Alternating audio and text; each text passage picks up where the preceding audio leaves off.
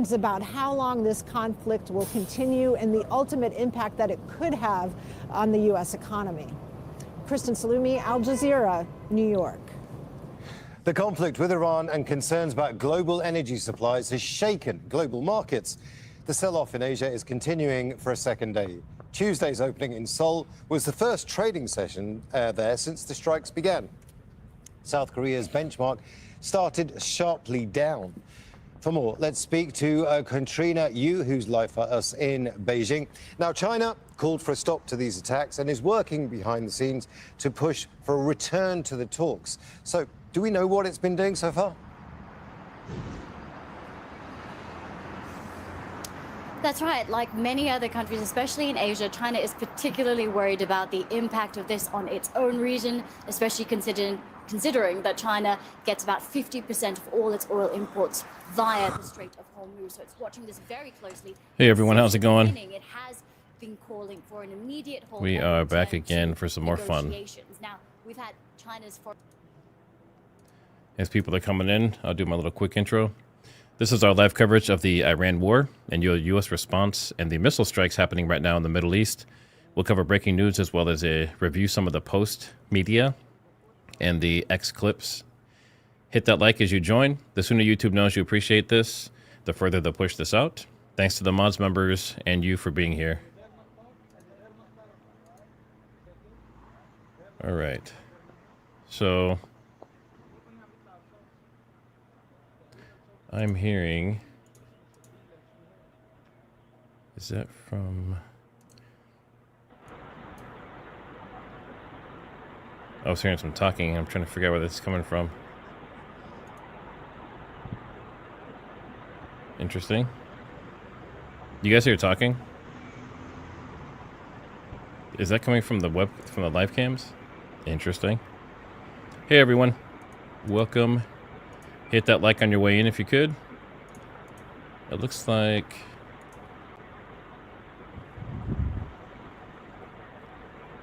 let's see, I'm looking up the blood moon information right now.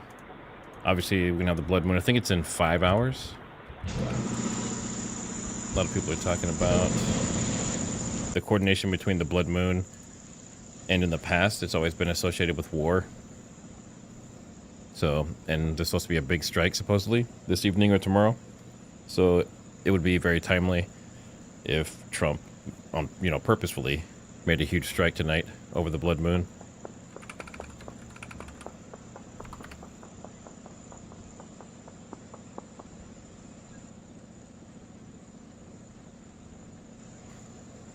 Is anyone actually going to be able to see or be up for the blood moon? For me, it looks like it's going to be, it's 9 o'clock my time now, so it'll be about 2 in the morning. I don't know if I'll be up for that, but I think it'll be interesting, especially if there's a big attack tonight. So it looks like there's several streams for it. A total lunar eclipse will turn the moon a deep reddish orange on Tuesday or Wednesday, depending on where you're at. And it's often referred to as a blood moon. It occurs when the Earth moves between the sun and the moon, casting a shadow on the satellite's surface. It says this is the last of 3 consecutive total lunar eclipses. The first was March 2025, second was September 2025. It says the best time to see it is, it'll be visible starting at 6:04 Eastern. 6:04 a.m. Eastern time. So if you happen to be awake during that time period, probably be a good thing to do. Hey Smoke, how's it going? Yeah, I'm thinking I'm not going to be up at 5 a.m. to see that, but I hope not anyway. I guess it depends on what happens tonight.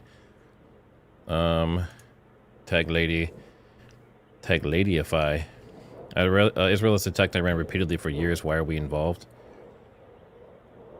I mean, technically the Abrahamic Accords, those that bless Israel will be blessed. That's what everyone says.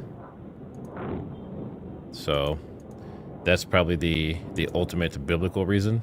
But other than that, I'd say it's probably very political, and some people allege that they have something they're holding over a lot of our leadership and a lot of world leaders, like they have blackmail and stuff like that. So that could be why. But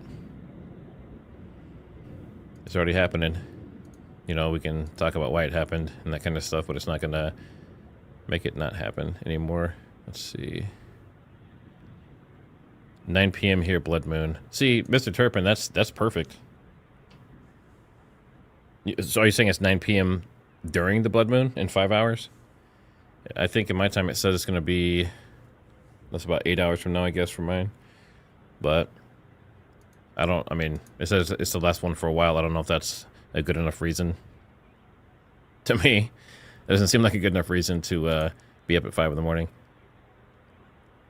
Blood moon, yeah. All right. Okay, so basically where we're at is, I mean, there's a lot of stuff going on, but the biggest thing that has happened is Beirut got hit. We have a lot of naval action going on, and over here there are all of these this is only stratotankers that are showing right now. So there was like 17 or 18 of them, and they were traveling from the United States across, and now you can see them all lining up over here, and they're refueling. So that tells me that this is probably going to be either the previous stratotankers that were there are kind of being phased out and swapped out, or they're doing a major refueling for the fighter jets and the cargo planes and stuff like that for an attack. If that's the case, then we might expect a huge attack tonight or tomorrow. But as of right now, it's been fairly quiet. I think, what was it? About 30 minutes ago, there were some warnings, there were some drones that were coming into Israel, but they knocked them down. So, and then there was some more drones that hit a base in Bahrain, and Trump is pretty pissed. So I think what we'll do, yeah, Stefan Burns is awesome.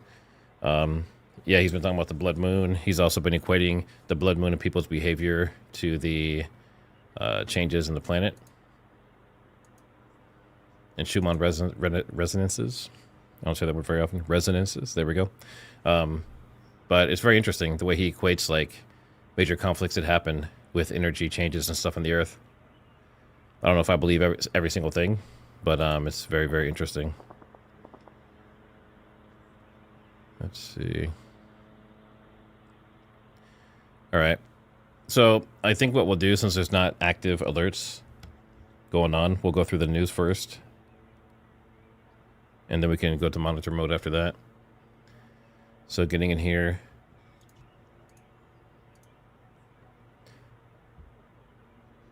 Make sure we have audio set. So this is some more footage of the U.S. forces striking Iranian ballistic missile launchers.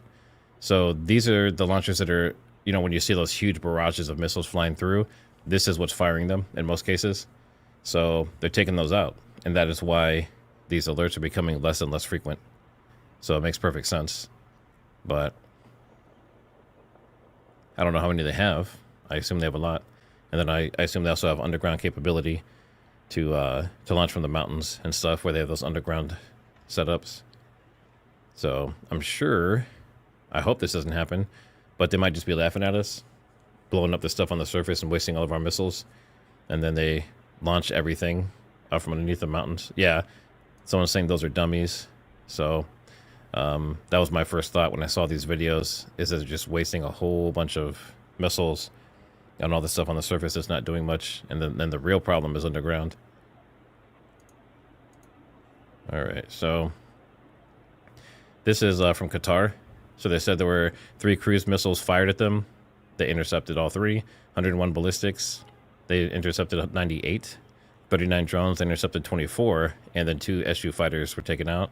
But as you can see, that drone interception rate is decently high. It's about 2/3. But those drones are very problematic. They're probably the most dangerous thing that we're dealing with. Putin offered to mediate in the end of the war between the U.S. and Israel against Iran. The Russian dictator informed the King of Bahrain about Moscow's readiness to use all its resources to stabilize the situation in the region. Obviously, most people are saying, as I think they should, if you can't manage your own war, why would you be trying to mediate a different one? So that's very interesting. And then 20 tankers we saw, I guess it's up to 20 now, but this is what it looked like earlier. So this is them all in a row flying across, and right now they're still lined up, but a little bit more spread out. But big operation going out. And Trump says, the way he said it is like, you know, like, I don't know if he means like they're going to install a leader in Iran, or if whoever they chose to lead Iran is in place, but he's saying you'll soon find out who's leading. So I thought that was kind of cryptic, but is there like a shadow government running Iran or something? I was trying to figure it out. President Donald Trump was asked by News Nation on if he was worried about other potential attacks on the U.S. And he said, the first day, it's a part of war. It's part of war whether people like it or not, and that's the way it is. I mean, does it get much more true than that? Not much you can do about it. Obviously, you can not go to war, right? I think the audio is coming from these cams. So we're monitoring, let's see, Israel, Beirut, different parts like Haifa, Tel Aviv, and all those. And then down on the bottom here is Beirut. And then we also have one, thought there was one Qatar. But basically what they're doing, and it's, it's kind of crazy, but Israel has ordered anytime there's incoming, all of these news agencies that have all these cams, they have to either turn their cam off or point their cam like at the ground or something, right? So they can't really film the moments that there's hits and stuff like that anymore. So, the first day you could see everything. And now, even watching other people earlier today, every time something is about to happen, the cameras just go black. And then after it's done, then they come back on. So I guess they're keeping operational security that way. I thought this was interesting. Whether you like Hegseth or not, I like this answer too. But this person says they've wondered for years why we've been broadcasting military strategy. And we've kind of seen that a little bit, even just like pre-threatening countries and stuff like that. Any American boots on the ground in Iran? No, but we're not going to go into the exercise of what we will or will not do. I think it's one of those fallacies for a long time that this department or presidents or others should tell the American people, and our enemies, by the way, here's exactly what we'll do. Here's exactly how long we'll go. Here's exactly how far we'll go. Here's what we're willing to do and not do. It's foolishness. And so President Trump ensures that our enemies understand we'll go as far as we need to go to advance American interests. But we're not dumb about it. You don't have to roll 200,000 people in there and stay for 20 years. We've proven that you can achieve objectives that advance American interests without being foolish about it. Now, will we be bold about it? Are we willing to be decisive about it? Do we put months and months of planning into what kind of effects we want to achieve? Absolutely. But going forward, why in the world would we tell you, the enemy, anybody, what we will or will not do in pursuit of an objective? We fight to win. We fight to achieve the objectives the President of the United States has laid out, and we will do so unapologetically. Thank you. Is there any American boots? So basically, get in and get out, right? Mama Jamma Lama says, I can't trust anyone who uses that much hair gel. And then this is Greek F-16s. They've arrived to help defend Cyprus, apparently. So this is starting to spread out, starting to become more global. And then, why would you post what point on signal? Yeah, but it's growing, and as expected. But there's this claim going around that 160 American soldiers were killed in a strike in Abu Dhabi, and it hasn't been confirmed yet. But Trump is already saying they're going to do this next huge campaign, and you see all the straddle tankers and stuff coming in that we showed.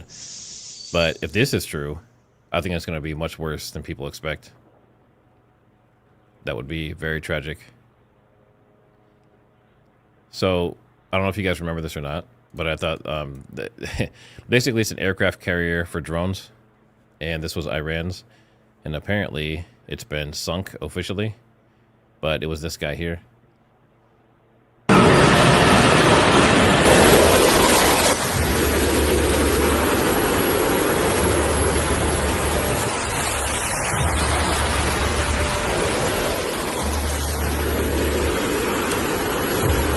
So it's the state-of-the-art drone aircraft carrier, but not anymore, apparently. The U.S. is preparing for a major uptick in attacks in the next 24 hours. So that was from 4 hours ago. So like I said, most likely this evening or sometime tomorrow. This evening obviously is daytime there. So I would think most likely they're going to attack in the evening. So probably like tomorrow morning or tomorrow afternoon, like midday or something. So we'll stay posted on that. B-2s that were spotted. That is sick. This is in Illinois. Yeah. Oh my God. Let's go. The sky is falling. Yeah, get it. There's just something about those B-2s. This is Beirut getting hit, and this was a big deal when it happened. This is basically when everyone went live. When Beirut got hit, you saw like 6 or 7 people all go out at the same time.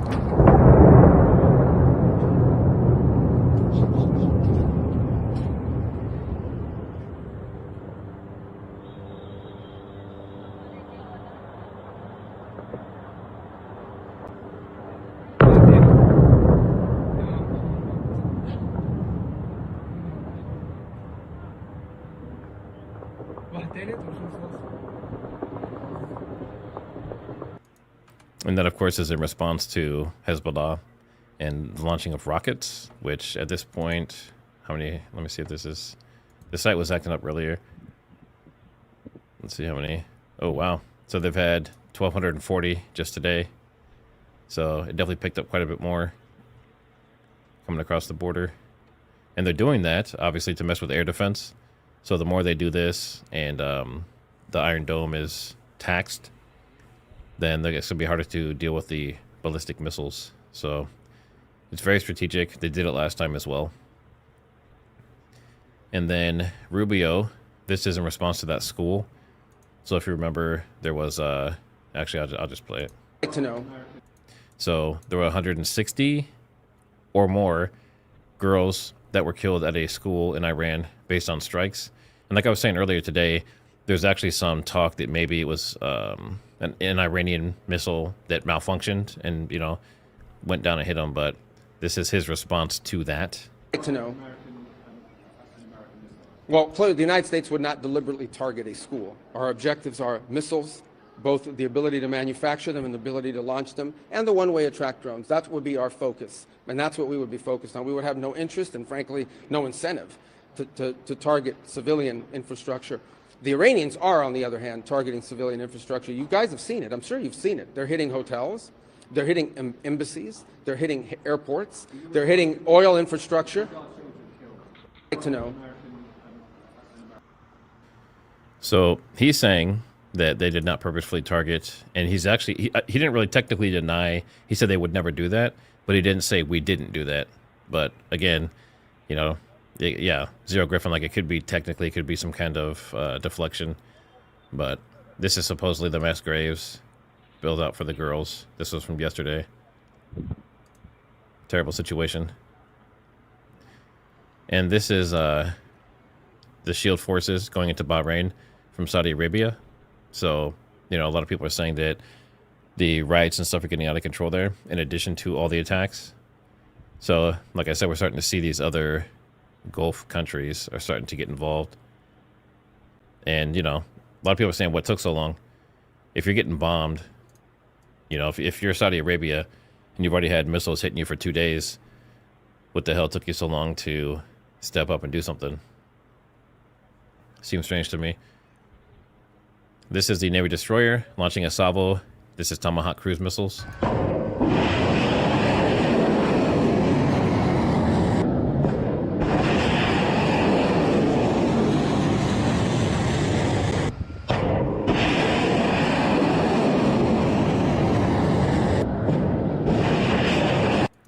I always think it's so cool how those take off, but they're slow. Very, you know, compared to those ballistic missiles, like the shots we've been seeing, where they're flying by so fast that they're breaking the sound barrier. Those Tomahawks are extremely slow in comparison, but they're very effective. What the president determined is he didn't want to just keep the president, or excuse me, keep the country safe from an Iranian nuclear weapon for the first 3-4 years of his second term. He wanted to make sure that Iran could never have a nuclear weapon, and that would require fundamentally a change in mindset from the Iranian regime. So he saw that the Iranian regime was weakened. He knew that they were committed to getting on that brink of a nuclear weapon, and he decided to take action because he felt that was necessary in order to protect the nation's security. What the president determined is he didn't want to just keep the president. So as you can see, they're doing, it seems like a lot of damage control, kind of. You know, just trying to back Trump, make it seem like he made the right decision. And then it almost seems like the other countries that wanted to do this are trying to keep their distance, but it wasn't just Trump.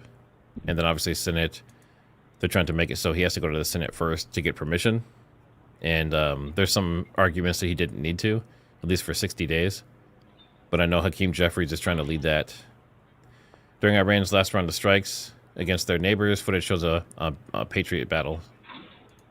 So this is all of our Patriot missiles heading up towards these.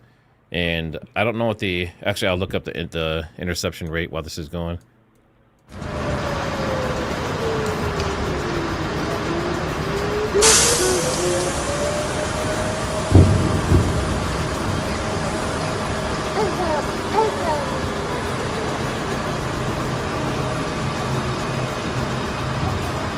Allah.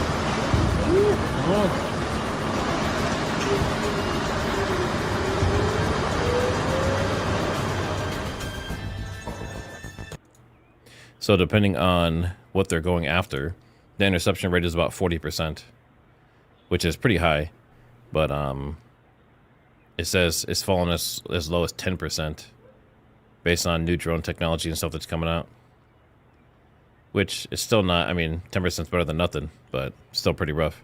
And then this is something that's been ongoing for quite a while now. In this case, it's in the U.S., supposedly, but this has been happening in Iran, which is one reason why a lot of people think they already have a nuke. But what's happening is there's all these strange seismic readings. A series of mysterious earthquakes has been recorded near one of America's most secretive bases used for nuclear testing. That's from Daily Mail. So they're saying they're maybe have resumed nuke testing, and there's something similar to this in Iran. I think it's been the last like year and a half. There's been multiple times it's happened, but the reason why it's strange is because if you have a true earthquake, you're going to see sometimes some pre-quakes, the earthquake itself, and then aftershocks. With some of these events, there's no aftershocks, so they're not real earthquakes. So the only other thing they could be, maybe, is some testing of nukes. Some of the Russian technology was found in Iranian drones. So this piece here, this is for jamming. It's to block jamming.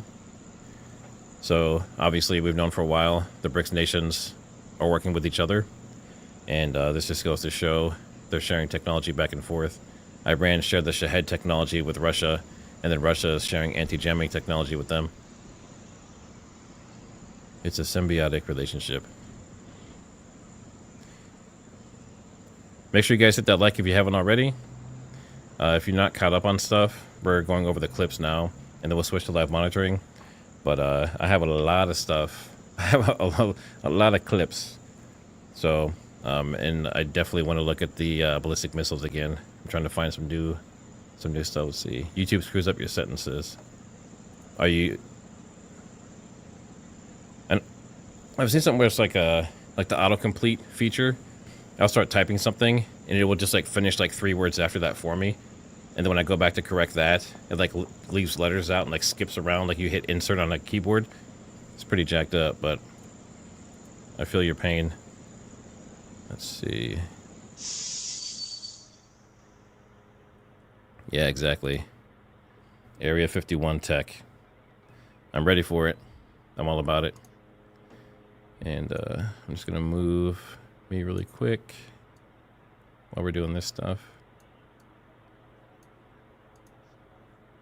All right.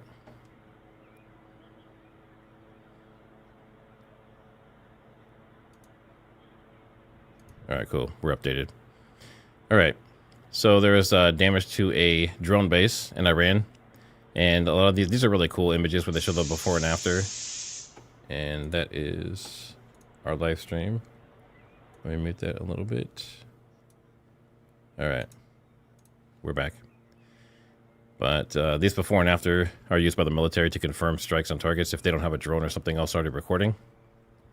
And then we have multiple reports that the Stena, which I guess is supposed to be like a U.S. like military tanker or something, was hit by 2 projectiles while in the port of Bahrain.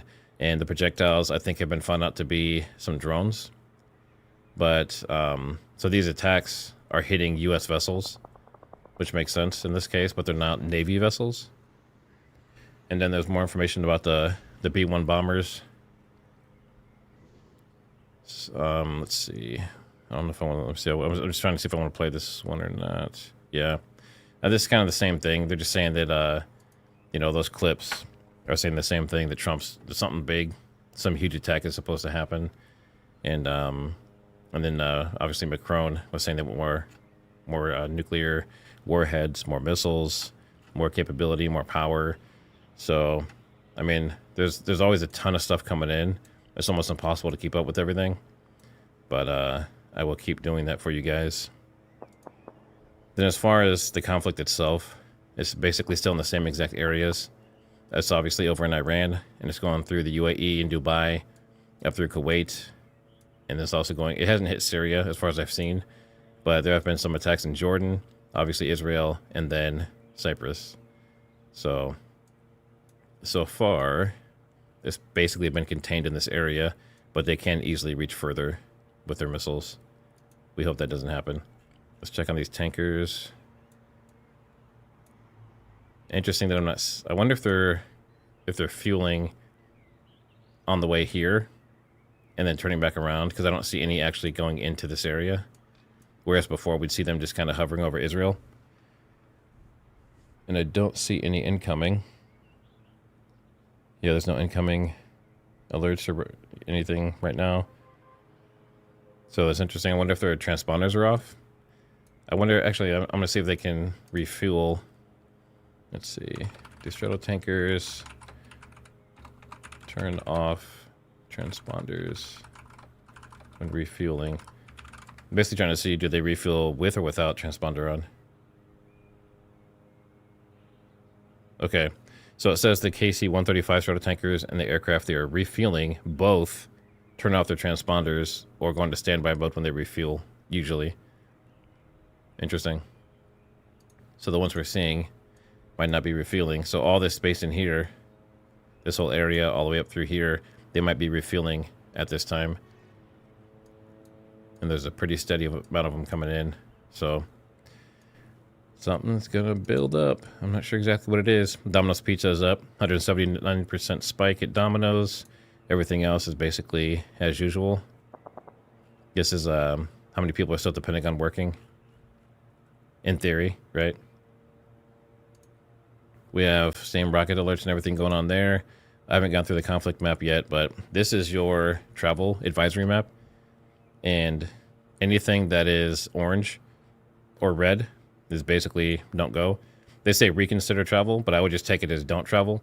So obviously, with all these conflicts going on, this whole area, like it says Saudi Arabia is like, you know, higher risk, but they still say you can go there. I wouldn't. I would still wait until this is over. Hopefully this isn't, you know, months and years, but that whole area is lit up, and you can see obviously like Russia, Ukraine area. So it looks like, you know, so based on their advisory, normal precautions. So it looks like you can go to Canada and a little bit of South America and Australia. So have fun with those. But that's the state of the world. That's the conflicts that we're in. All right, let me check these supers here. Celtic RN8, thanks for the super. Pete H should know that in America, there's no such thing as a winning coach in a losing team. He's an egomaniac with an inferiority complex, just like his boss. Sorry, not sorry. Thanks for the space, TriggerSmart. You are welcome. Let's see. We have Miss Elkins back again. Hey, Matt, you got my name right last stream. Nobody ever gets it. Thanks for keeping us updated on this and your thoughts. Can't trust many other sources. You know, I don't know if it's a not trust thing. Well, it is, depending on what you're looking for. But there's so many people that have a slant. Like they're 100% for Trump and what's going on just because they're part of that party. Or they're 100% against it just because they're part of that party. And I tend to be in the middle. I look for what's true, what's trustworthy, what's honest. The actual results of what comes out from the actions. Matching what they say to what they're doing. So I think more people should do that instead of blindly following. All right. I'm going to switch over to Al Jazeera and look for more information. I think, let's see what time are we looking at here. So we're about 9:30 p.m. Central. So I'm guessing, you know, I'm not sure if we'll stream all the way through midnight and all that stuff, but I'm guessing if anything's going to happen, you know, based on the refuelers and stuff coming in, it might be in the next couple hours. So I will stay. Base is based, yeah. Mama Jamma Lama? Mama Jamma Alama. I saw you on Danks last night. Yeah, I was watching Kelly Raybon and Danks and all those guys in Bays and just ended up jumping in with them really quick. It was pretty fun. It's always fun to have those, what do they call it? I guess a panel, technically. But, yeah, the truth will keep you centered. Correct. There have been attacks in Jordan, yes. I haven't heard about Jordan getting hit as much as the other places, though. It seems like, for some reason, it seems like the United Arab Emirates and Kuwait and Bahrain are the main focus for some reason. I'm not sure if there's, well, actually, this might be the reason. You can see a lot of bases and stuff down here. Let's see if it'll get me the right mode that I'm looking for. Training areas, training bases, naval base, airfields. So I don't know if they're hosting a lot of the flights and stuff. Maybe that's part of it. But there are a lot of bases around here. So that could be, because if you see like over here, these little triangles, can you see that on the screen? I think you can. But these little triangles, each one of these is some form of like military establishment or airfield or munitions depot. For most of the people, it's sort of like 5% increments, or potentially touching maybe $100 week to week, slowly, gradually creeping up. In terms of gas prices, it's being felt immediately. The sort of spike was 4 times as much as crude oil, what we're seeing out in the Dutch market and the British market as things stand. Bring it all together, for the average Joe consumer, inflation is going to really shoot up in the short term. If this is a prolonged 5 to 6 month conflict, and we hope not, then I think the inflationary concerns can be mitigated. Well, the US and Israeli war in Iran is costing millions of dollars a day. It's expected to cost hundreds of billions of dollars if it continues over the next several weeks. John Hendren reports. 3 American F-15 jets plunged to the ground in Kuwait. All 6 crew members eject to safety, but the jets, costing $94 million apiece, are lost. The human toll of war cannot truly be tallied. Today we grieve for the 4 heroic American service members who have been killed in action and send our love and support to their families. But the financial cost can be calculated, and they are in the billions of dollars and counting. 2 massive... To answer your question about Jordan, it says they had 49 drones and also ballistic missiles to operate. That's $390 million a month. Some in Congress say the cost of President Trump's war is too high. Trump says his goal is to topple the Iranian regime. But the American people are tired of regime change wars that cost us billions of dollars and risk our lives. The 37-hour strike on Iran's nuclear facilities in June, dubbed Operation Midnight Hammer, totaled $2.25 billion. This time, President Trump says the war could last 4 to 5 weeks. If so, costs are likely to range into the hundreds of billions. There is the cost of munitions. The bunker busters dropped on Iran's nuclear sites cost $10 million to $20 million apiece. For the sites targeted by Iranian bombs at American bases throughout the Middle East alone, rebuilding will cost millions, possibly billions. Those direct costs are all paid by American taxpayers, but as consumers, Americans and others will pay more in higher oil costs and in sinking stock values. The U.S. spends nearly $1 trillion on its military, more than any other country in the world, more than the next 9 countries combined, in fact. That's 3 times more than China, nearly 7 times more than Russia. And since 2001, the U.S. has spent an estimated $5.8 trillion, funding more than 2 decades of war in the Middle East and Afghanistan. And with the war in Iran, that tally is on the rise. How long the war lasts could be determined in part by how long Americans are willing to bear the financial and human toll of war. John Hendren, Al Jazeera, Washington. Okay, it's just gone 3:30 GMT. Let's bring you up to date on all the latest developments. Israeli strikes in Tehran are ongoing at this hour. Iran state broadcaster. I love how they always have music in their little short recaps. Makes it fun for us.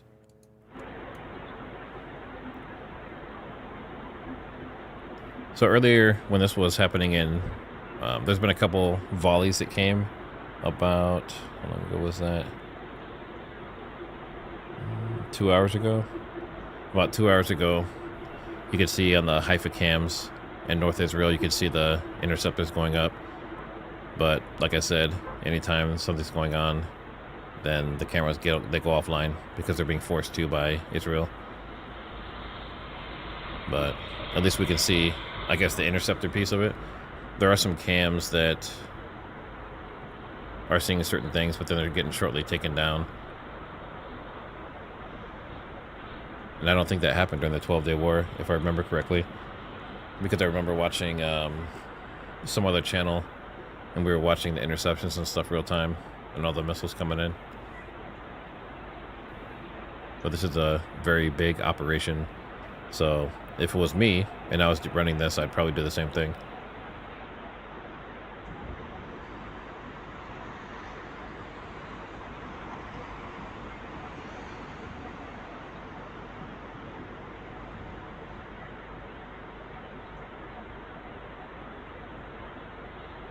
It's not limited to Tehran. Across other cities in the country, we have reports of the strikes as well as the interception of drones from IRGC. And on that also, we know that IRGC last night came out with a statement to say that Iran's retaliatory actions are going to be continued in what they called 13th wave of strikes. They said that they have targeted an American base in the Kuwait and also a gathering of U.S. forces in Dubai.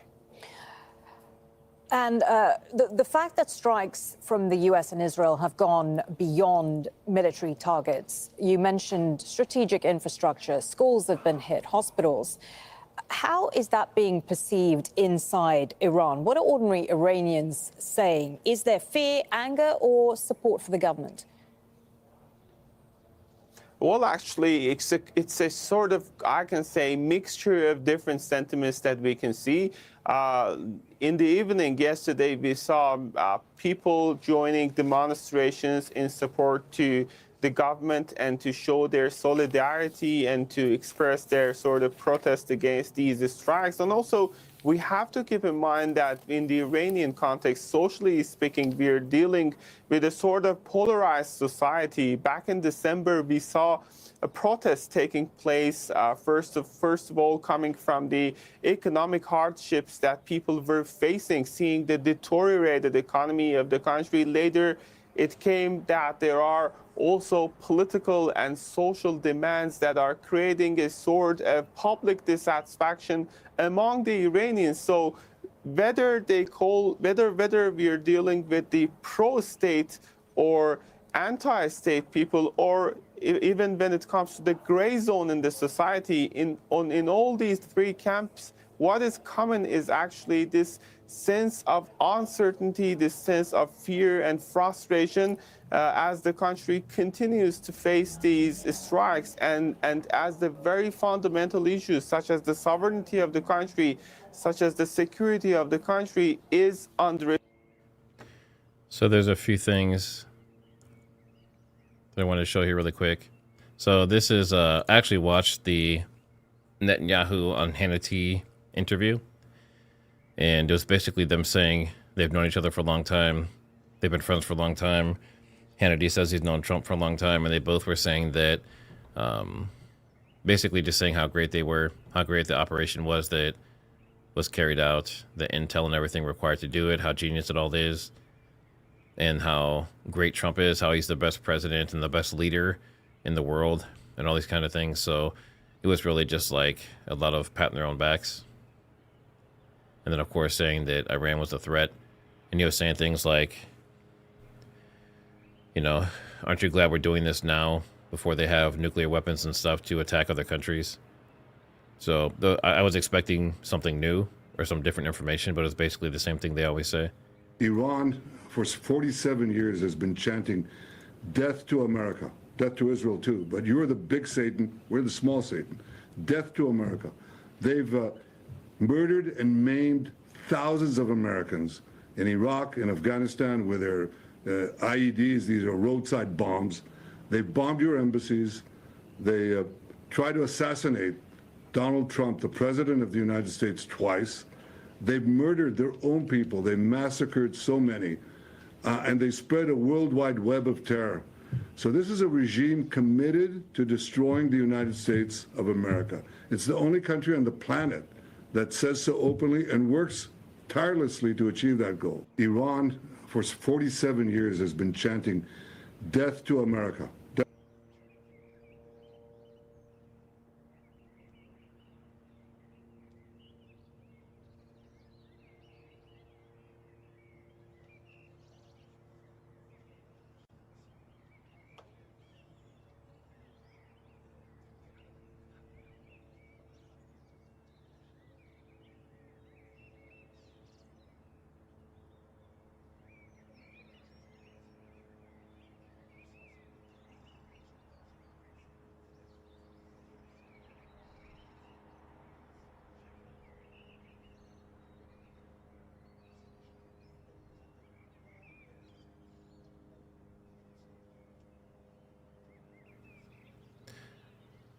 So it looks like over.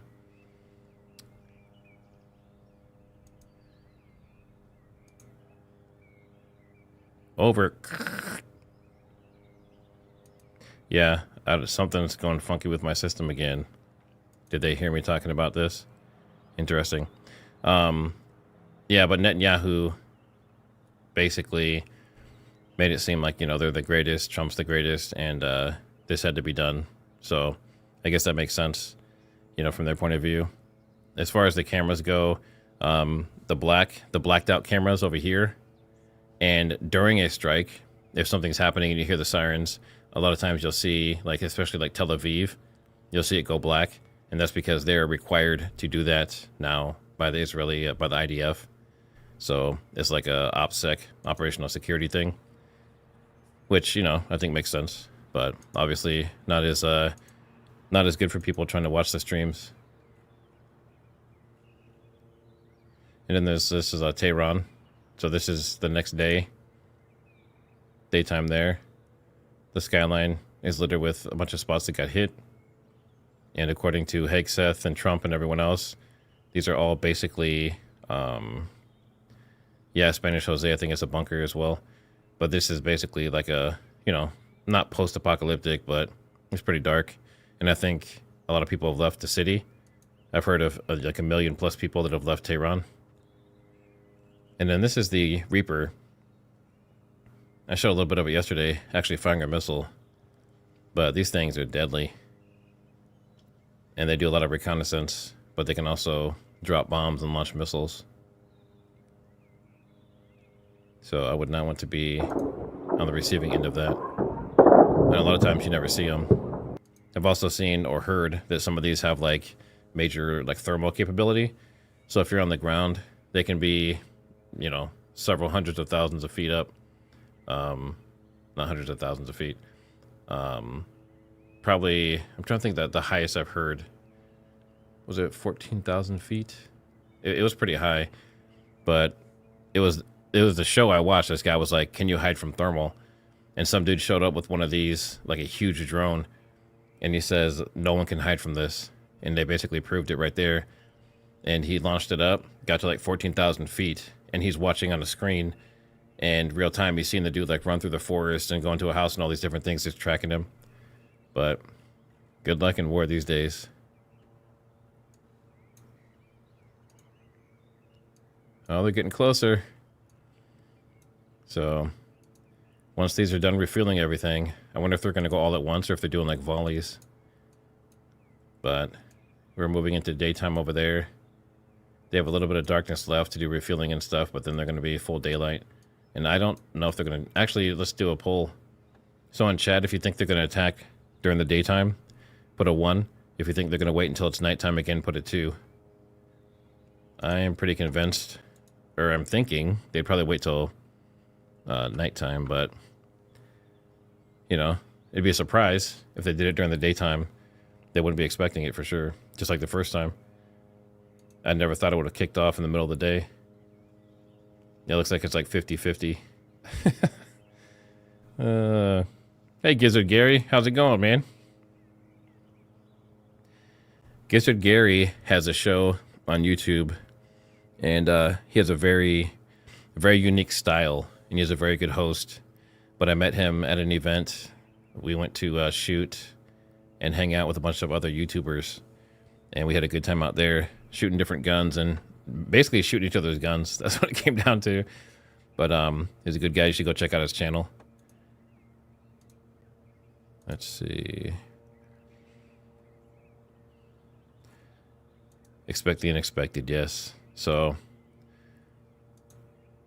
I will set this back up and look for some more stuff, but I think we're mostly just in monitoring mode at this moment. That particular case, it happened to hit a tactical operations center.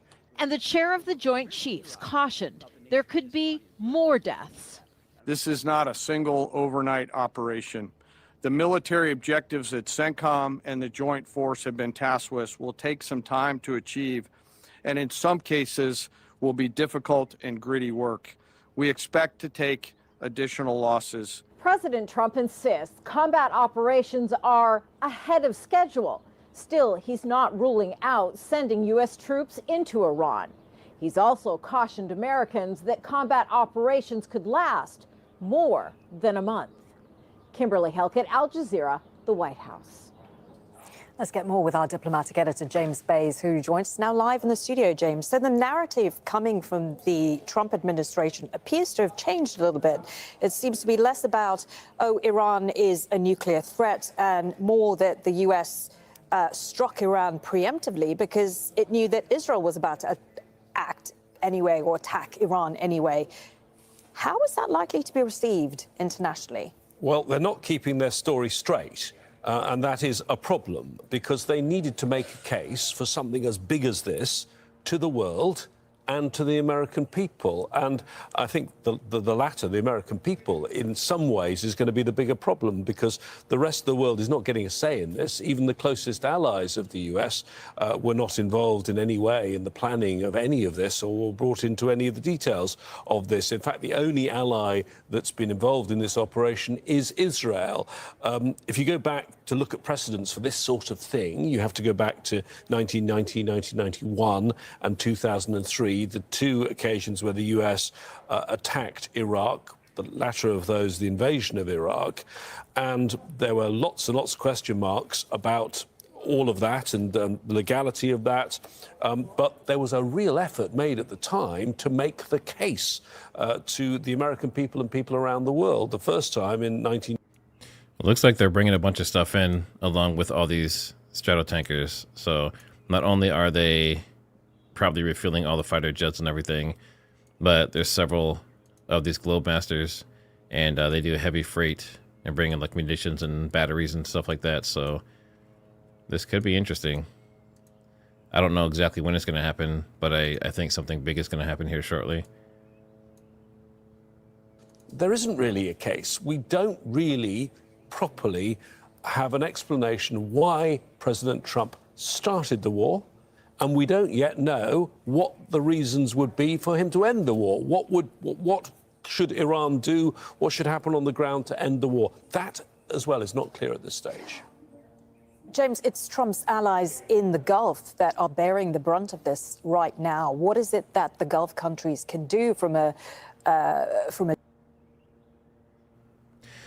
Sato Gaming, thanks for the super chat. Not sure if you're aware of it, but you're funny. You're so honest, it's refreshing. I'd love to see more emotion, but I also wouldn't want you to change. So I've said this many times. I am extremely animated, and I make a lot of stupid jokes, and I'm very silly in my everyday life.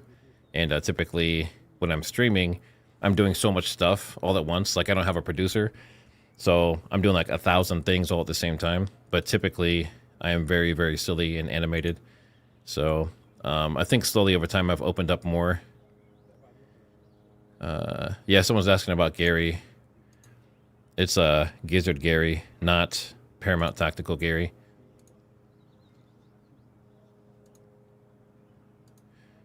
Mama Jamma Lama is actually Yama. TriggerSmart, what's going to happen to your volcano series? I like that stuff.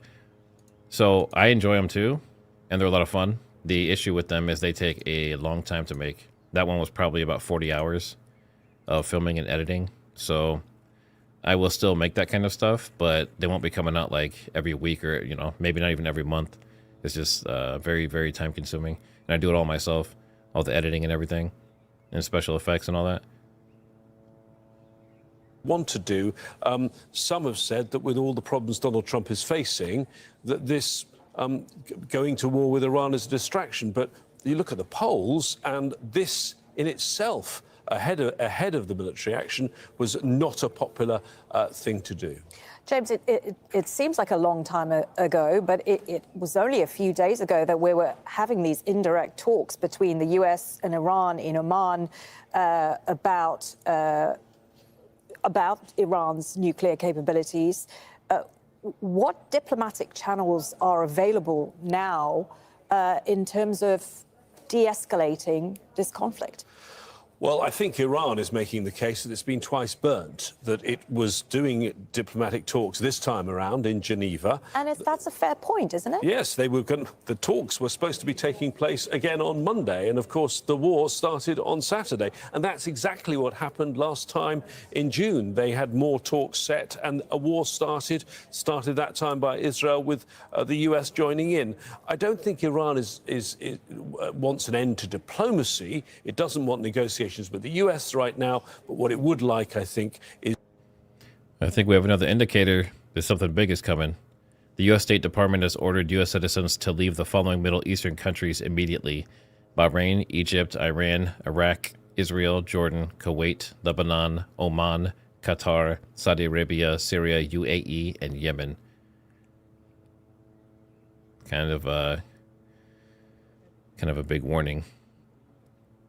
I don't think it's going to go nuclear. You know, a lot of people are saying that too. Are they going to use like strategic or tactical nukes? I don't think so. But I think obviously they're going to use bunker busters. That's the only way they're going to be able to get to these underground missile depots, and then as well as the nuclear facilities that are underground. So they're going to have to use the B-2s and the large bombers to get that done. But as far as what's going on with this stuff, you know, they're telling everyone to get out. Those bunker busters and stuff wouldn't really affect the people in those areas. So what are they expecting to happen? It's kind of cryptic.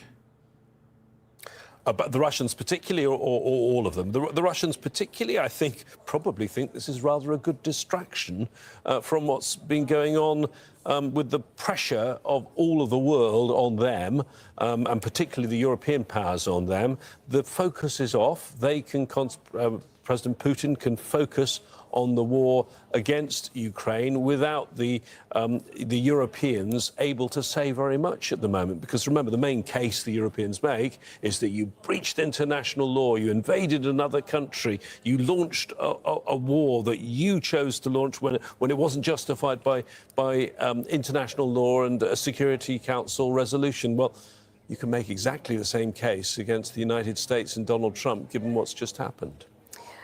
Many thanks for that. Diplomatic editor James based in the studio. Thank you. Have a good sleep. Now, the conflict with Iran and concerns about energy supplies have shaken global markets. As we explained, the sell-off in Asia is continuing for a second day. Tuesday's opening in Seoul was the first trading session there since the strikes began. South Korea's benchmark started sharply down. Let's go to Katrina Yu, who is in Beijing, with the latest updates. So markets have now opened in Asia. Katrina, what is the latest you can tell us? That's right. They've opened and they've actually just closed for the morning session. And all signs point to investors continuing to be extremely worried about this conflict, especially since there is no end in sight, especially in the short term. Now, the markets are down in Asia, leading the fall. Stocks around energy, aviation, shipping, all of these stocks are leading declines when it comes to different financial markets. In South Korea, that fell by the most, ending the morning session down about 5%. In Japan, we're looking at a fall of about 2.3%. Interestingly, the markets in China are fairly even. When they opened on Monday, they were down about 2%, but now we're seeing they've down just under 0.5%. And I think there are a few reasons looking at this. Now, it is true that China is very exposed by this conflict. 50% of its imported oil comes through the Strait of Hormuz. However, China also has large amounts of strategic reserves when it comes to oil. We don't know exactly how many, but there are reports that China has been stockpiling its crude oil, particularly from Iran, and that they may have at least 3 months worth of oil from Iran. So that gives it a bit of cushion for many of the major impacts from this disruption. Beijing has also been trying to diversify its sources of oil, and it will continue to do so, possibly from Russia, from Central Asia, even from Brazil. So I think that's why we have the Chinese markets looking quite stable. And also, I think when you look at the overall pie, the overall picture of where China gets all its energy from, we also have other sources such as renewable energy. So even though this conflict is having a big effect on China's oil or its energy proportion, it is still less than 10%. So right now, China seems to be not panicking so far. Okay, thank you for that. Katrina Yu there for us with the very latest from Beijing. Now, an emergency meeting has been held at the International Atomic Energy Agency, which follows concerns over U.S. and Israeli actions towards Iran in recent days. The IAEA says nuclear facilities have... Moon Goddess, you're asking about Chinese and Russian forces. I heard there was something earlier that Russia had some ships there. So it looks like Russian warships, including the Baltic Fleet corvette Stoichi and possibly another frigate, are actively in the Persian Gulf region. So they're definitely there. And they participated in the Maritime Security Belt 2026. So they were doing Navy drills along with Iran. So I don't know if they were doing Navy drills just to conveniently be there in case they're needed. But there's also China. So China has, I guess they regularly keep them there, but they have an ongoing naval presence in the Gulf of Aden off of Yemen, Somalia, directly tied to Middle East shipping routes. So, and obviously both of them have submarines and they're basically impossible to track. So there's definitely some stuff there. And I think that Russian Stoichi, I heard earlier that some people think it already left. It kind of snuck out. But if it is there, then it could be a very touchy situation if it gets hit. Images, there might be something there, but not significant. The IAEA says Iran has 4 declared uranium enrichment facilities, but it has lost continuity of knowledge about stockpiles. There's 440 kilos of enriched uranium at 60%. It takes just a small technical step to get it to 90% and weapons grade. The IAEA has no one on the ground in Iran. It needs to know where that uranium is. Bernard Smith, Al Jazeera, Vienna. Britain says its involvement in the conflict in the Middle East is strictly defensive. But early on Monday, a suspected Iranian-made drone struck a British airbase in Cyprus, raising questions about how insulated the UK really is. Sonia Gago has more. The day the conflict in the Middle East reached UK's sovereign territory, an Iranian-made Shahed drone struck inside the British airbase in Cyprus overnight. There's no audio on this feed apparently, but you can see down here there was just a hit in Beirut. So Beirut's getting bombed again right now. I wish they had audio on that cam. I don't see any other cameras. So that bottom right one, it's been moving around and looking at different explosions. It looks very targeted though. It's not it doesn't look very aggressive, like a couple here and there.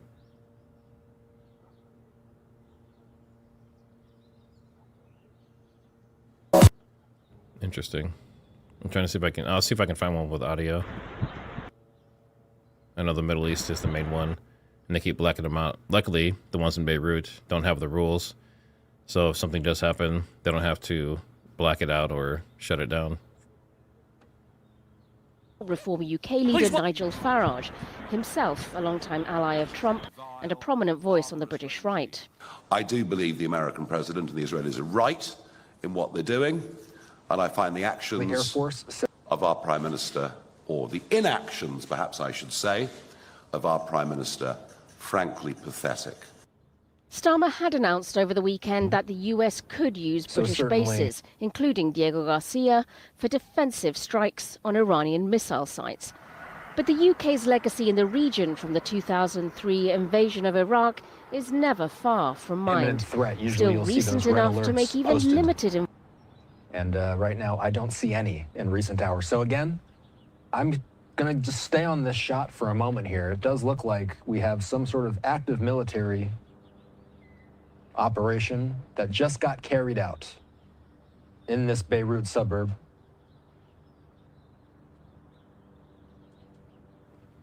So something definitely happened. Looks like a pretty sizable hit. So at this point, we have U.S. air and naval operations involving long-range bombers. We have confirmed casualties in Kuwait, Israeli strikes in Beirut, Hezbollah missile attacks on northern Israel, evacuation warnings across the region.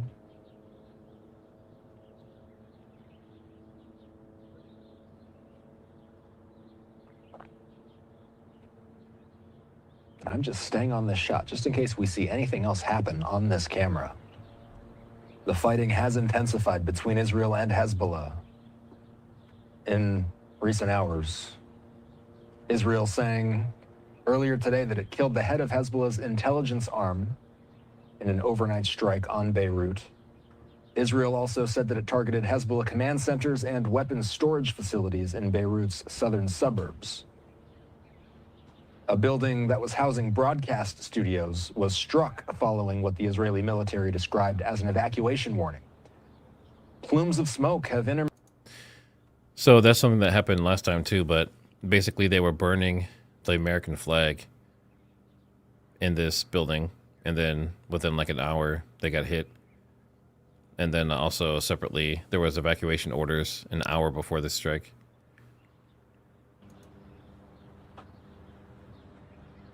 In a statement early this morning, Hezbollah said it called this confrontation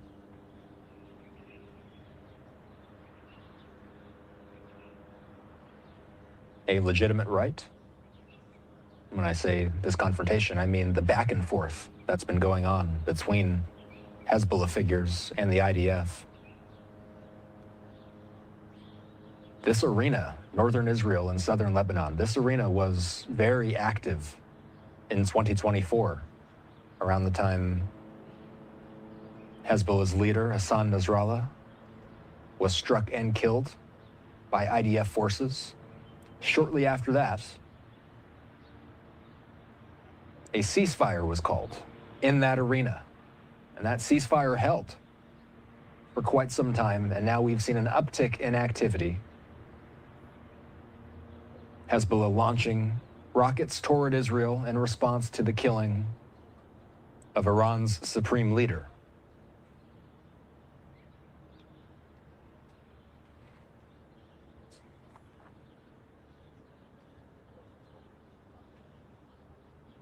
And I've had the audio up on this camera this entire time, just in case we do hear any other blasts. For now, it appears this is an isolated strike.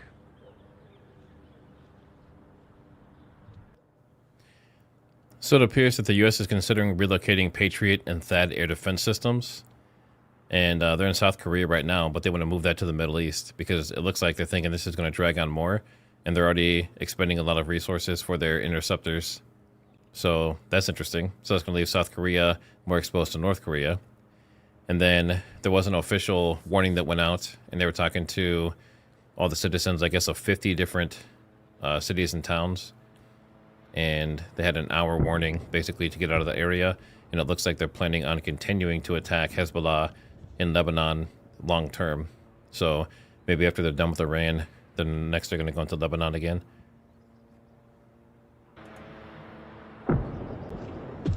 Okay, so we just heard another explosion. Let's see if the videographer perhaps pans and sees something.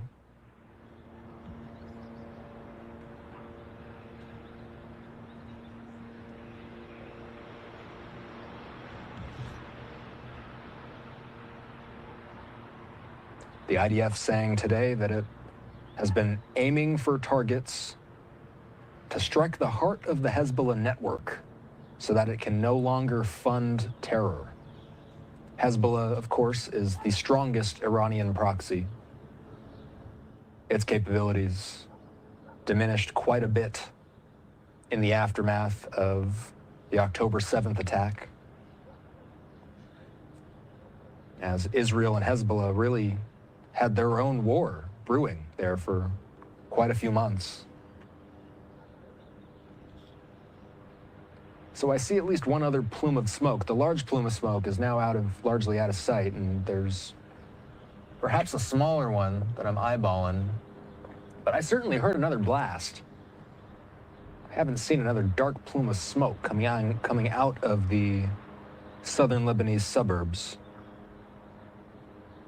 So in the past 24 hours, the IDF says that it eliminated the head of Hezbollah's intelligence headquarters. They say they've been carrying out precise strikes in Beirut. This isn't the first time they've done this. Around the time that they took out Hassan Nasrallah, they were doing this exact same thing. And we were doing this exact same thing, looking at live feeds of the suburbs around Beirut as they target that critical Hezbollah infrastructure. A lot of Hezbollah's infrastructure is in southern Lebanon, but what they've been targeting as of late is in Lebanon's largest city, I should say, the suburbs of Beirut. So what we're going to do here in a moment is take our first commercial break of the hour. I just wanted to make sure that I stuck with this for a moment, just in case we saw anything else happening.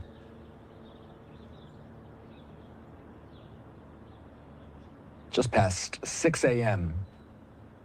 in Beirut. Just past 6 a.m. in Israel as well.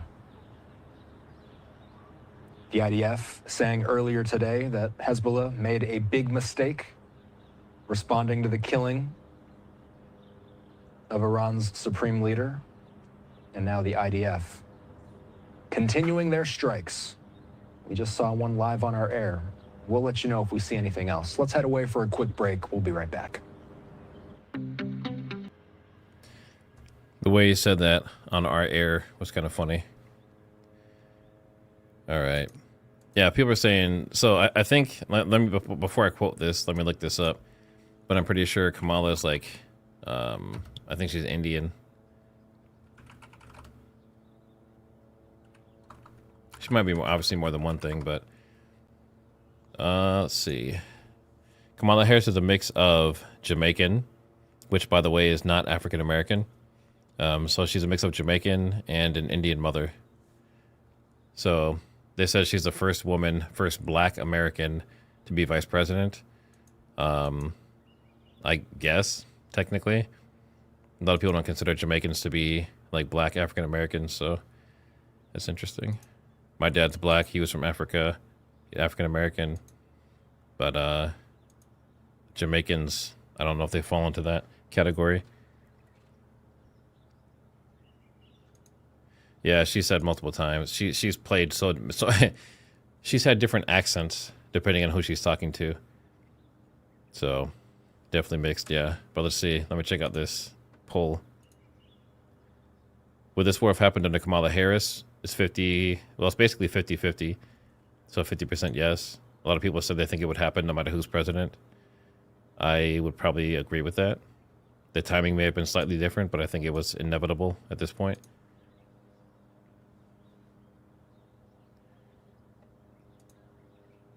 Some more strikes happening. It looks like some of the refuelers are turning around, so they've already done some refueling and they're taking off. We have some Globe Masters. They're still bringing in supplies, and they're all over the place too. There's Hercules and Globe Masters dropping supplies off. So I wonder if Saudi Arabia is actually going to join in at this point. Maybe they're refueling and getting them set up and dropping off supplies to them for, air support and that kind of stuff. Missile batteries for air defense. Skies surge to life. More than 100 U.S. warplanes launched simultaneously from land and sea. Refueling tankers, electronic attack bombers, and unmanned drones flew toward Iran in a synchronized wave. 4 B-2 bombers made a 37-hour round trip from their base in Missouri to drop dozens of 2,000-pound bombs on underground missile sites. And overnight, B-1 bombers carrying 75,000 pounds of There are some more hits. That's on the Beirut cam down here.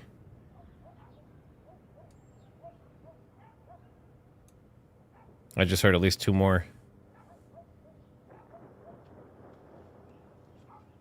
I hear dogs barking.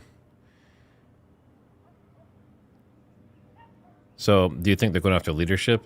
Typically, when they do this kind of stuff and they're hitting inside these urban areas, they're usually targeting like apartments or houses or whatever it may be of leadership.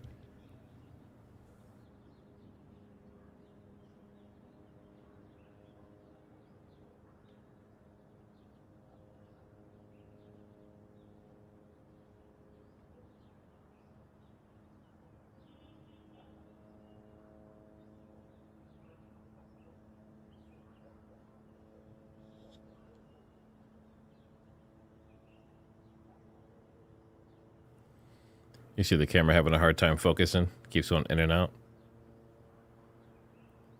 Amateurs.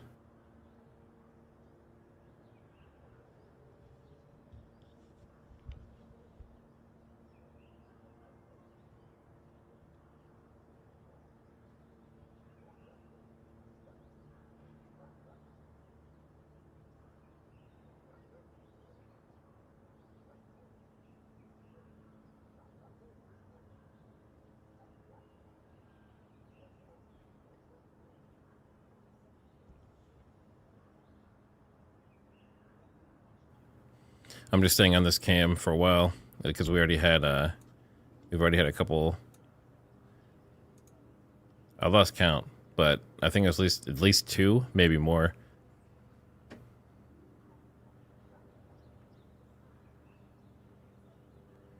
Someone's asking about a shooting at the White House.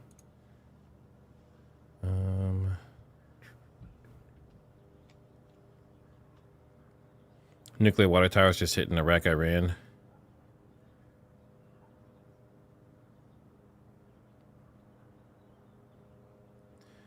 So let's see. Anyone aware of the White House shooting? Was it earlier or is it breaking news?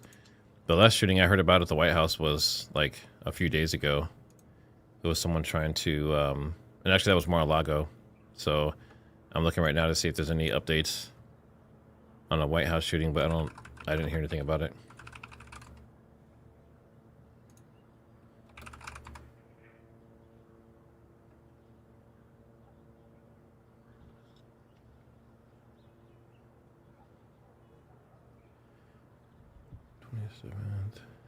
Yeah, I don't see anything from today. So it must have been the previous one that they were talking about.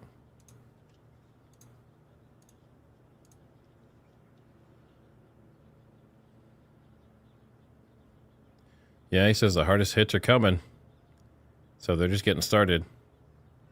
I wonder, actually, this is a good poll question. And I know some of you guys say you hate the polls, but a majority do like them. And I always find it interesting to see what you guys think. So I apologize if you don't like them. But I'm going to ask you, will the U.S. use new technology, or I'll say secret tech, in this war? We're already seeing these new drones, and they're basically a shot-head clone, but we're already seeing a few things that are new. But I want to know if you think they're going to use something that we've never, like just some kind of crazy technology, like maybe even like the sonic stuff they were using in Venezuela, those making people's like eyes bleed and making them throw up and everything.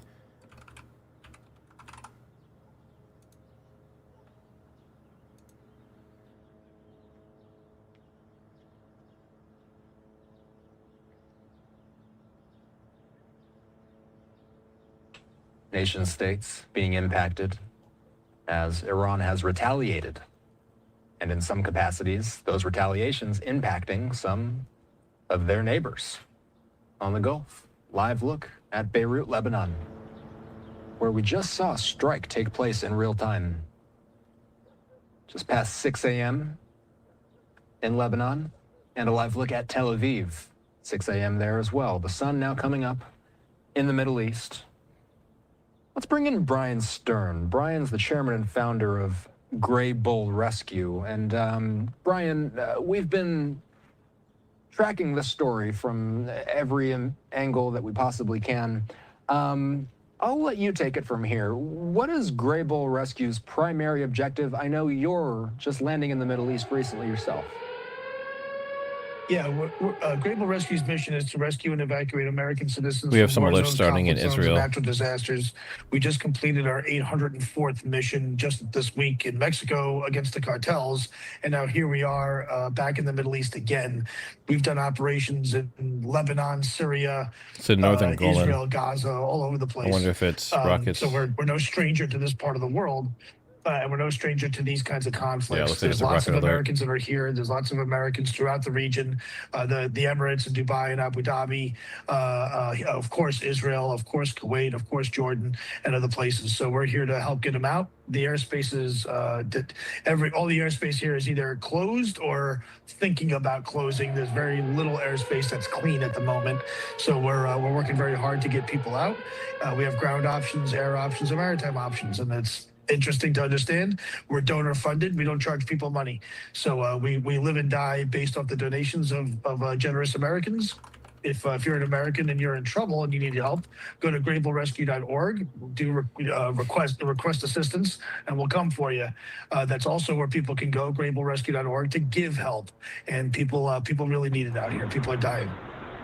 So talk to us about the travel constraints, the restrictions that people are facing. If an organization like Gray Bull is rescuing people from the area, what have you noticed? What have you heard talking to people in the region? Are commercial flights being canceled or delayed? And So this is kind of interesting. This guy right here, he's saying he's with a company that goes in and pulls out citizens out of the Middle East for this like rescue operation because a lot of people can't get flights out. I've also heard earlier today that some people were paying like $1 million plus to have people like him pull them out of there.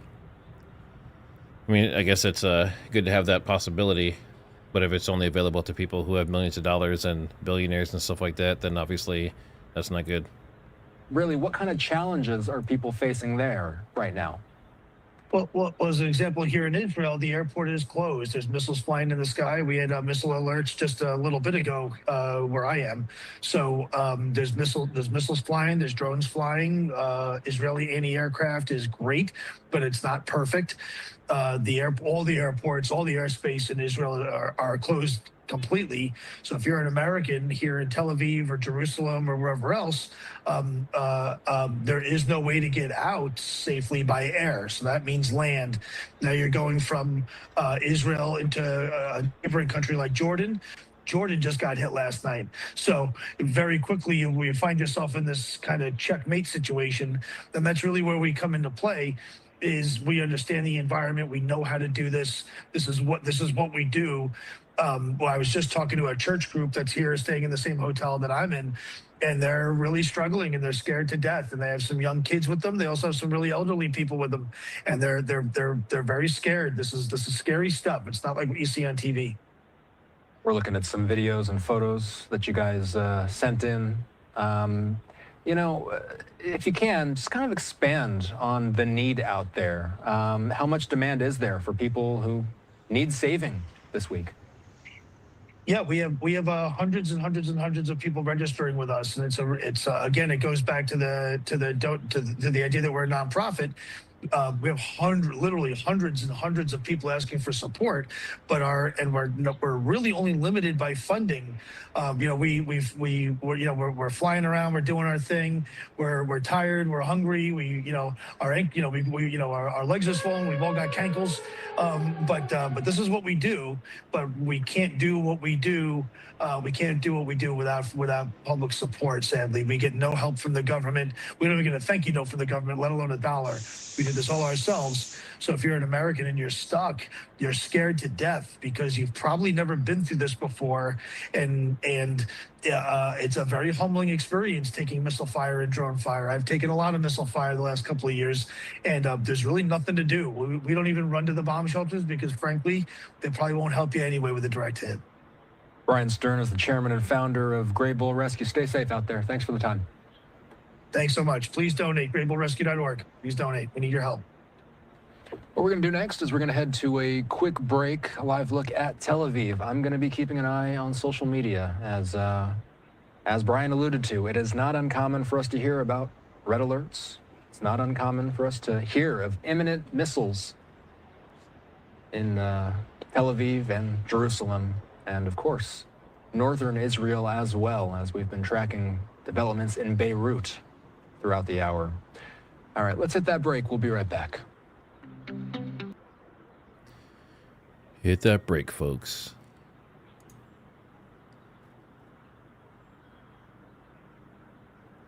Looks like there's more explosions in Bahrain.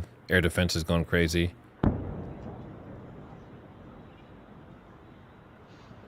Let me see if there's any... I don't see any cams anywhere. Let me see if I can find one from Bahrain.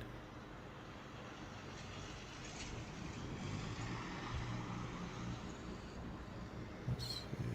Indeed. The biggest story right now is just Beirut getting hit. Drone and rocket alerts in northern Israel, which would be this cam up here. But I didn't see them. They didn't say that was all clear yet, so that was 2 minutes ago. I don't know how long it takes for drones to get from Lebanon to northern Israel.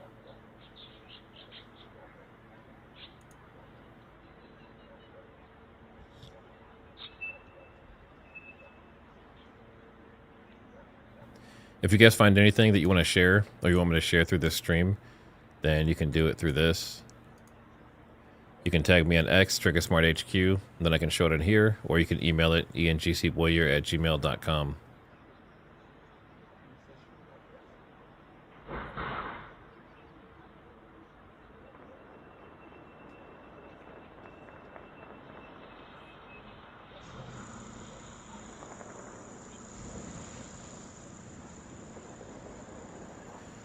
Yeah, you have your classics, like Captain Caveman, Mighty Mouse.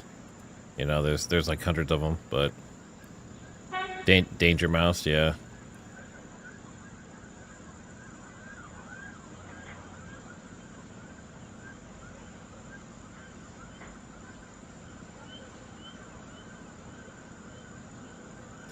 Looks like South Park is the winner, and apparently they're still going. I haven't watched South Park in probably over a decade.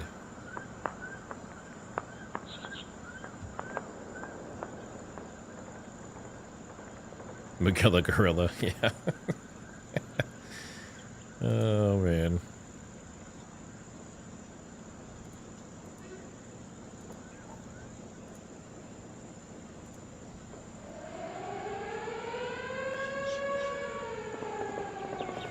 Drone warnings. You can hear machine gun fire on one of these cams. I'm assuming that's Beirut, down here in the bottom.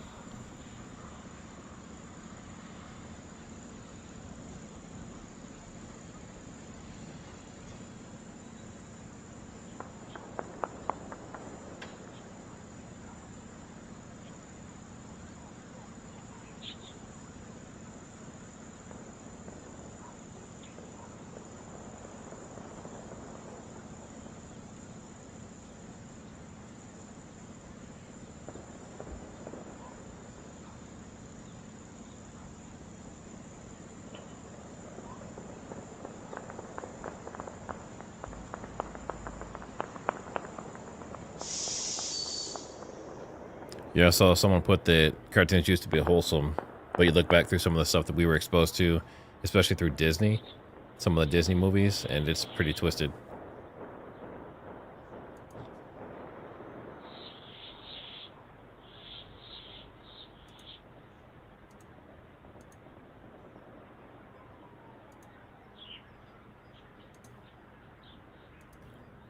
I'll just give it a little bit of time to see if anything else happens down in Beirut.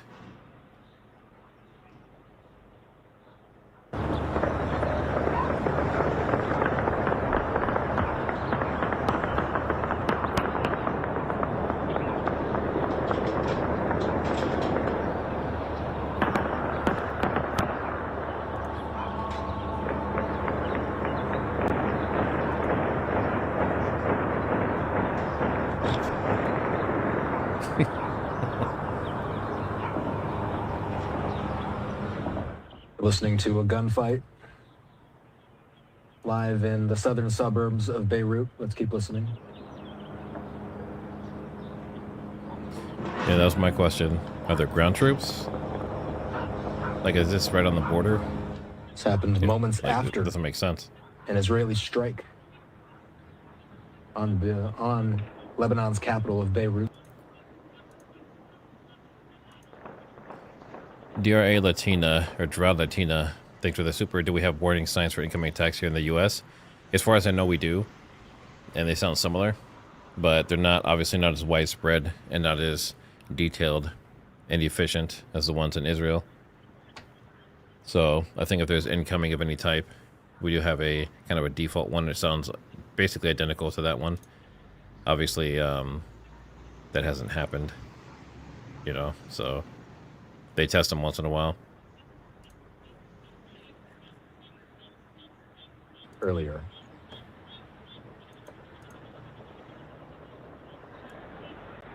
So northern Israel, southern Lebanon, yet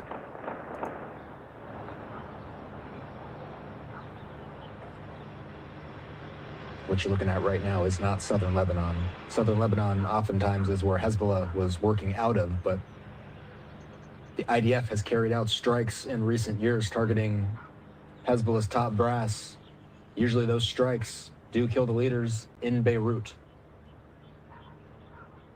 And the IDF says command centers and weapons storage facilities were the target of this most recent strike.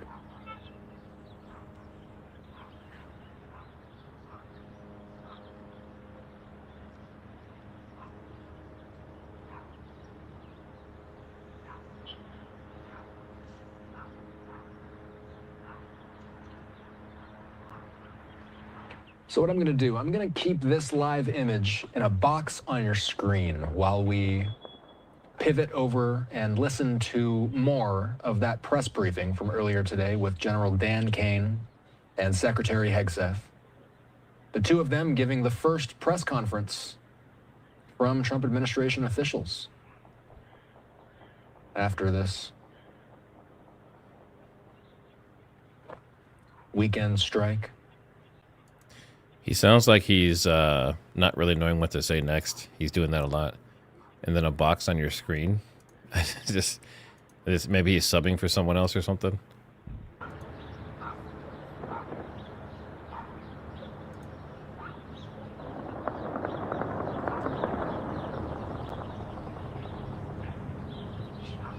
Yeah, we have some areas where even tornado sirens aren't heard in Nebraska.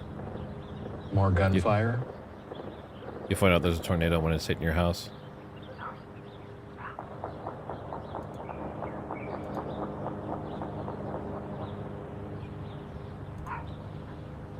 Oh, yikes. Yeah, I mean, Nebraska has... Okay, so let's put this in a box on the screen while we look. Box on the screen. I don't know why that bothers me. Box on the screen. Yeah, he sounds like a golf bot. Like he sounds like he... Okay, the incident officially ended.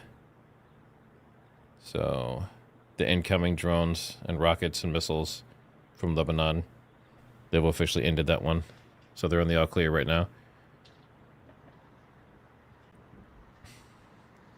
That's funny. Yeah, I mean, we have Stratcom in Nebraska, so if we have a nuclear war, I'm gone.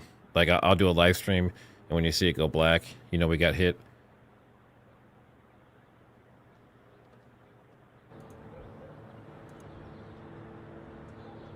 Intermittent gunfire being heard from this camera. So we'll keep this on your screen while we listen into General Kane. We listened into the beginning portion with Secretary Hegseth. We had paused it before General Kane started speaking. Let's listen in to the chairman of the Joint Chiefs of Staff. And again, if we see anything else happening in Lebanon, we'll come back out to this in full.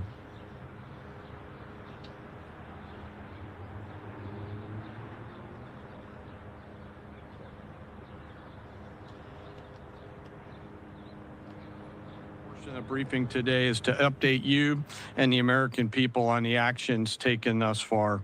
The briefing will discuss the preparation, the planning, setting the force, the early operations, and how we're assessing the progress thus far.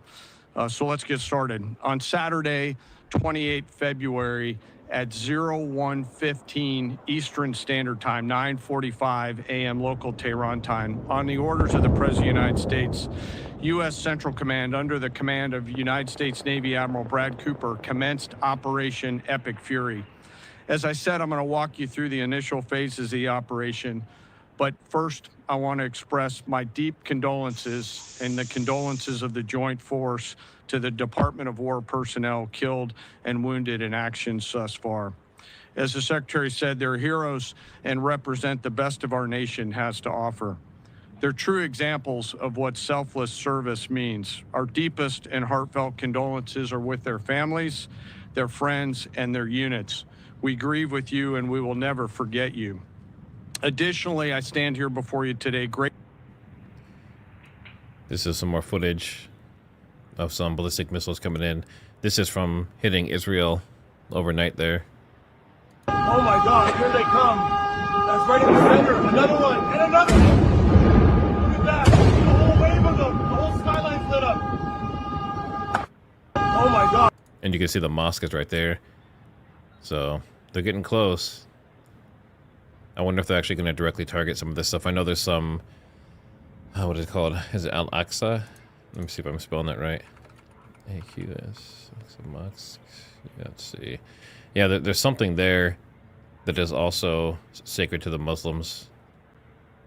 Yeah, Al-Aqsa Mosque. So a lot of people think they're gonna, let it be accidentally taken out, type of thing, to piss off the Muslims. engaged with the Iranian Navy and projecting American naval combat power from the seas. And United States Air Force Central Command Commander Lieutenant General Derek France and his leadership team, who are crushing Iranian targets from the air. I want to highlight the support to the CENTCOM fight from other combatant commands who are directly involved with this effort, to include U.S. Spacecom, U.S. Cybercom, and U.S. EUCOM. I also want to specifically call out United States Transportation Command and U.S. STRATCOM for their contributions to this fight. We cannot project American combat power at the time and place of our choosing without both. And finally, I want to express how deeply thankful I am for the continued service and sacrifice of the entire Joint Force and their families. Their unwavering commitment and dedication are the cornerstones of this effort. So let me start with a few details.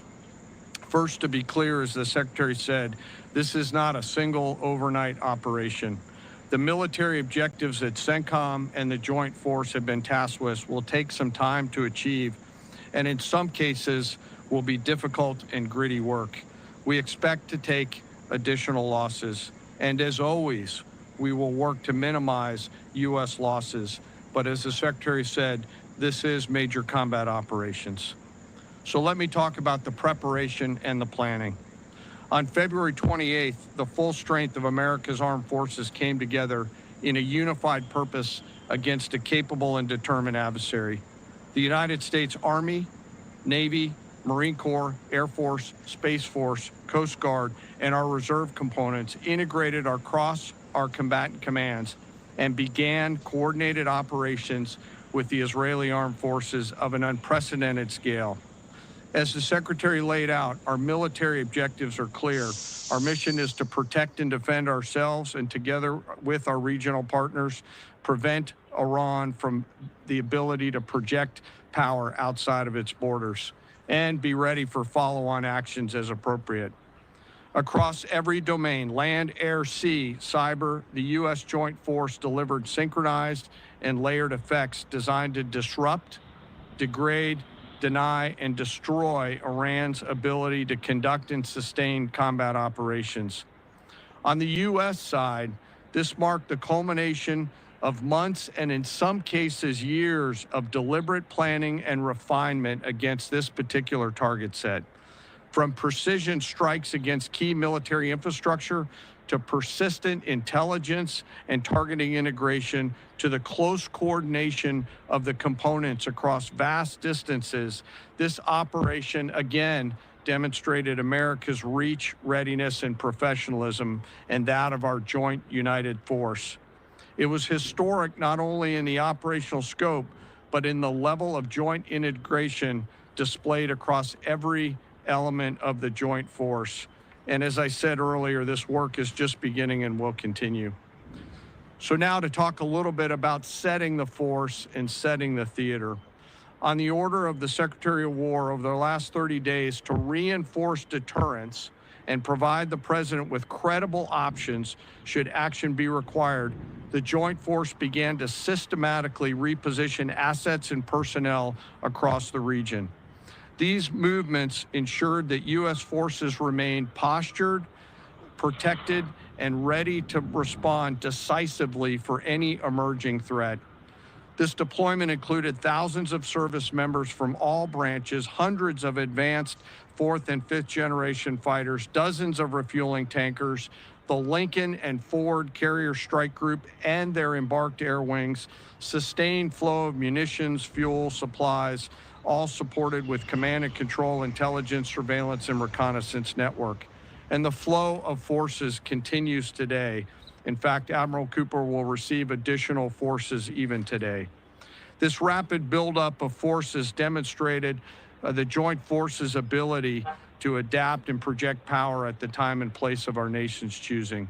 I want to highlight a couple specific cases for you. The Gerald R. Ford Carrier Strike Group, which many of you know was down in the Western Hemisphere, redeployed across the Atlantic to set the theater. The ship, her crew, their families, and the entire strike group took a deep breath, and as they always do, began planning to conduct combat operations. The integrated Reserve and National Guard forces have continued to demonstrate the value of America's reserve forces, including the Wisconsin Army National Guard operating in Kuwait and Iraq, and Air National Guard units from a variety of states to include Vermont and Virginia. In the case of the Vermont Air National Guard and the 158th Fighter Wing, They were mobilized for Operation Absolute Resolve and then were tasked to take their F-35As across the Atlantic instead of going home to be prepared to support this operation. The same is with our Air National Guard and Air Force Reserve Command tanker and mobility forces, who stepped right out of their civilian jobs to deploy and to protect the region. Lastly, I want to highlight the unsung heroes of warfare, our American logisticians and sustainment force, those who quietly work every day behind the scenes to project and sustain America's combat power. Our leaders from World War II were right when they said professionals do logistics. As regional tensions rose, the Joint Force elevated our force protection measures on the order of the Secretary and repositioned discreetly civilians and non-essential personnel designed to ensure the safety and security of our Joint Force. By the time operations began, only essential forces remained on our bases and in theater, all ready, capable to respond. So now let me move to H hour. At 3:38 p.m. on Friday, February 27th, the United States Central Command, through the Secretary of War, received the final go order from President Trump. The president directed, and I quote, "Operation Epic Fury is approved. No aborts. Good luck," close quote. In the region, every element of the Joint Force made their final preparations. Air defense batteries readied themselves, checking their systems to respond to Iranian attacks. Pilots and crews rehearsed their strike packages for the final time. Air crews began loading their final weapons, and 2 carrier strike groups began to move towards their launching points. Across the globe, our operations centers came alive in Tampa, Florida, here at the Pentagon, and of course forward in the Central Command AOR. As always, operational security was paramount as we sought to maintain and sustain the element of surprise. This operation was highly classified so that at H hour, the enemy would see one thing: speed, surprise, and violence of action. The first movers were U.S. Cybercom and U.S. Spacecom, layering non-kinetic effects, disrupting and degrading and blinding Iran's ability to see, communicate, and respond. At H hour, the beginning of major combat operations, 01:15 local Eastern Daylight Time, 9:45 local AM Tehran time, as dawn crept up across the Central Command AOR, the skies surged to life. More than 100 aircraft launched from land, sea, fighters, tankers, airborne early warning, electronic attack, bombers from the States, and unmanned platforms, forming a single synchronized wave. This was a daylight strike based on a trigger event conducted by the Israeli Defense Forces, enabled by the U.S. intelligence community.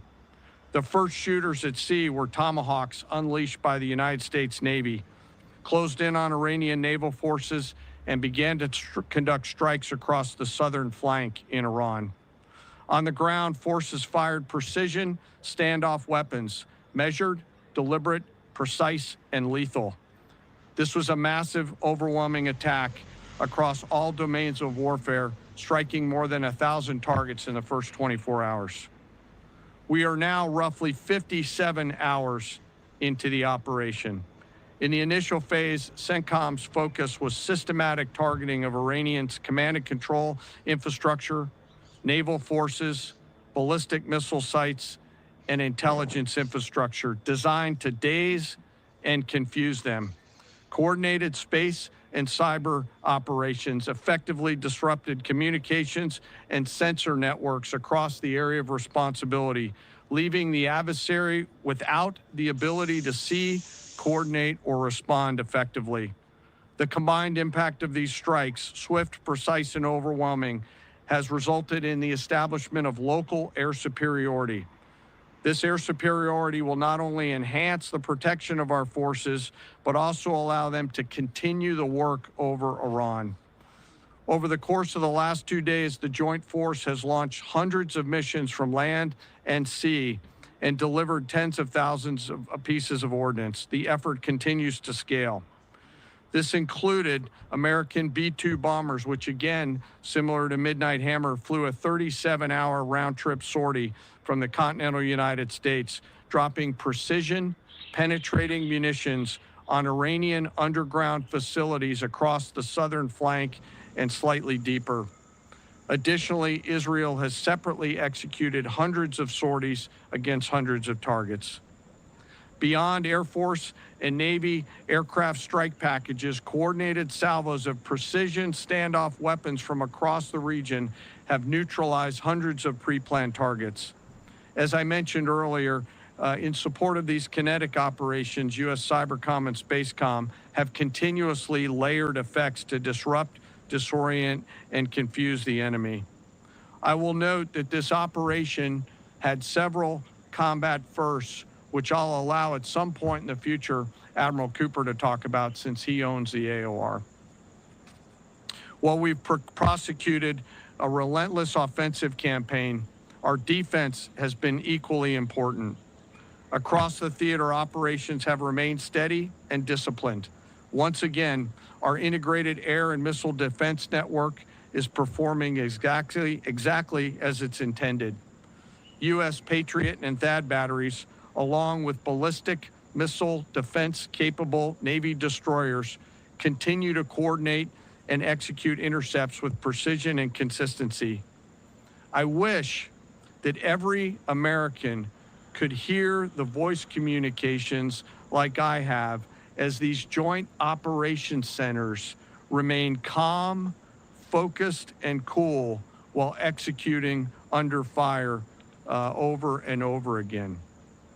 Collectively, these systems have intercepted hundreds of ballistic missiles targeting U.S. forces, our partners, and regional stability. The threat from one-way attack UAVs has remained persistent. Our systems have proven effective in countering these platforms, engaging targets rapidly. Each intercept represents hundreds of hours of training, readiness, and technology all coming together to work as designed. We will remain vigilant in the counter UAV fight. And the defense of the region is not ours alone. As the threat grew, our partners surged in beside us.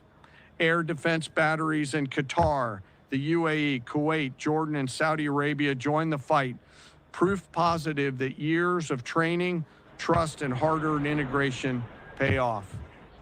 I am aware of the loss of 3 U.S. Air Force F-15Es overnight in the region. I am grateful for the safety of the crews, and we know that this was not from hostile enemy fire. As this matter's under investigation, I'll not comment further on this. Let me close. Operations will remain active across the theater and across the globe. The U.S. forces are postured not only to maintain pressure, but to respond and adapt as required.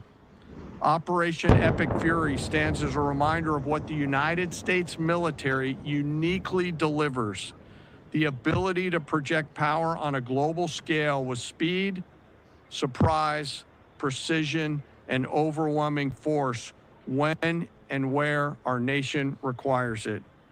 What we've demonstrated over the past several days reflects years of investment in readiness, joint integration, and professionalism of the joint force. As major combat operations continue across CENTCOM, we remain engaged globally. America's joint force retains the credibility, capacity, and flexibility. That's why they focused on this. So the first make intercontinental ballistic missiles, and that was a threat to the United States. But then it was found out it was about 9 years away, obviously not imminent. And then there was a statement that the Iranians were about to attack U.S. positions. And the intelligence community happened to be briefing Congress today and apparently told them that wasn't the case. This is, excuse me, this is Beirut in Lebanon. And they've had at least 2. I think we just had another one. I just heard a pretty good-sized explosion. It could be a secondary explosion, but it also obviously could be another attack. And there are attacks in Bahrain and Kuwait. in a few other places. There's no active alerts in Israel. There's warnings, but there's no alerts of incoming.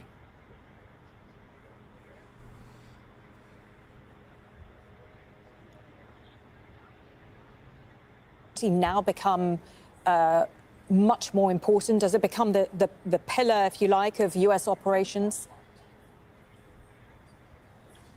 I still think the nuclear degradation is going to be the main effort. And remember, there's about 1,000 pounds of highly enriched uranium that's unaccounted for. That's another issue the United States is going to have to deal with. But I do think, to your point, the maritime issue has become very critical as well, and rapidly approaching the importance of the nuclear degradation, because the Straits of Hormuz is about 20% of the world's oil, about 20% of the liquefied gas. That's a substantial amount of energy.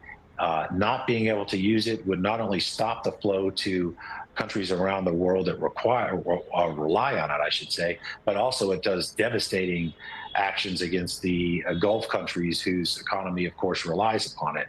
So this is why I think they've spent so much time trying to degrade the Iranian Navy. But ultimately, if they can sea mine any part of it, which is not very difficult, it could take multiple months to be completely clear, and to convince insurance companies to allow insured vessels to go through those straits. So it could have a major impact for a long term if that were to actually happen. And we've already seen they've closed it effectively by simply shooting at ships that are going through it.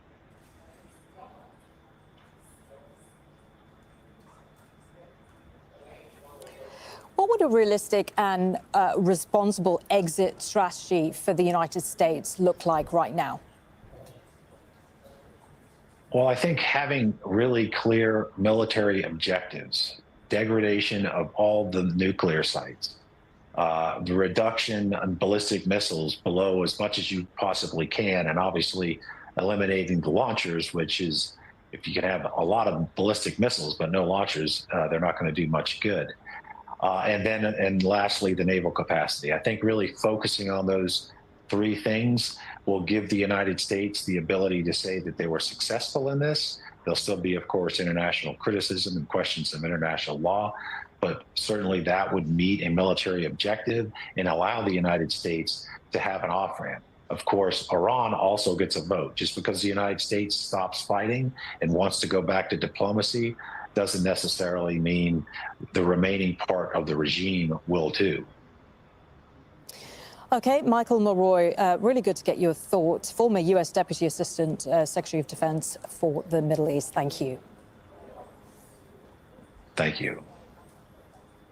Okay, let's go to Tehran, because we're getting reports now from that U.S. Central Command has destroyed Iran's Revolutionary Guard Corps command and control facilities. CENTCOM also says Iran's defense capabilities, missile and drone launch sites and military airfields have also been hit. So this news just coming into us from U.S. CENTCOM just in the last few moments. Tauhid, what are you hearing about this? What are you seeing on the ground? Any evidence to back? TriggerSmart, what do you think about this? U.S. military objectives are at this time? I think a clear one is they want control. They want more control and stability in the region for the U.S. Obviously, there's oil. That's a huge thing there, too. They want to hit BRICS, because BRICS is challenging the U.S. dollar and U.S. power. So if they can take out some of the low-hanging fruit, then they will do that. And they're trying to undercut, because obviously Russia and China are our biggest contenders. People think China's the end game and Russia's just a step to get there. But clearly attacking Iran and weakening them, they send oil and gas and stuff out to Russia and China. So if they can cut that out, they're weakening Russia and China. So I think it's all of those things all combined, and also possibly a distraction from the e-files and some of the other stuff that's going on. This up.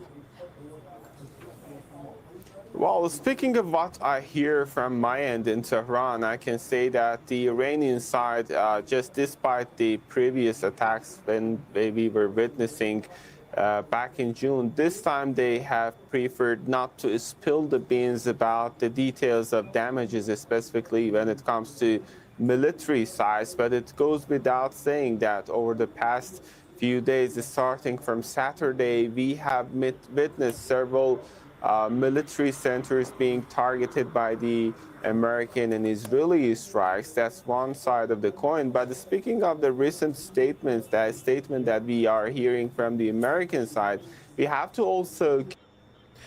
I've seen this question a few times. Why is Beirut being bombed? So in this case right now, they're being bombed because Hezbollah is launching rockets from Beirut and Lebanon into Israel. So they're doing retaliatory strikes against Hezbollah.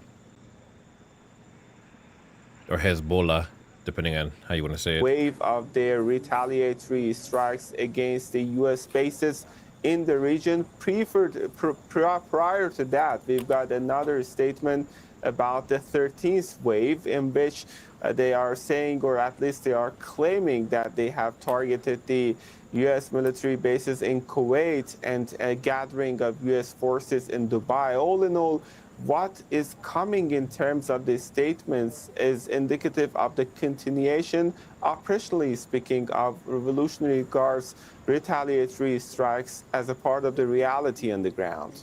Okay, thank you very much for that, Tawhid Asadi, our correspondent there in Tehran. Now, as we've been explaining, this conflict is affecting energy prices. We've seen European gas prices surge by more than 50%. This was after Qatar's state-run energy company seized all production of liquefied natural gas products. The suspension also follows Iranian attacks on two major gas processing facilities. International shipping has also come to a standstill at the entrance to the Strait of Hormuz, and analysts are warning that a prolonged conflict could push energy prices even higher. Kristen Salumi has more from New York. Ongoing attacks in the Middle East pushed up gas and oil prices on Monday, with countries like Saudi Arabia and Qatar forced to halt production, and concerns here in the United States about the impact this could have on inflation.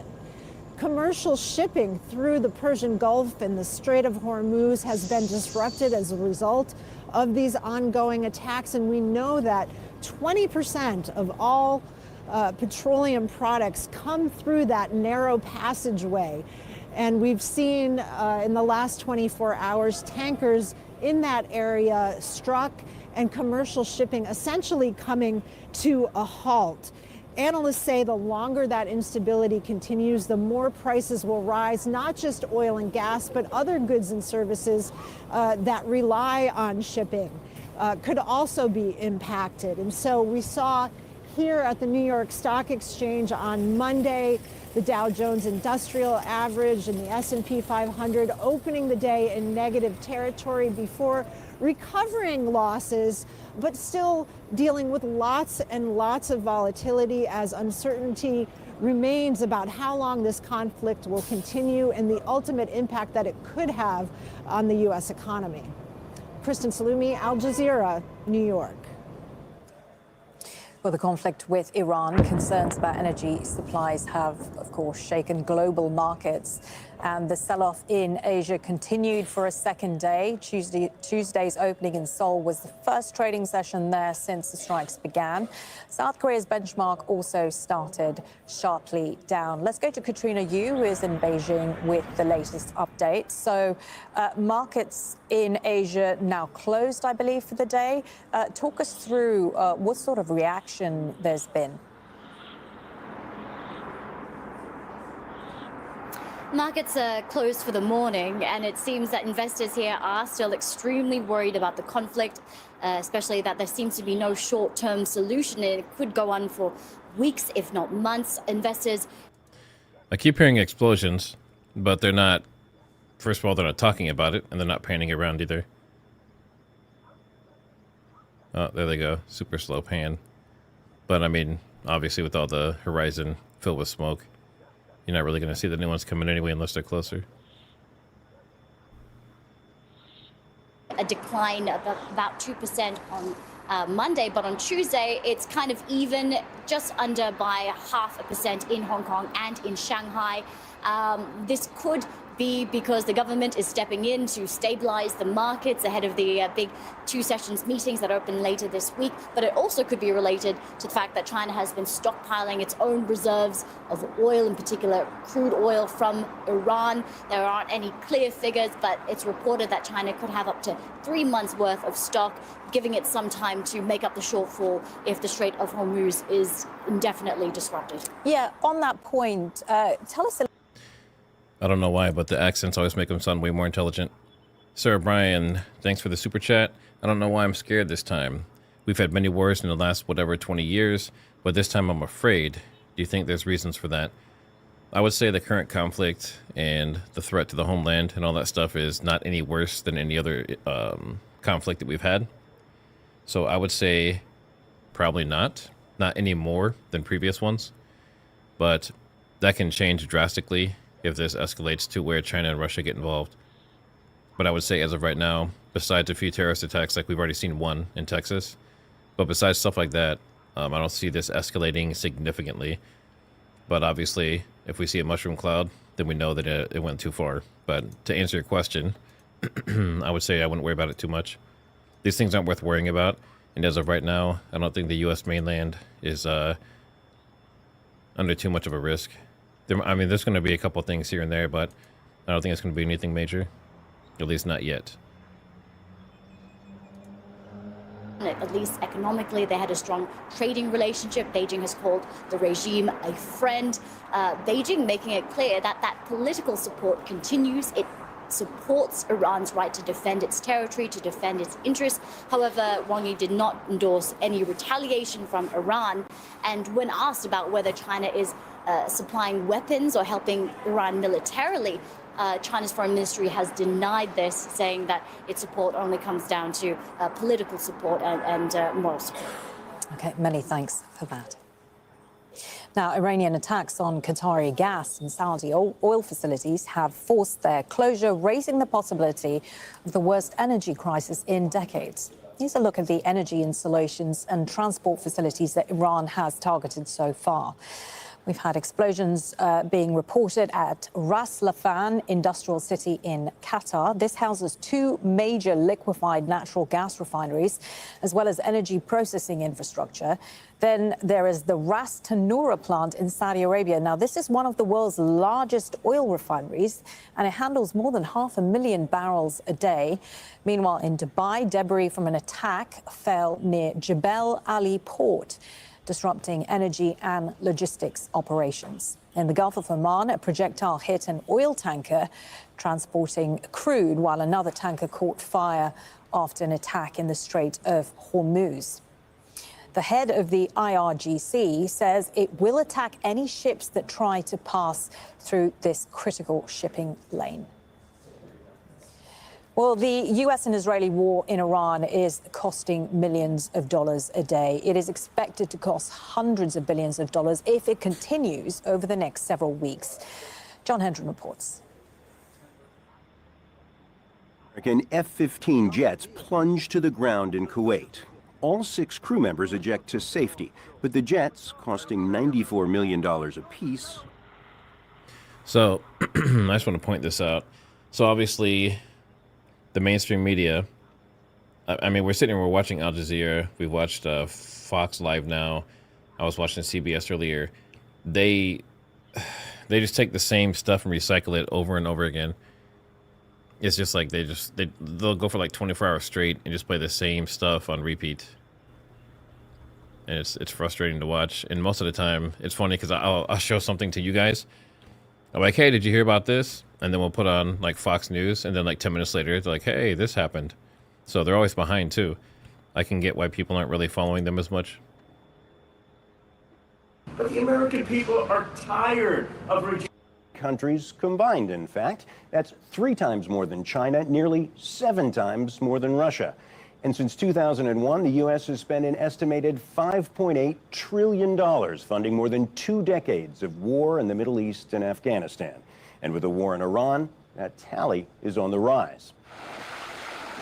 How long the war lasts could be determined in part by how long Americans are willing to bear the financial and human toll of war. John Hendren, Al Jazeera, Washington. Okay, it's just gone past 5 GMT. You're watching Al Jazeera live from Doha. I'm Marlene Saeed with our continuing extensive coverage of the conflict between the US, Israel and Iran. In the last hour, Israel has carried out more large strikes on the Lebanese capital, Beirut.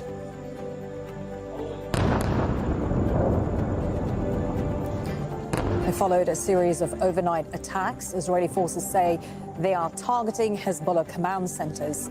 The military has ordered new forced evacuations for I think many would dozens of agree that locations yes, we need a across regime Lebanon. change in the U.S. It comes That's a day funny. after Israel launched strikes. It says Let's see. Someone says Nightbot link is broken. Which link is broken? Texas Gal. Someone said that yesterday too. They said it was the merch link, the one that goes to Fourth Wall. Is that the one that you tried too? The Iranian state broadcaster reported 2 explosions near its headquarters there. More than 600 people, including civilians, have now been killed in both Iran and Lebanon since the start of the conflict. Gulf states also remain on edge after Iran targeted energy infrastructure in the region on Monday, triggering a surge in global gas and oil prices. Qatar's state-owned petroleum company has halted all production of liquefied natural gas, or LNG, after attacks on 2 of its facilities yesterday. Okay, we have correspondents following developments in Beirut, Tehran, here in Doha. Let's go straight to Heidi Pett in the Lebanese capital. So, Heidi, more strikes over the course of the last few hours in Beirut. Talk us through what we've seen this morning.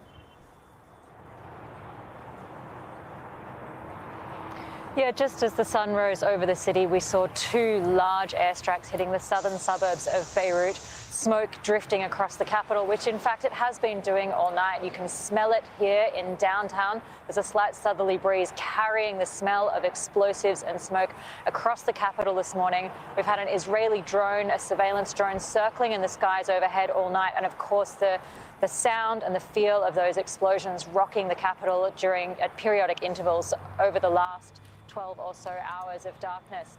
So Sean Hedman, are Cassia and her family still safe? As of right now, yes. She did a video today, and she's posted on X in the last couple hours. So I think as of right now, I think she's good. I don't think that. I mean, she was 60 miles from the last strike. But the stuff they're striking, they're going after U.S. bases and stuff specifically, or like U.S. interests. So I don't think that she's in immediate danger as far as civilians go, but obviously it could escalate. But I think she'll be okay. Make sure you guys are praying for her and show her some love on her channel and stuff too. At 5 o'clock in the morning, it was cold. They didn't have jackets because they and their family left in such a panic and such a hurry in the face of these Israeli airstrikes. But it's not just the direct bombing that people are fleeing, it's also these forced evacuation orders which the Israeli army has been issuing on a rolling basis over the last 24 hours, telling thousands of people, not just in southern parts of Beirut, but across the country, to leave their homes under imminent threat of bombing. And we know now that, there were 50 issued yesterday morning for 50 locations, and then overnight another 30 locations were listed. And we've seen rolling warnings overnight for specific locations in the southern suburbs of Dahia as well. And so you've got thousands of people on the move across the country searching for somewhere to go. Many of the people here in Beirut, they will be eventually housed in schools, which are opening up as shelters. But some of them are already at capacity, and you've got other civilians who have just kind of landed in the streets. They don't quite know what to do yet, and it all really has this feeling of deja vu. I was here in Beirut in September and October of 2024, and it was the same thing. You had people camping out see it over here in the front. On end. And so that is the question for many of these people is, when will it be safe for them to go back to their homes? Speaker okay, too. Let's turn to Tehran now. We have Towed Asadi standing by for us there. Towed, I want to talk to you about the latest strikes. They're still going. Iran, including on the state broadcaster. But first, I want to see if you can address these comments that we're getting. That one seemed significantly bigger than the last one. And yes, this is live in Jack. All of this is live. So we're watching live video on Al Jazeera and Fox Live Now. And we're watching live cams. This is Beirut. They just got hit again. I think this is the 4th strike that's been in the last 20 minutes. There never was any so-called We also have live cams for Israel as well. Tell us a bit more about those comments. I guess I'll leave this one up and since they what keep we getting make hit. of them. Well, the recent statement by the Iranian Foreign Minister Abbas Araghchi could be interpreted as a sort of part of Iran's rhetoric in that regard, with the claim that they are putting forth about the securitization of Iran-related issues and a sense of Iranophobia that is being created globally from the United States and from the Israelis on a Iranian or Iran's threat in that regard. And also, we heard from Foreign Minister Abbas Araghchi about the diplomatic engagement. Also, the same thing was similarly mentioned by the Iranian Secretary for the National Supreme Security Council, Ali Larijani. Right now, they're saying that we were trying to settle down the issues related to the nuclear dossier of the country through the trajectory of diplomatic interaction. Hey, Bonnie, I guess would this be, is this good morning to you? Looks like you just woke up. Let's see. Hey, everyone, I'm late. I went to sleep. Thanks for your coverage. I only trust information you give. Did I miss anything? Again, thank you. I'm not sure what time you went to sleep, but the main story at the moment is everyone's reaction from other countries, Russia and China, and the Strait of Hormuz being closed, and them actually, I don't know if they're bombing or shooting rockets or what at these ships, but they're hitting some of these tankers. And then there's been several bombings that have happened in Beirut, and we have that live cam here. This one right here in the front just happened right before you super chatted, within the last like 2 or 3 minutes. So we're just watching everything live, and we have the live cams for Israel, and let's see what's all in here. We have Haifa, Tel Aviv, northern Israel, Beirut, southern Israel, Ben Gurion Airport. So there's Tehran, but they have no internet, so that's not going to work. But we're just watching everything, just doing some live monitoring and hanging out. Watching Al Jazeera, Fox Live Now. I think the administration has some time and has some space. 6 casualties is already a lot. Obviously, that means that there are 6 families which are facing the worst possible nightmare. But I think that the number is not so great that it will yet have political effects. Obviously, we are only ever one strike away from a catastrophe, right? A very large-scale casualty event, and something on that order could have grave political effects very quickly. But I don't think we're there yet. And I think the president still has some scope in the United States to continue the war for as long as he deems necessary. Back home in the US, we know the Democrats are clearly unhappy with where things are going. They're moving under the War Powers Resolution to try and force a vote on this war within a week. But I want to ask about the Republican side, and within parts of the Republican base, there have always been these accusations against these forever wars. What is your sense of how loud those voices are now within the Republican side and those MAGA voices? Yeah, so getting louder, actually, I have to say. I'm a faithful consumer of a lot of different kinds of media, and I can tell you that there's distinct nervousness on the more conservative side of the spectrum here. They do not want to be involved in any more wars in the Middle East. They place a great deal of trust in the president, and that is capital, after all, that he can spend for a period of time. And as long as we don't have mass casualties, and as long as the war seems to be going okay, he's got some space, he's got some trust to use with that group, but it is not infinite, I don't think. And of course, beyond the War Powers Resolution, which doesn't have any teeth in it, we're heading into an election period. In fact, the first primaries are tomorrow. So that will have an effect. Henry, really good to get your thoughts. Henry Enscher, former U.S. Ambassador and Deputy Assistant Secretary of State. Pleasure.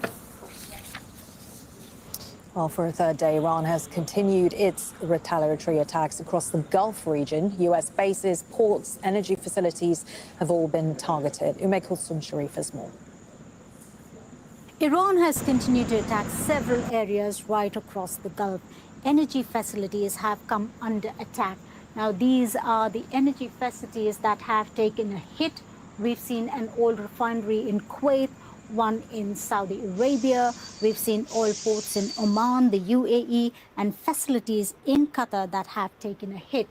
Here's a look at what's happened in Saudi Arabia. An Iranian drone was intercepted at a major oil refinery.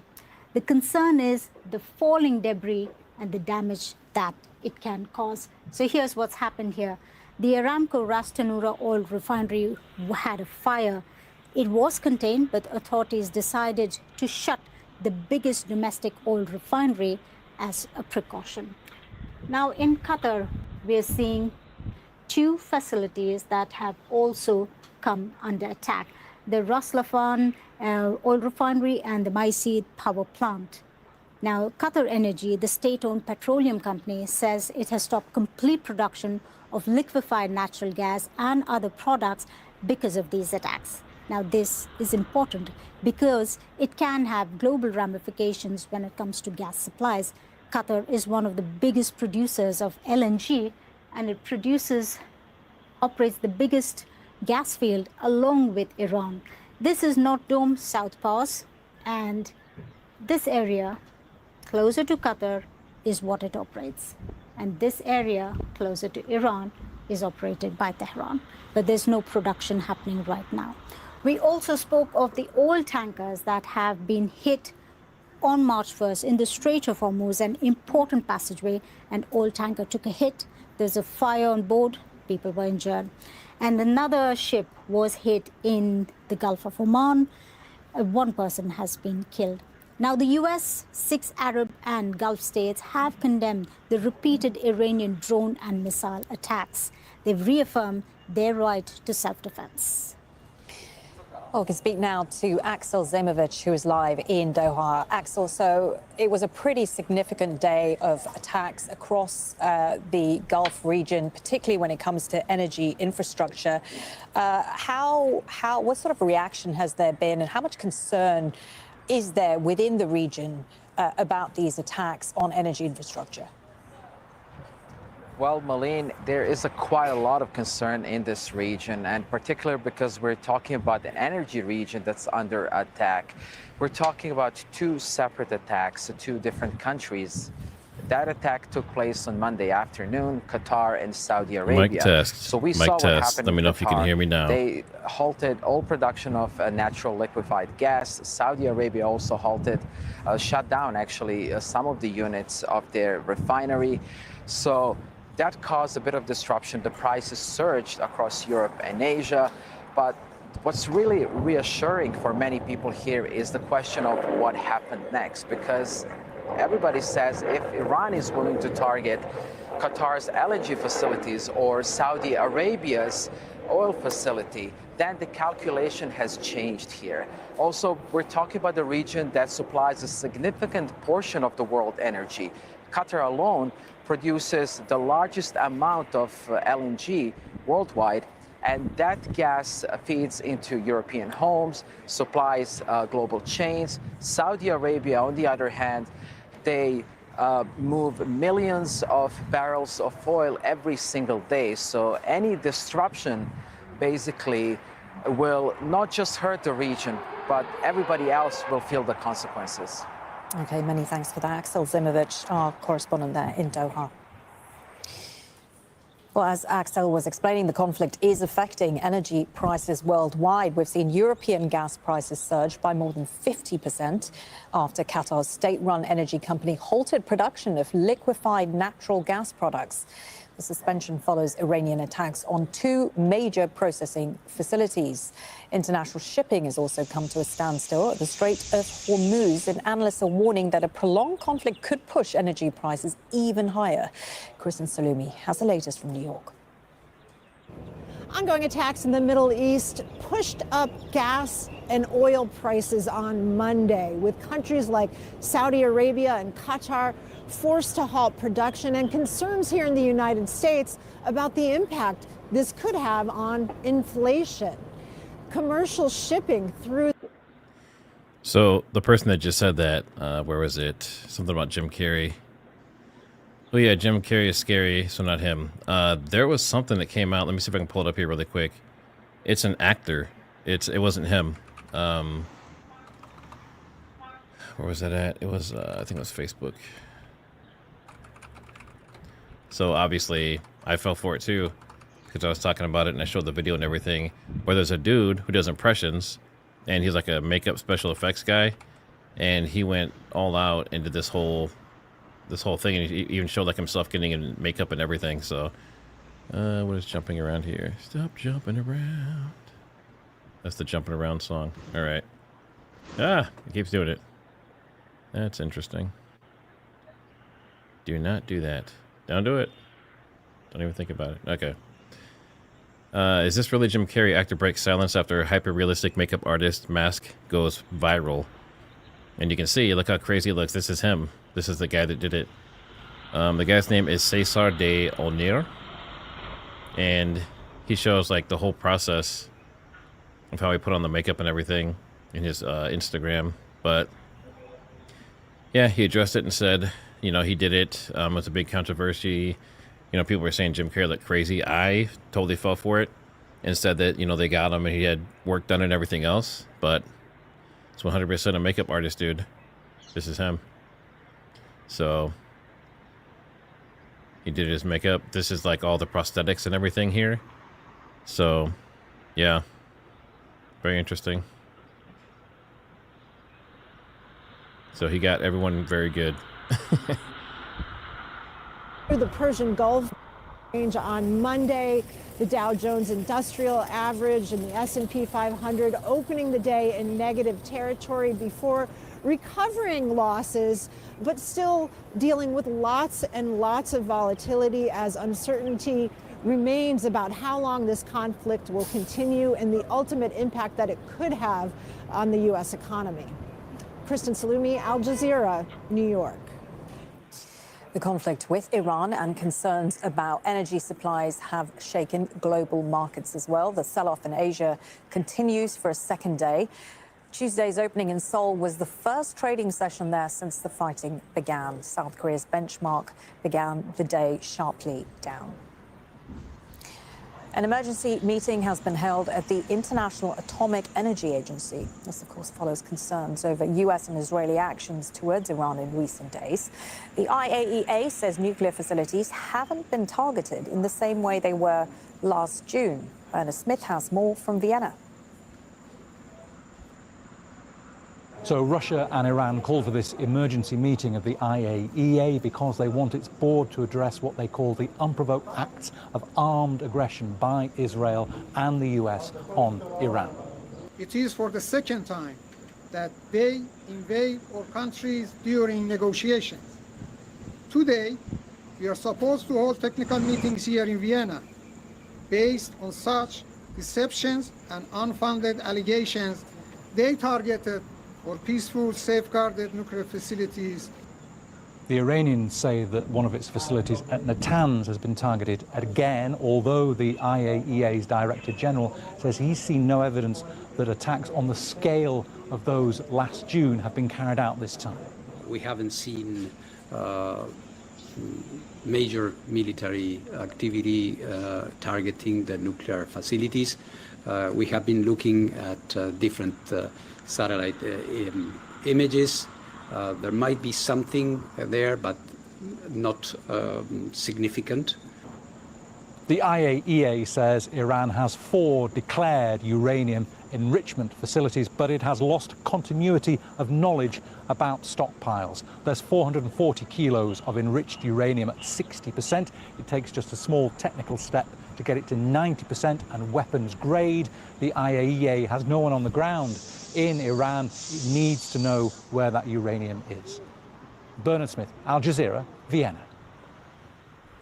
The United Kingdom says its involvement in the conflict in the Middle East is strictly defensive. But early on Monday, a suspected Iranian-made drone struck a British airbase in Cyprus, raising questions about how insulated the UK really is. Sonia Gago has more. The The day the conflict in the Middle East reached UK's sovereign territory. An Iranian-made Shahed drone struck inside the British airbase in Cyprus overnight, followed by 2 more. Both were intercepted. But the attack sent shockwaves across the eastern Mediterranean island, where Greece is now sending frigates and fighter jets as regional tensions mount. The UK moved additional air assets to the base in recent days, while waves of Iranian drones and missiles hit countries across the Gulf.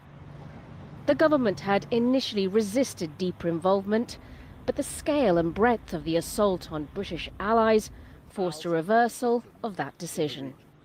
It is clear that Iran's outrageous response has become a threat to our people, our interests, and our allies, and it cannot be ignored. Pressure also came from the US, with President Donald Trump saying he was very disappointed that Prime Minister Keir Starmer had blocked American use of Diego Garcia military base in the Indian Ocean. A criticism echoed by Starmer's political rival, Reform UK leader Nigel Farage, himself a longtime ally of Trump and a prominent voice on the British right. I do believe the American president and the Israelis are right in what they're doing, and I find the actions of our Prime Minister, or the inactions, perhaps I should say, of our Prime Minister, frankly pathetic. Starmer had announced over the weekend that the US could use British bases, including Diego Garcia, for defensive strikes on Iranian missile sites. But the UK's legacy in the region from the 2003 invasion of Iraq is never far. Conventional ballistic missile program was growing rapidly and dramatically, and this posed a very clear, colossal threat to America and our forces stationed overseas. The regime already had missiles capable of hitting Europe and our bases, both local and overseas, and would soon have had missiles capable of reaching our beautiful America. The purpose of this fast-growing missile program was to shield their nuclear weapon development and make it extraordinarily difficult for anyone to stop them from making these highly forbidden. This is really interesting. So I've seen these Chinook helicopters. Usually they transport personnel, like large groups of personnel. And this was over San Antonio, Texas earlier today. And those things are loud too. Once in a while we'll see them fly over here, but seeing that many all at once, they're transporting a lot of people. So I wonder if they, they said no boots on the ground, but what is this then? Clear deal by President Barack Hussein Obama. That was a horrible, horrible, dangerous document. They would have had nuclear weapons 3 years ago, and they would have used them. But I'll not let that happen. For almost 47 years, this regime has been attacking the United States and killing Americans. Every time you see someone with missing arms and legs or a face that's been absolutely shattered violently, it was almost certainly caused by an Iran roadside bomb. They were put there by General Soleimani, who was the father of the roadside bomb. Very proudly, he thought, but I terminated him in my first term. This was our last best chance to strike what we're doing right now and eliminate the intolerable threats posed by this sick and sinister regime. And they are indeed sick and sinister. Our objectives are clear. First, we're destroying Iran's missile capabilities, and you see that happening on an hourly basis, and their capacity to produce brand new ones, and pretty good ones they make. Second, we're annihilating their Navy. We've knocked out already 10 ships. They're at the bottom of the sea. Third, we're ensuring that the world's #1 sponsor of terror can never obtain a nuclear weapon. Never going to have a nuclear weapon. I said that from the beginning. They're never going to have a nuclear weapon. They were on the road to getting one legitimately through a deal that was signed foolishly by our country. And finally, we're ensuring that the Iranian regime cannot continue to arm, fund, and direct terrorist armies outside of their borders. and we thought we had a deal, but then they backed out, and they came back, and we thought we had a deal, and they backed out. I said, you can't deal with these people. You got to do it the right way. Today, we grieve for the 4 heroic American service members who have been killed in action and send our love and support to their families. In their memory, we continue this mission with ferocious, unyielding resolve to crush the threat this terrorist regime poses to the American people, and a threat indeed it is. We have the strongest and most powerful by far military in the world, and we will easily prevail.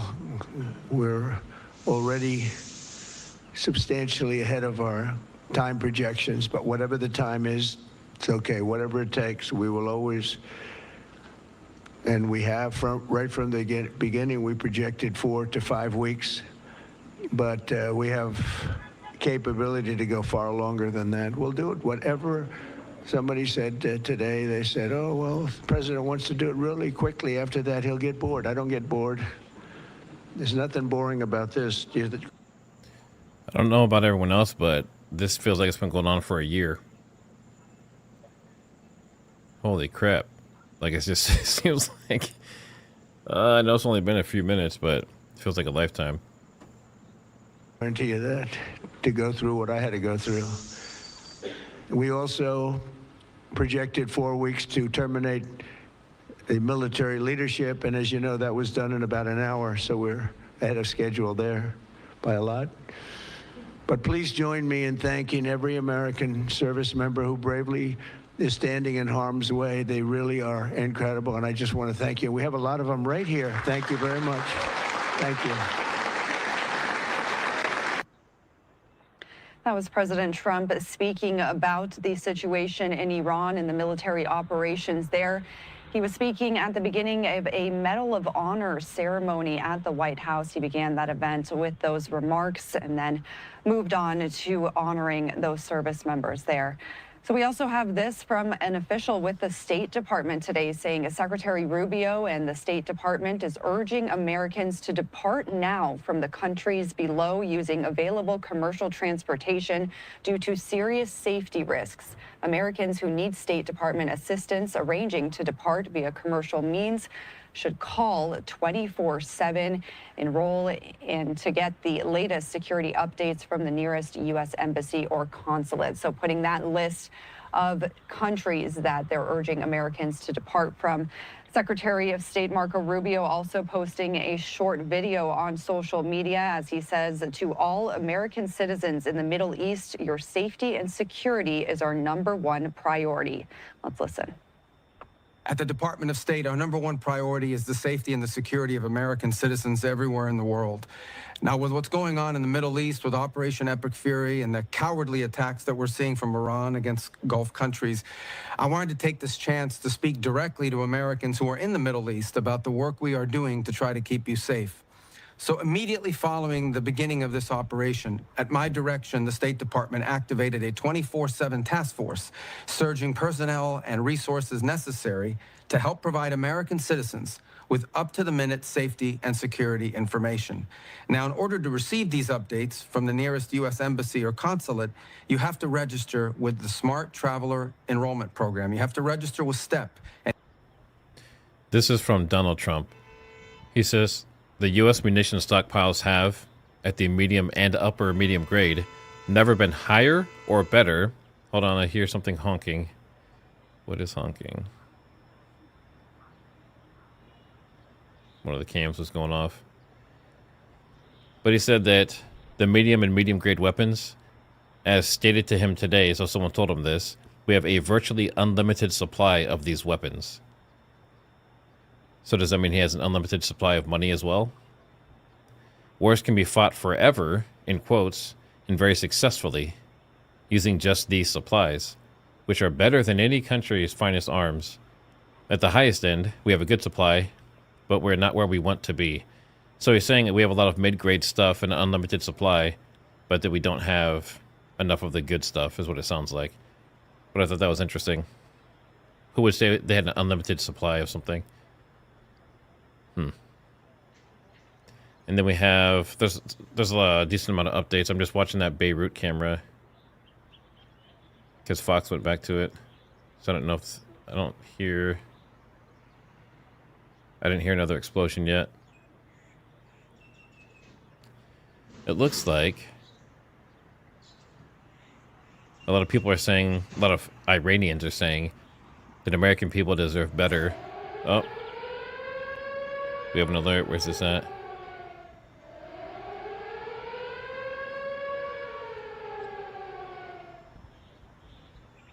Looks like their servers are having errors.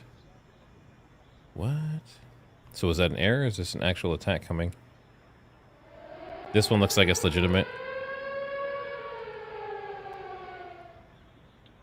I'm trying to see what it is specifically. It doesn't say yet. So this is going to be...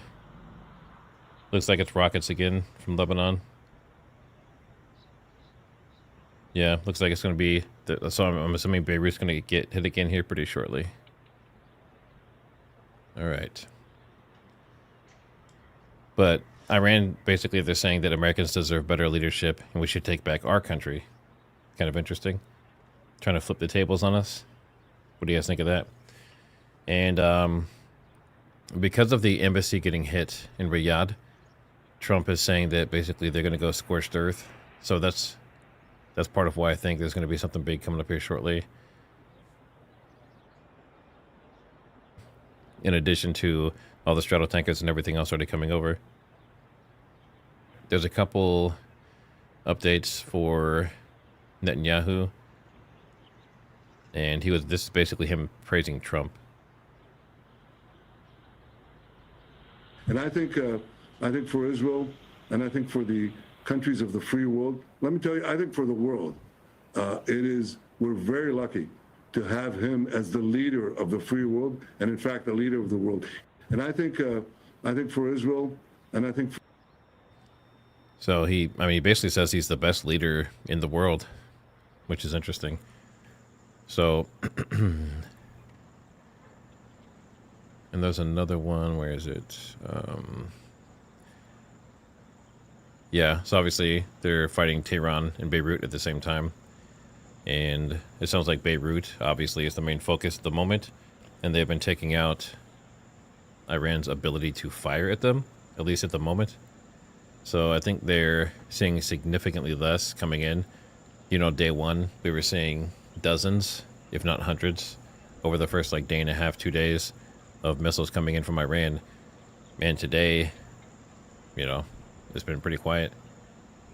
So maybe they were successful. I mean, look, nobody stopped North Korea, so they now have ballistic missiles and nuclear warheads. But they don't say death to America. Iran is 50 North Koreas. Iran is committed to your destruction. I mean, look, nobody stopped North Korea, so they now have ballistic missiles and nuclear warheads. But they don't say death to America. Iran is 50 North. So what do you guys think about that? He's saying that even though North Korea has nuclear weapons, they're not actively threatening America and actively threatening Israel. I mean, there's some truth to that, right? So whether you like him or not, I mean, I've heard North Korea say they don't like us, and they definitely teach anti-American sentiment, but he's not saying death to America. They're not chanting it in the streets every day. Kind of interesting. I think these are just stuff. Yeah, we've already seen these, so. But I just thought that was pretty interesting how he compares it to. He's basically saying Iran is the only one of our enemies who has nukes that's actively saying they want to kill us and take us out. And I'm trying to think, is there a time that China or Russia or Africa in certain areas, is there anyone else who has said that openly over and over again? And I can't think of anyone else. It's now Tuesday morning there in the Middle East. We want to bring you also the latest numbers out of these strikes, the latest death tolls for all of these countries involved. So this is what we have so far. In Iran, more than 550 people have been killed since the U.S. and Israeli airstrikes began. That number is according to the Iranian Red Crescent Society. It's a non-government humanitarian organization. As far as the U.S. military announcing today that 2 previously unaccounted for service members have been confirmed dead, bringing the total to 6 American casualties and 18 wounded. All 6 were Army soldiers and part of the same logistics unit in Kuwait, according to a U.S. official.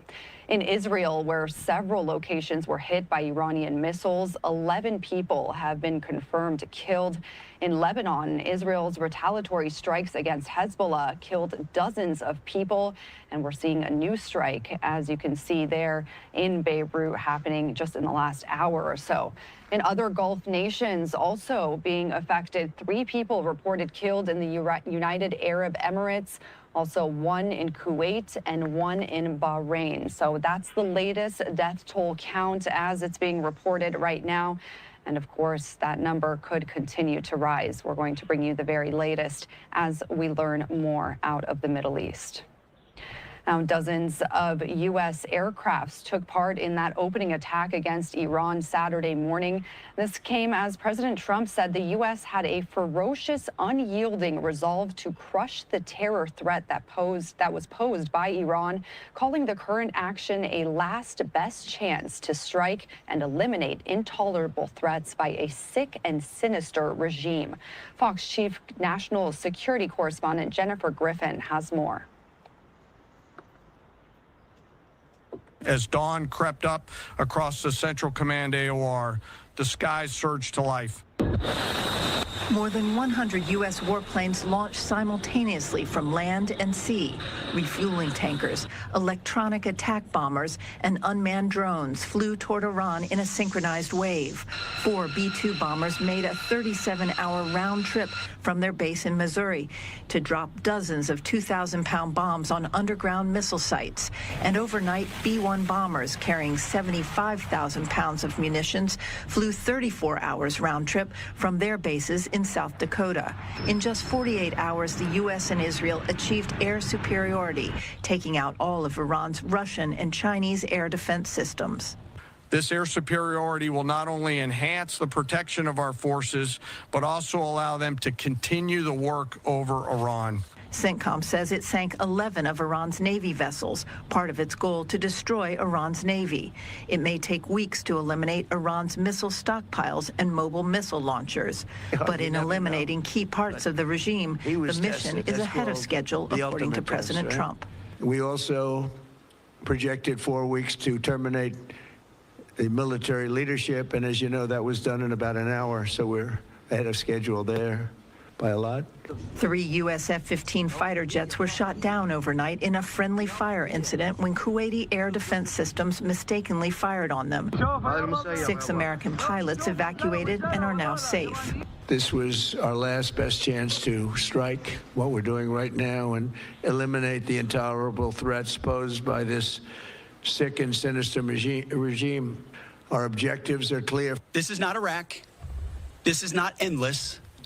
Our generation knows better, and so does this president. He called the last 20 years of nation-building wars dumb. This work is just beginning and will continue. Secretary Hegseth said this is not a regime change operation, which begs the question, what happens if the Iranians are left with the remnants of the past? This is kind of neat. This is the first time I've seen this on the flight radar, but this is it's a drone. It's a Northrop Grumman MQ-4C Triton, and that is what this is. So it's this, and it's doing surveillance for the Navy. But that's very interesting. So I wonder why it's showing itself as visible. I've never seen a drone show itself ever, especially during war. Huh. What do you think it's doing? Obviously surveillance, but for who and for what?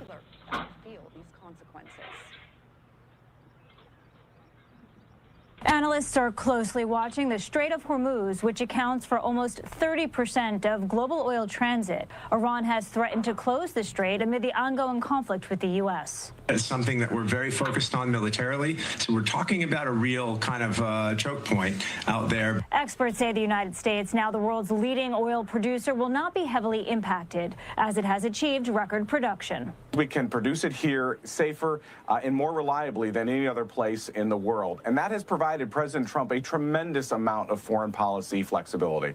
But problems in the strait would affect China. Beijing bought more than 80% of Iran's oil exports in 2025, leading China's foreign minister to call for an immediate ceasefire. China has diversified supplies, so it gets a lot from Russia. But remember, it's also lost its Venezuelan oil. You will see real problems in about 2 months in China if this situation continues. President Trump has been vague about a timeline when it comes to Iran.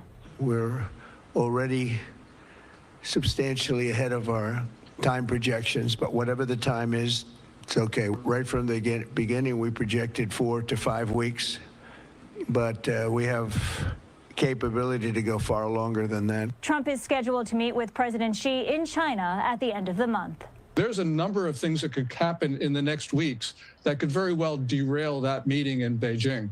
Higher oil prices would put upward pressure on inflation, which could keep the Federal Reserve from cutting interest rates. In New York, Lauren Simonetti, Fox Business. And we are continuing to follow the latest out of the Middle East. We'll bring you those developments live as they happen here on Live Now from Fox. Let's take a 2-minute break. We'll be right back. Yeah, for anyone asking about Cassia, I think she's okay for now. It seems like she did a video today and she's been posting on X. From Mind. Of armed aggression by Israel and the US on Iran. It is for the second time that they invade our countries during negotiations. Today, we are supposed to hold technical meetings here in Vienna.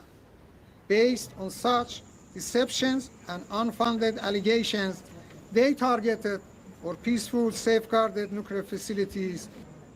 The Iranians say that one of its facilities at Natanz has been targeted again, although the IAEA's Director General says he's seen no evidence that attacks on the scale of those last June have been carried out this time.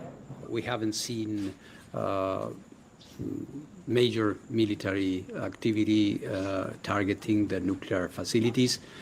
We have been looking at different satellite images. There might be something there, but not significant. The IAEA says Iran has 4 declared uranium enrichment facilities, but it has lost continuity of knowledge about stockpiles. There's 440 kilos of enriched uranium at 60%. It takes just a small technical step to get it to 90% and weapons grade. The IAEA has no one on the ground in Iran. It needs to know where that uranium is. Bernard Smith, Al Jazeera, Vienna. The United Kingdom says its involvement in the conflict in the Middle East is strictly defensive. But early on Monday, a suspected Iranian-made drone struck a British airbase in Cyprus, raising questions about how insulated the UK really is. Sonia Gago has more. The day the conflict in the Middle East reached UK's sovereign territory, an Iranian-made Shahed drone struck inside the British airbase in Cyprus overnight, followed by 2 more. Both were intercepted. But the attack sent shockwaves across the eastern Mediterranean island, where Greece is now sending frigates and fighter jets as regional tensions mount. The UK moved additional air assets to the base in recent days, while waves of Iranian drones and missiles hit countries across the Gulf. The government had initially resisted deeper involvement, but the scale and breadth of the assault on British allies forced a reversal of that decision. It is clear that Iran's outrageous response has become a threat to our people, our interests, and our allies, and it cannot be ignored.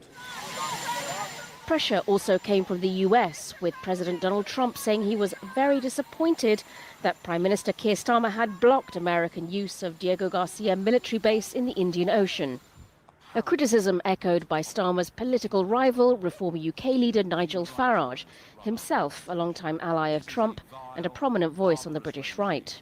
I do believe the American president and the Israelis are right in what they're doing, and I find the actions of our Prime Minister, or the inactions, perhaps I should say, of our Prime Minister, frankly pathetic. Starmer had announced over the weekend that the US could use British bases, including Diego Garcia, for defensive strikes on Iranian missile sites. But the UK's legacy in the region from the 2003 invasion of Iraq is never far from mind, still recent enough to make even limited involvement feel consequential. While critics say the delay in granting the US access may have weakened Britain's position, what is certain is that Iran's targeting of a British airbase marks a turning point in the UK's role in this widening conflict. Sonia Gallego, Al Jazeera. OK, that's it from me, Mali Inside. Don't forget, lots more information, all our stories on our website, aljazeera.com. Next, we have Inside Story, which asks about the risks for Israel in opening another. I'm not sure if that music is copywritten or not. That's how touchy this is.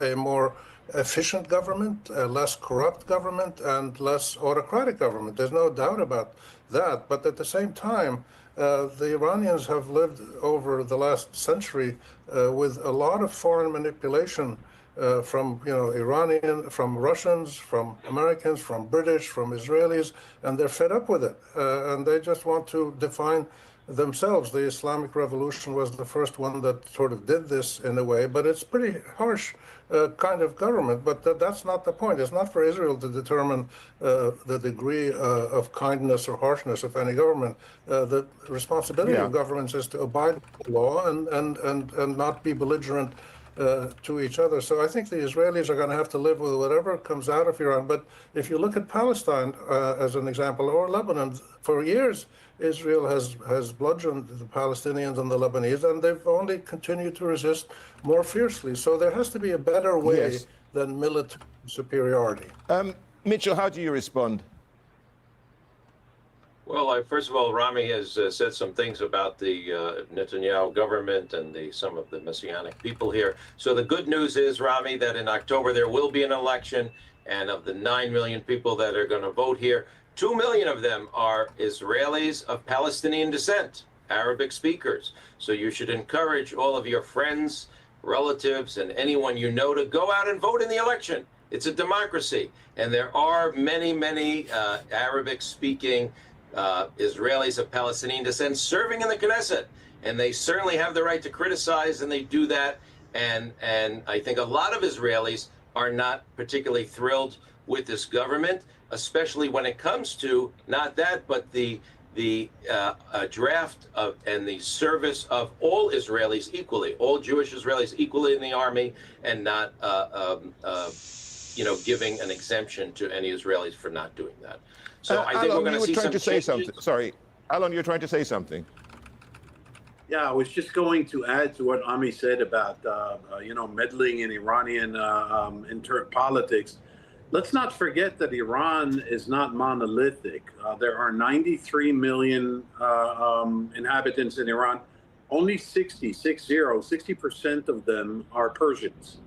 There are Azeris, and there are Turks, and there are Turkmenis, and there are Baluchis, and what have you. So when we're talking about the Islamic Republic and post-war Iran and regime change, yes, no, maybe, or to what extent and along what lines, let's not forget that Iran is not a monolithic country. A lot of things could happen there. Things, for example, that the U.S. never thought of or considered seriously when it dismembered Iraq in 2003. So you never know what's going to come out of this. It could be hell, and it could be paradise. But it's it's an even chance for both either. Thank you so much. Thanks to our guests, Alan Pincus, Rami Khouri, Mitchell Barak, and thank you too for watching the program. And you can, of course, see this program again anytime by visiting our website, aljazeera.com. And for further discussion, go to our Facebook page. That's facebook.com/AJ Inside Story. You can also join the conversation on X. So, this is flight radar. Let me show all traffic. So this is all the flights on the planet. I should say this is all the flights on the planet that have the transponder turned on. So you can see there's quite a few, even at this time. You know, it's nighttime here. Obviously, it's not nighttime everywhere. But very interesting. So that's all the planes. And then this is the boats. I mean, this is... It seems like impossible to believe. Obviously, they're not as big as these icons, so that makes a big difference. But that is craziness. And then the Strait of... Oh. Did it finish? There it goes. And then the Strait of Hormuz. So this is where basically everything going through this corridor here. There's supposed to be no one going in for sure, but this is the ones that are there right now. So this is real time. So it looks like, I'm trying to see if there's a key that differentiates all this stuff from each other, but shows each vessel, especially what it looks like, all that kind of stuff. But I mean,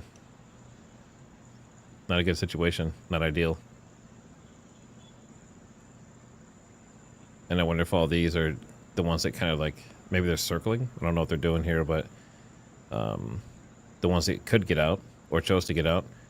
But you have, you know, dozens for sure that are just sitting in here. So hopefully they're all right. Are they done with their commercial break? Beirut, Washington, D.C., and here in Doha. But let's go straight to Heidi Pett in the Lebanese capital.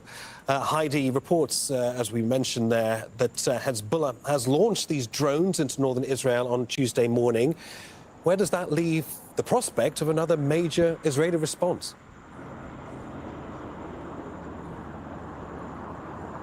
Yeah, just as you were saying, as dawn broke over Beirut this morning, we saw not only Israeli airstrikes, but a confirmation from Hezbollah that they had launched what they termed a swarm of attack drones towards an army base in northern Israel.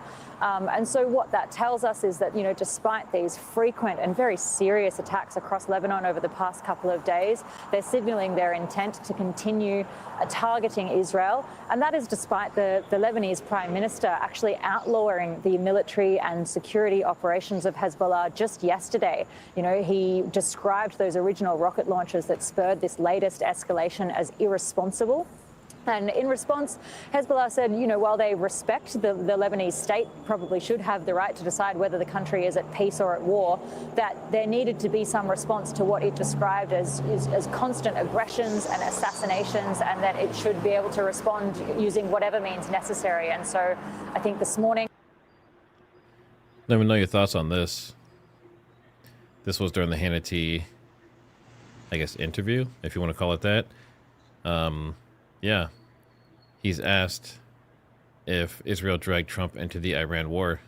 And this is Netanyahu's response. You know, there are people that say, well, the prime minister of Israel dragged Donald Trump into it. And as somebody that's been friends with him over 30 years, nobody drags Donald Trump into anything, number one. But I want to get your reaction to that.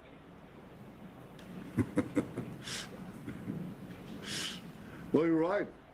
I mean, that's ridiculous. Donald Trump is the strongest leader in the world. You know, there are people that say, well, the prime minister of What do you Israel... think? People think it's somewhat sinister.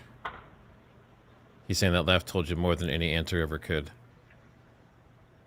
I don't know. It could be an innocent laugh, I guess. It's kind of like a moo-ha-ha-ha-ha type laugh to me, but we're already in it. Too late.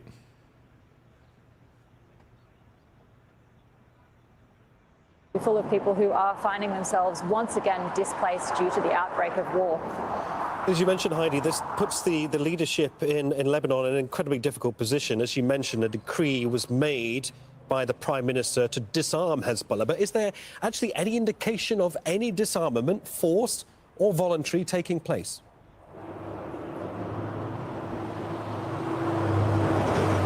Yeah, so this disarmament is supposed to be part of the ceasefire deal that was signed between Israel and Hezbollah in November 2024. It was mediated by the US, and part of that was supposed to see the disarmament of Hezbollah, particularly south of the Litani River in the south of the country. And the deadline for that was the end of last year. So we're now about 3 months past that. And I think you can quite safely say, given the rocket launches and the drone launches that we've seen, that disarmament has certainly not been total.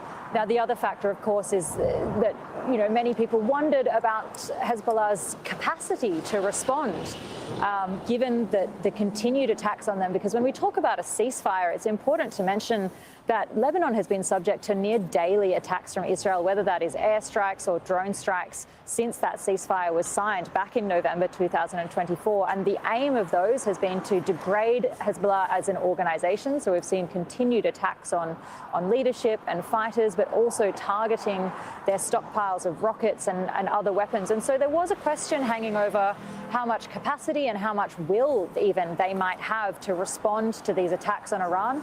But we've seen with the statements they've made over the last couple of days that, that initial rocket launch into northern Israel, they came out and said that was in direct retaliation for the killing of the supreme leader of Iran. And so we're seeing that they do have indeed both the capacity and the will.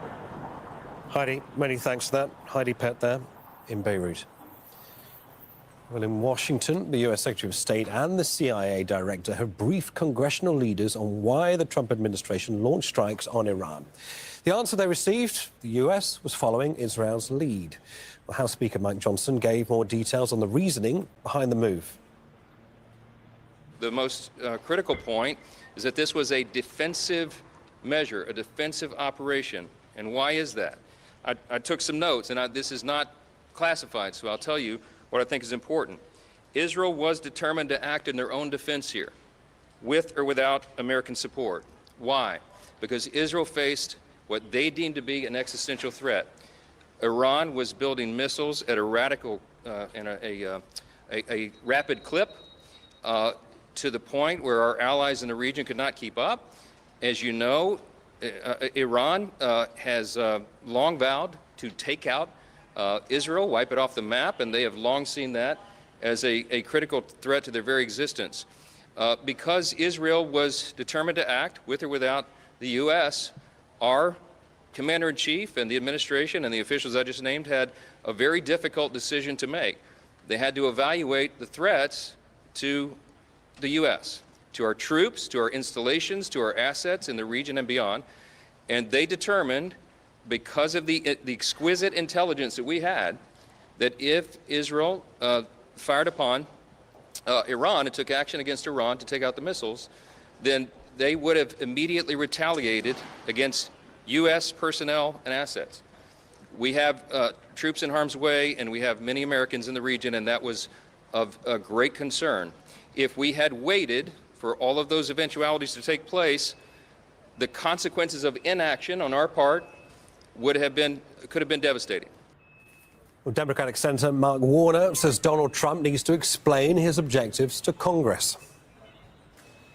When we are talking about putting American soldiers in harm's way, when we have American casualties and expectations of more, there needs to be the proof of an imminent threat to American interest. I still don't think that standard has been met.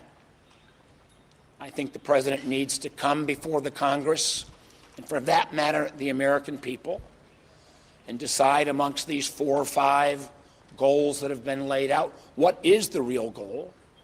Well, meanwhile, in a press conference on Monday, the U.S. Defense Secretary said the conflict is not a regime change war, but then soon afterwards, Secretary of State Marco Rubio said it could be. The objectives of this operation are to destroy their ballistic missile capability and make sure they can't rebuild it, and make sure that they can't hide behind that to have a nuclear program. That's the objective of the mission. That said, abundantly clear. We would love for there to be an Iran that's not governed by radical Shia clerics, as I've said myself repeatedly for years. I'm not going to give away the details of our tactical efforts, but the hardest hits are yet to come from the U.S. military. The next phase will be even more punishing on Iran than it is right now. Rosalind Jordan is in Washington, D.C. to talk about this in more detail. Good to see you, Ros. So the U.S. was following Israel's lead. Was that really the main takeaway here, Ros? And with Operation Epic Fury entering its fourth day without a formal declaration of war, where does that now leave the Trump administration when it comes to the legal justification for all of this?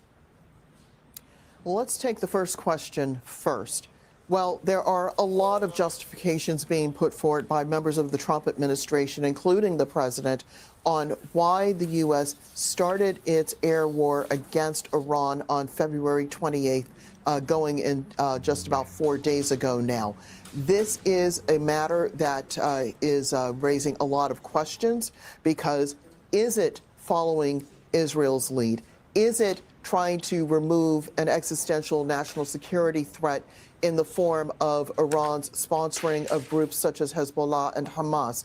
Is it trying to decimate Iran's nuclear weapons potential? Is it about getting rid of Iran's conventional weapons potential?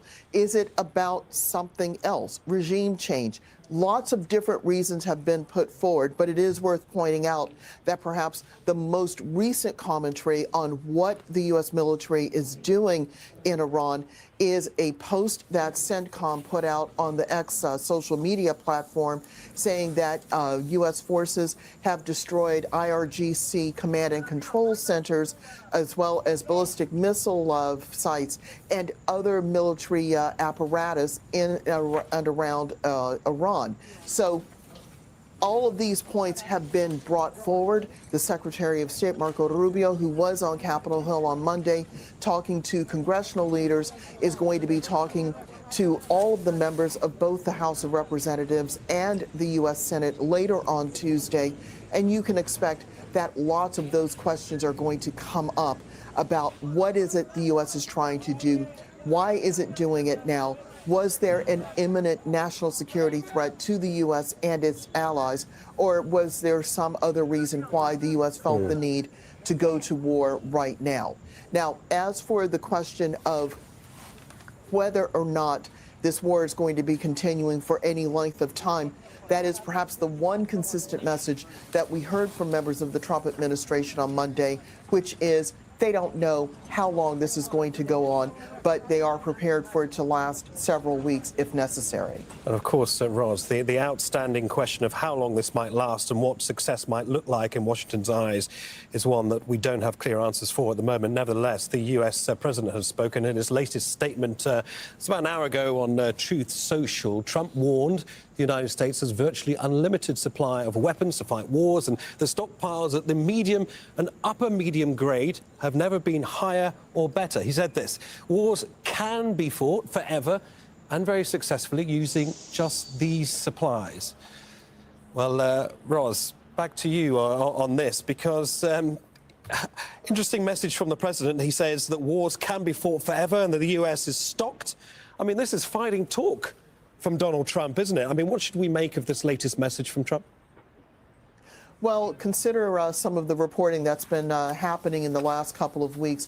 Before the air war started on Saturday, there were reports that the chairman of the Joint Chiefs of Staff, General Dan Kane, had been warning others in the Trump administration that the amount of missiles, materiel, to use the defense term, is not unlimited. The U.S. has been sending to Ukraine a considerable amount of missiles and other weapons to help it fight its war against Russia.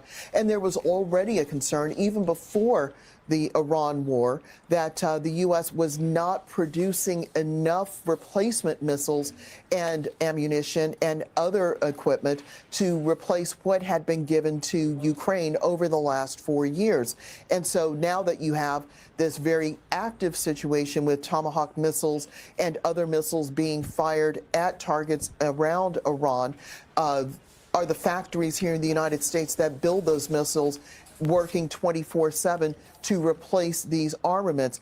That's not clear. It's probably not happening because it's very difficult to do that kind of work on a dime. So the question of whether this war can be infinite probably doesn't bear up when you consider the actual production mechanism and routine that has been happening in the U.S. Military industrial industry. Thanks for that, Ros. At the same time, I think it's important to draw attention to the fact that the Israeli Prime Minister, Benjamin Netanyahu, said something very, very different. He's defended his decision to attack Iran alongside the United States, but he says the conflict will not be an endless one. Take a listen. This is going to be a quick and decisive action, and we're going to create the conditions, first for the Iranian people to get control of their destiny, to form their own democratically elected government, which will make Iran a different Iran altogether. And I think peace between Israel and Saudi Arabia would be really possible and probably very close once this thing happens. So this is a gateway for peace, for a broader peace, and I believe that we can achieve it. Well, I'm joined by Russell Soda, who's reported extensively from Iran. He's here to help me understand a lot of what we're hearing by way of mixed messages, by the sounds of it, Russell, coming from the United States and Benjamin Netanyahu. Quick and decisive, says Israel. Donald Trump, on the other hand, saying we've got unlimited resources to drag this out as long as we want to. I mean, what might Iran think of that? Perhaps it's a little bit difference in the style, and also, of course, the objectives of two countries are not completely converged. So here, what I can see, that particularly when it comes to Israel, is that somehow they are going to fight and continue fight until Iran's air forces, Iran air defense systems, radars, military airports, and the missile production houses and missiles themselves are significantly reduced. And then, of course, it comes to another level. I'm still expecting that Americans could get even further involved by using B-2s again to bomb the nuclear facilities again, as they have done last year. And then they will perhaps continue until they continue the assassination of the political leadership and the military leadership in Iran, until it becomes really difficult for Iranians to keep replacing these high-level officials. And perhaps then they will destabilize the borders, which we are seeing now, some of the reports that particularly Iraqi Kurdish area to Iran, significantly destabilizing the Iranian borders and encouraging an internal insurgencies through the ethnic and sectarian minorities. And then eventually, I believe they are going to stop. It's not going to be a land invasion because it's extremely huge. We are talking about a country that's 4 times the size of Iraq. And when it comes to the population, it's 2.5 of that. It's going to be extremely risky to put the troops on the ground. But they will stop and increase the economic pressure. And as Iran doesn't have the air forces, it will be vulnerable to the further Israeli attacks and also to the internal insurgencies. And while that's happening, the public discontent is going to further grow, and they're hoping that eventually the regime is going to fall from within. You described something, Russell, that sounds complicated and protracted, and something that doesn't potentially have a very clear-cut strategy to follow on a day-to-day basis, but something that could potentially last quite a long time. Ros, back to you. What's the sense from the United States about these mixed messages coming from Netanyahu, calling for a quick and decisive end to operations in Iran, compared to what Donald Trump has been saying, something that could be protracted, drawn out, could potentially include some of the things we've just heard here from Russell by way of a dismantling of the authority in the state as we know it in Iran at the moment? Well, Donald Trump has contradicted himself. He said earlier on Monday that the war's objectives were being achieved more quickly than had been scheduled, but that they would, certainly take advantage of that. And then he later told one of the U.S. news networks that actually things were going to be taking a while, that they weren't going to be wrapped up as quickly as he had earlier suggested. So the mixed messages have been continuing almost from the beginning of the air war on Saturday morning. This is a real question that congressional Democrats have been raising. What is actually going on here? Because there was no active consultation with Congress. Certainly there was no congressional authorization of this military operation as is required by the U.S. Constitution. There was this, closed door briefing of a few of the congressional leadership nearly a week ago, but that's not the same as briefing the entire Congress on exactly what the threats were, why it was necessary to go to war now, and to get congressional approval for it. So when Marco Rubio goes back to Capitol Hill later on Tuesday, these kinds of questions are going to be coming up, and they're going to be coming up rather vigorously from congressional Democrats. It's also worth pointing out that even though the latest polling indicates that when you break it down along party lines, that independent voters and Democratic voters overwhelmingly are not happy with the decision to start bombing Iran. Most of the president's political base, Republicans, do support this action, but as a whole, disapproval seems to be the watchword of the moment. It's a question of whether Donald Trump's promise to not get the U.S. entrenched in another lengthy war, particularly in the Middle East, is going to come back to harm his political standing and possibly affect the standing of Republicans who are running for re-election in the midterm congressional elections in November. Back to you, Russell. You wanted to jump in there. So here, I think regarding this regime change issue, I think Americans and Israelis are well aware that there is not going to be a quick regime change here due to two reasons. First, yes, there are millions of people in Iran who are against the regime and want to bring it down. But on the other hand, there are millions that are still very much loyal to the regime. So just in 2023, 18 months ago, the ultra-conservative candidate, Saeed Jalili, during the presidential election, he received 13 million of the votes. And the second reason that's going to be extremely difficult to bring the regime down so quickly is IRGC, the nature of the IRGC. IRGC is not just merely an army. It's a political, ideological, and economic pillar of the revolution and perhaps of the this is one of state itself. the biggest misunderstandings. There have been this sort of false equivalence drawn between the operations in Venezuela and, for instance, and what's happening with Iran. You can't just get rid of the head. Indeed. And it's hard to imagine that such ideologically structured army is just going to surrender to the pressure and defect. But here I just wonder if, Rose, there are two things here. First, I have seen the reports that now some of the Gulf countries are putting pressure on Washington to stop, as now the cost of the war is extremely high while Iran is targeting the military and also civilian infrastructure. What are your sources telling you about that? Basically, this is a situation where the Trump administration has apparently become very accustomed to doing what it wants without following the customs and the norms that have governed previous military actions. There wasn't any sort of consultation on the decision to go into Venezuela at the turn of the year to arrest Nicolas Maduro and his wife, and then to basically install the previous vice president as the acting president. There wasn't any consultation. This is not the situation that we had more than 20 years ago when the U.S. decided that it wanted to go into Iraq to remove Saddam Hussein as that country's leader and to try to stand up its version of a democratic government in that country. There was extensive political debate in Congress. There was the extensive debate at the UN Security Council. There were debates among members of NATO. There were public weigh-ins, public demonstrations about the need to go into Iraq. But none of that has been happening under this particular administration. So really, how do you check what is happening when basically, to use the old cliche, the horse is out of the barn? More than 50,000 U.S. forces are deployed around the Middle East now and are carrying out this operation. So, excuse me. So the big plane that is, it seems like it's, I mean, it keeps turning its transponder on and off. but it seems like it's kind of hanging out and circling in the same area, like making a wider swath. But this one is a Globemaster, and basically it moves heavy equipment. And then obviously this is a drone, and it's a sizable drone. I mean, these aren't small. Let me see. I showed a picture earlier, but I'll pull it up again.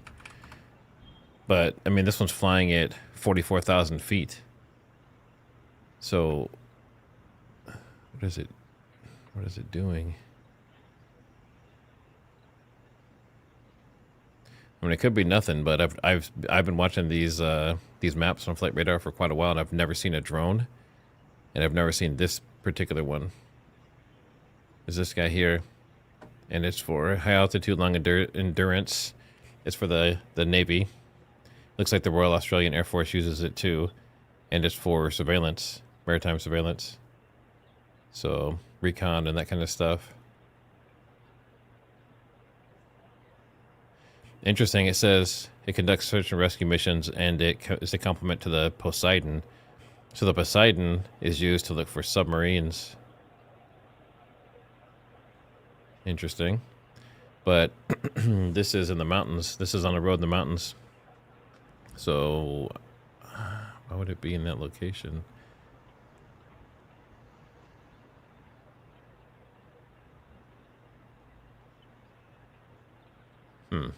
I know someone in the chat said they're looking for a submarine, maybe, but obviously the spot that it's circling is the mountains and this road, but that doesn't mean it's surveilling right here, right? It might be surveilling just in general. I don't know what its range is. Very interesting. And Rasul here. Now, Sami Nadan is director of the Levant Institute for Strategic Affairs. He joins us from Beirut to talk about the other degree of fighting and intensification of the war on the Western Front, I think it's fair to call it. As we've just been hearing earlier in our bulletin reports, Hezbollah launched drones into northern Israel this morning. I mean, of course, they must know that a firm Israeli response is bound to follow. Yes, definitely. I mean, Hezbollah now is totally in the fray, and his action put Lebanon under a very high risk. It looks like Hezbollah did not learn from the lessons of the last war. This war of support that he waged against Israel was the detrimental consequences on Lebanon. Like 20% of the Lebanese population fled their homes. Their homes were disrupted, and until now they were not rebuilt, and its whole leadership was decapitated. And despite all of that, and despite the domestic pressure, the huge domestic pressure, including the historic decision of the Lebanese government on August 5 to have the monopoly of force all over the Lebanese territory, and their decision yesterday, naming Hezbollah for the first time, calling his action as illegal, and calling for the dismantling of this military organization. They can keep their work as a political force, but the Lebanese government called for their military. According to Faytux News, which is where a lot of the information coming from, all the operations going on everywhere and all the footage that we've seen, a lot of it comes from them. And President Trump was seen watching them on a monitor. So they're pretty important.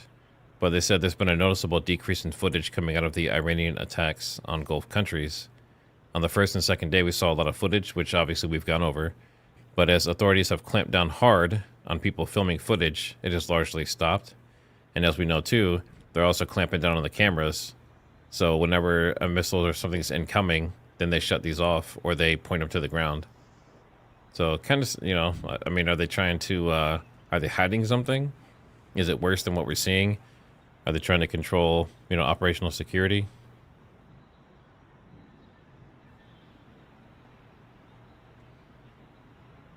On that point, on that point of enforcing the Lebanese government authority. I mean, following the strikes on Dahia in the southern suburbs of Beirut, does that now mean that the Lebanese armed forces will actively have to coordinate with Israeli forces, with the IDF, to establish safe zones? No. Or are they standing aside? No, at least the Lebanese army today should stop those who fired missiles against Israel. This is especially that this has been done on a territory that theoretically were under their control. Because, I mean, for the last 4 months, the Lebanese army deployed their plans in 5 phases to exert full control on what we call the south of Litani.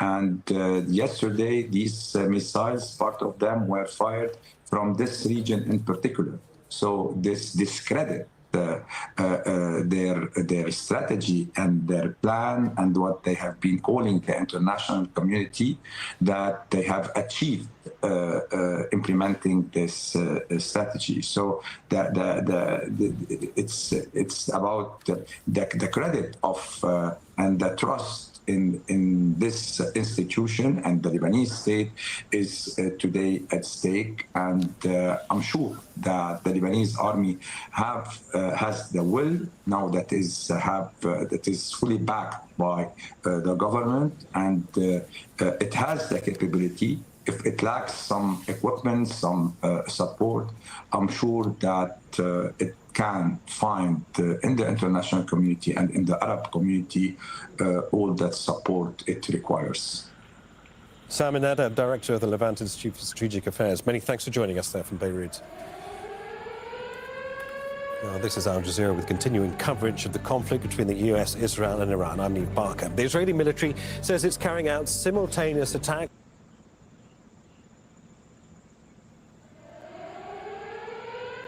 Let's see. What do we have going on?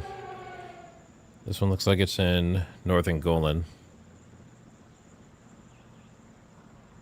What is it? What are they saying is incoming? The Golan line. So this one is... This is up, yeah. This is rockets again. Yeah, rocket alert. So... There's more rockets coming in from Beirut, so we may see some more explosions here shortly in retaliation.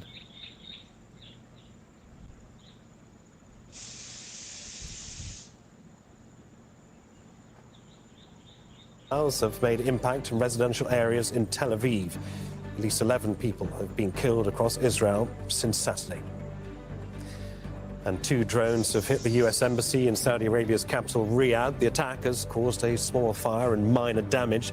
Meanwhile, the US State Department has ordered the departure of non-emergency government personnel and their family members from Jordan, Iraq and Bahrain. Washington's embassy in Kuwait has announced it will be closed until further notice. Well, following all the developments here in Doha is Axel Zaimovich. Axel, it has been, obviously, another night of explosions heard by many of us here in the Qatari capital, Doha, with reports of jets flying low over the city overnight. What's the situation been in Qatar over the past few hours? Well, Naeem, nothing much has changed, but the fact that we're seeing fighter jets flying overhead, and we understand that they've been inspecting the sky, they've been monitoring the situation. But what we heard overnight, there was an official confirmation coming from the Defense Ministry that 2 ballistic missiles were taken down offshore Qatar. So we're still hearing helicopters. I don't know if viewers can actually hear it, but they're still flying overhead, and there's still a significant number of fighter jets flying over, protecting the skies over Qatar at this hour. And Axel, concerned too that this is no longer an assault against US military assets in the likes of Qatar and elsewhere in the Gulf as well, because we have credible evidence that energy infrastructure has been deliberately hit as well. Talk us through the implications of that and what you're hearing. Well, Liam, there's a lot of concerns in the region because it's not just about US military. Looks like there's drones heading in towards Jerusalem.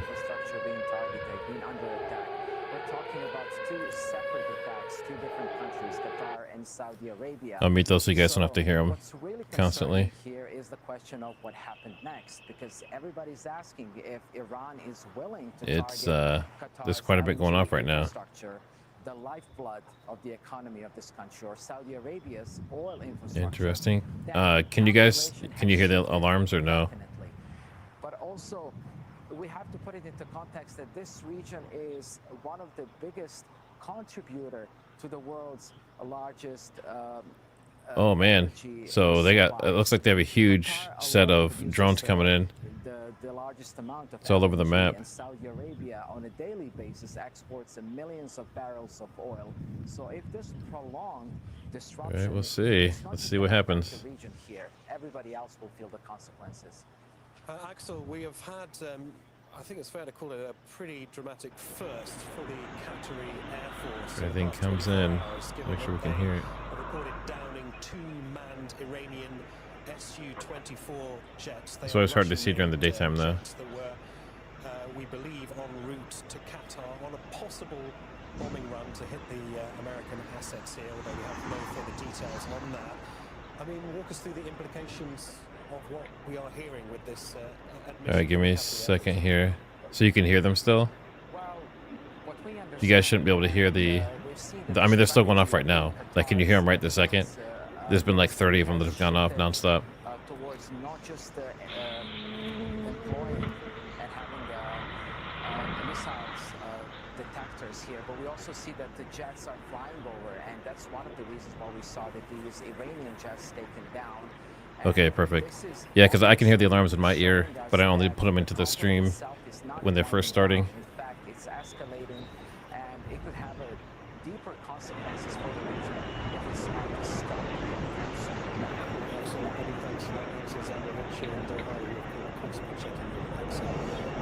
Over the course of the day.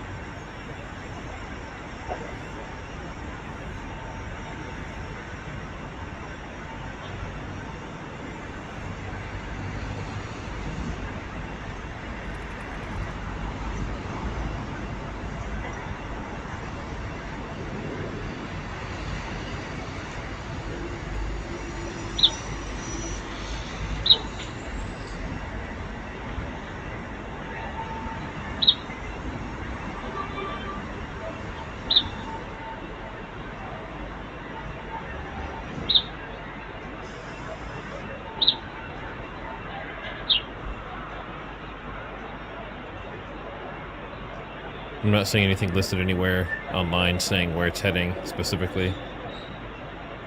I definitely saw Jerusalem, but I'm not sure about the other.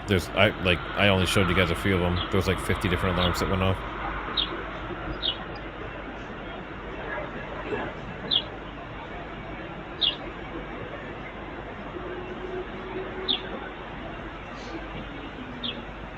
Yeah, there's a bird, and you probably hear dogs bark too.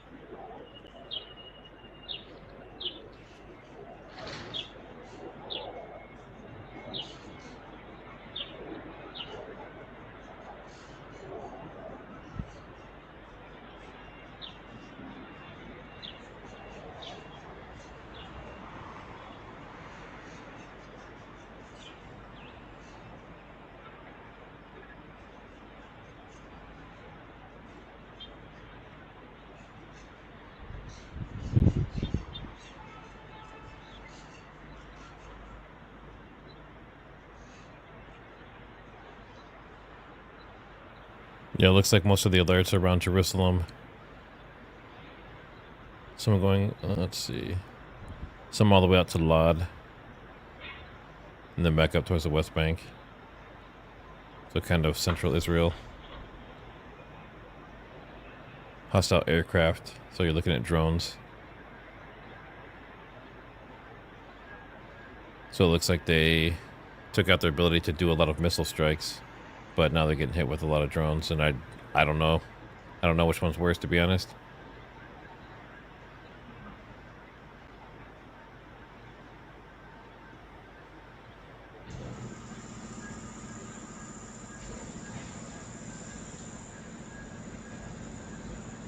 To U.S. forces? What is the risk to allies that host U.S. forces on their territory?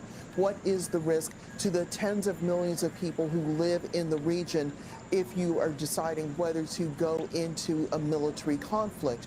Those discussions have not been had publicly.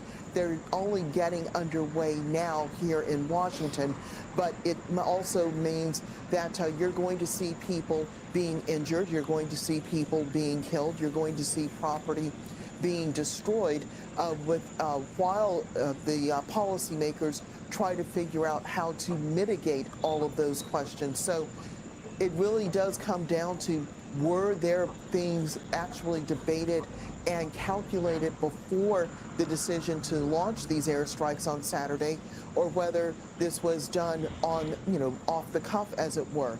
Those are the kinds of answers that are now going to be coming out as the Trump administration justifies or tries to justify what it is doing before members of Congress and before the general public. Okay. Well, stay with us, Ross, because the U.S. objectives, we know in this conflict, as we've been saying all morning, remain unclear. In June last year, Donald Trump announced the United States had, quote, obliterated Iran's nuclear capability.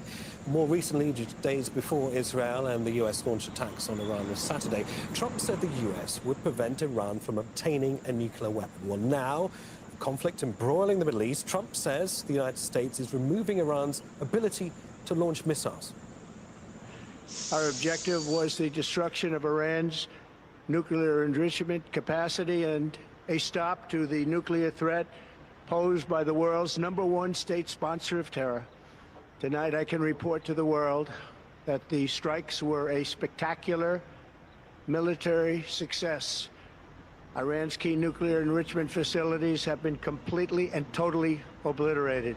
We're ensuring that the world's #1 sponsor of terror can never obtain a nuclear weapon, never going to have a nuclear weapon. They've already developed missiles that can threaten Europe and our bases overseas, and they're working to build missiles that will soon reach the United States of America. We're Let me see if that's destroying available. Iran's missile capabilities, and you see that happening on an hourly basis, and their capacity to produce brand new ones. Russell Serdo is reporting extensively from Iran, still with me here in the studio. Russell, looking at the map of destruction, some of it collateral, some of it expected, but an awful lot of it incredibly painful, particularly for countries across the Gulf that had, for many, many years, taken the stance of being politically neutral, albeit them having American military assets on their territory. Why would it make sense for Iran to hit, for instance, gas facilities, oil facilities, when Iran itself... Yeah, so someone's saying, can we do a quick rundown? Let's see, where is it at?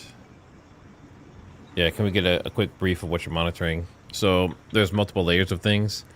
So this right here, this whole window, it's been shrunk down, but right now they said they had some incoming in northern Golan near Jerusalem. So we were just looking at that to see if anything is actually going to come in. We know Tehran's offline because Iran turned off the internet, and it's been that way for a few days now. And then separate from that, we have Beirut down in the corner. They've been hit a few times already tonight. Well, daytime for them, because their Hezbollah is shooting rockets from there into Israel, into northern Israel. So we're monitoring those two. And then separate from that, let me pull this down, maybe. These windows are not very user-friendly. Always fun. And then here, this is flight radar. So we're watching all the flights coming in. Everything that's available right now is only military flights. So you have a lot of these straddle tankers that are refueling. We had like 17, someone said 20 of them come in earlier. Then you have Globe Masters, and these are doing like the heavy transport, moving around air defense systems and things like that. And then we had this, and there's another one here, and just for people who are paying attention, this one's still circling the same area. So that Globe Master circling, that's strange to me. Usually it's a pick up and drop off type situation, but this El Tamad in this exact area, this drone here, keeps circling, and then now you have this Globe Master, just a transport plane that keeps circling as well. So we're looking at that. We're looking at strikes and major areas of explosions. And then we have the Strait of Hormuz. So these are all vessels that are basically just sitting in place. Anytime you see them blinking, I think that's them moving.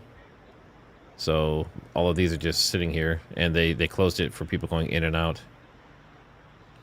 Then Pentagon Pizza, just looking to see how busy the Pentagon is. We get rocket alerts here. Right now there's UAVs, so that's going to be your drones. And we hear alerts every once in a while whenever they come in. And then travel advisories. So we kind of switch between, most of the time, we're mostly on flight radar and our cams. But thanks for asking.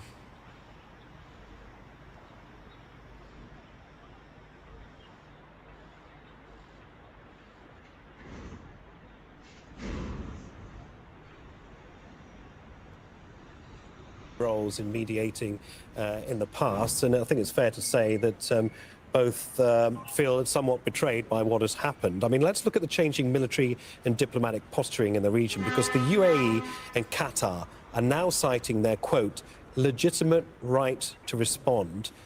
We know, of course, Qatar has downed these two manned Iranian Su-24 jets en route to Qatar. What does it mean for these Gulf countries to now say they cannot just stand by? I think that is exactly the first stage of what I was talking. So now it is a defensive measure. So these both countries are still engaging with Iranian projectiles, whether it's rockets, whether they are the drones, whether they are missiles, and now that Su-24, the Russian-made Su-24, is approaching to the Qatari airspace and being shut down. So this is the first stage, but still it's defensive. And then if the costs go higher and higher and higher, and to a certain point that is stopping the whole country and it's becoming an existential threat, so then these countries could decide to say, well, we are not now shifting our strategy of military engagement from a defensive position to engage with the targets from their sources when they are fired. And what does that mean? It means regional countries being involved directly into a war. With completely unknown consequences as well. Ros, back to you in Washington, D.C. Rosalind, what we've just been discussing here with Rasul is two scenarios, really, that the Iranians are hitting energy infrastructure in order to put pressure on the Gulf states to essentially try and steady Donald Trump's hand and ending whatever operation he has in his mind for Iran. On the other hand, we have a situation where, by the fact that these energy infrastructure sites are being targeted in Saudi and Qatar and the UAE, that it also potentially draws these Gulf nations more directly into a conflict with Iran as well. I wonder, in terms of American strategy going ahead here, does it work in America's advantage to see these Gulf nations do fighting on their behalf? That's a very interesting question, because there are decades of joint training exercises between the United States and countries around the Gulf. Pilots from every one of these countries have come.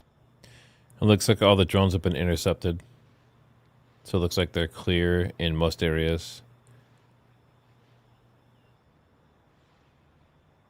pilots and Jordanian pilots coming to the U.S. to get the necessary training to operate the jets that they buy from the U.S. Government. We've also seen generals and colonels and lieutenants going to the military academies here in the United States for advanced military theory training as well as professional training. So that relationship goes a long way back. But in terms of having a multinational coalition working alongside the United States as it carries out military operations, that has been far and few between, and that's partly because in terms of the raw numbers of the people who belong to the military in these countries, far fewer than what you have in the U.S. military, more than 2 million active duty troops across 5 branches of the U.S. military. And so, there's certainly an understandable reluctance to have, for example, Saudi soldiers taking part in a regional conflict. The number of people available to replace those who are injured or who are killed is much smaller than you have here in the United States with a population of some 340 million citizens. And so really what you see more would be people providing the backroom support, helping to do the planning and to do the strategizing rather than having their own forces be right on the front lines. That's a really rare development. But certainly the first possibility, which Russell pointed to, which is trying to induce these countries to act as a brake on the Trump White House, certainly could be considered a more realistic possibility, because if they are suffering in any way, whether having an attack on their energy infrastructure or worse, having an attack on their populations, that certainly raises their ability to say, hey, we need a different strategy here. We need to recalibrate. Perhaps we need to dial back what we are doing. And they have that kind of moral ability to persuade the Trump administration to change course. But to actually try to draw in Gulf militaries to engage in hand-to-hand combat against the Iranian military, I think that's much less possible given the realities of what is available to them.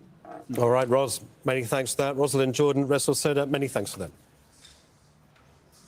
Now, even as the Trump administration tries to sell its war to the American public, hundreds gathered in San Francisco to protest against the conflict on Monday.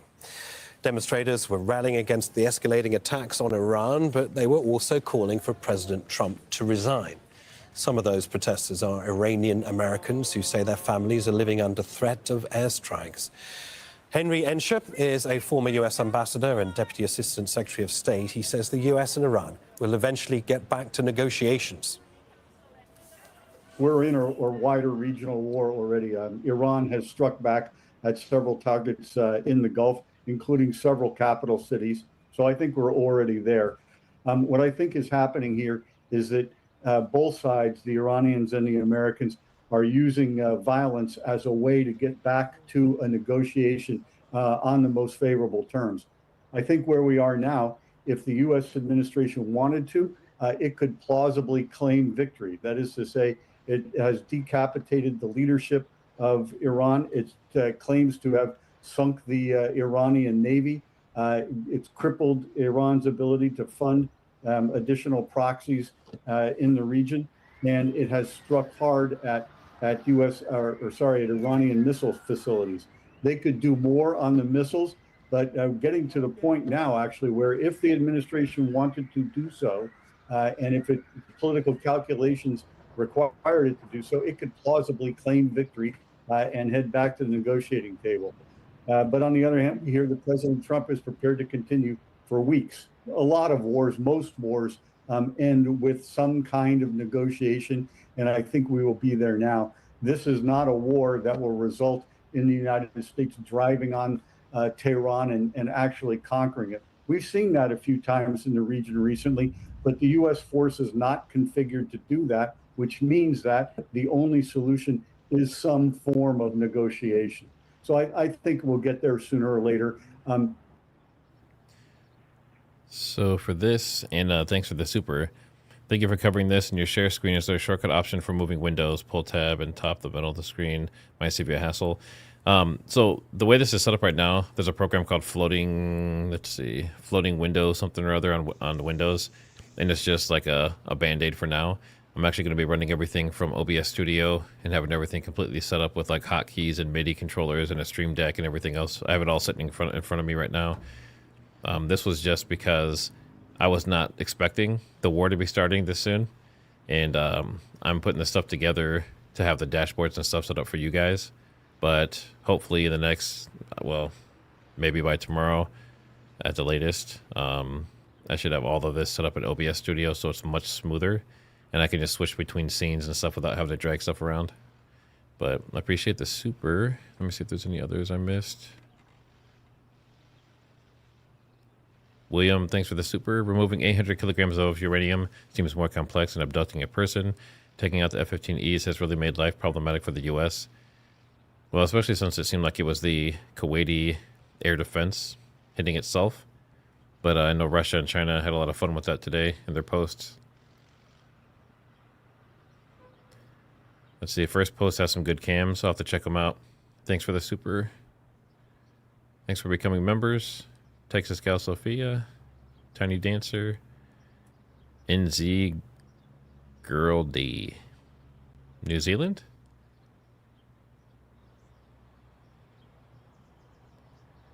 William, thanks for the super chat. Now others see the impact of the Strait of Hormuz. Look at all the other jump aboard to get a slice of the pie. Yep.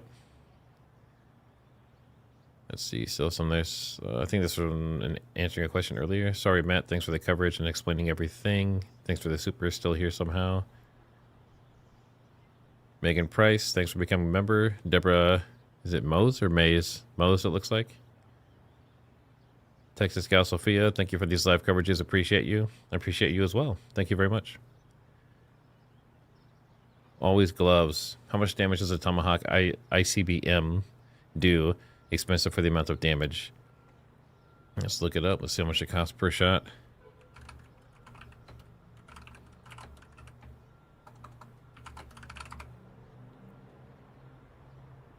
So we're looking at, well, obviously it depends on if it's nuclear tipped or not, right? That can make a big difference in cost. But you're looking at $1.4 to $2 million for each Tomahawk. That is insane.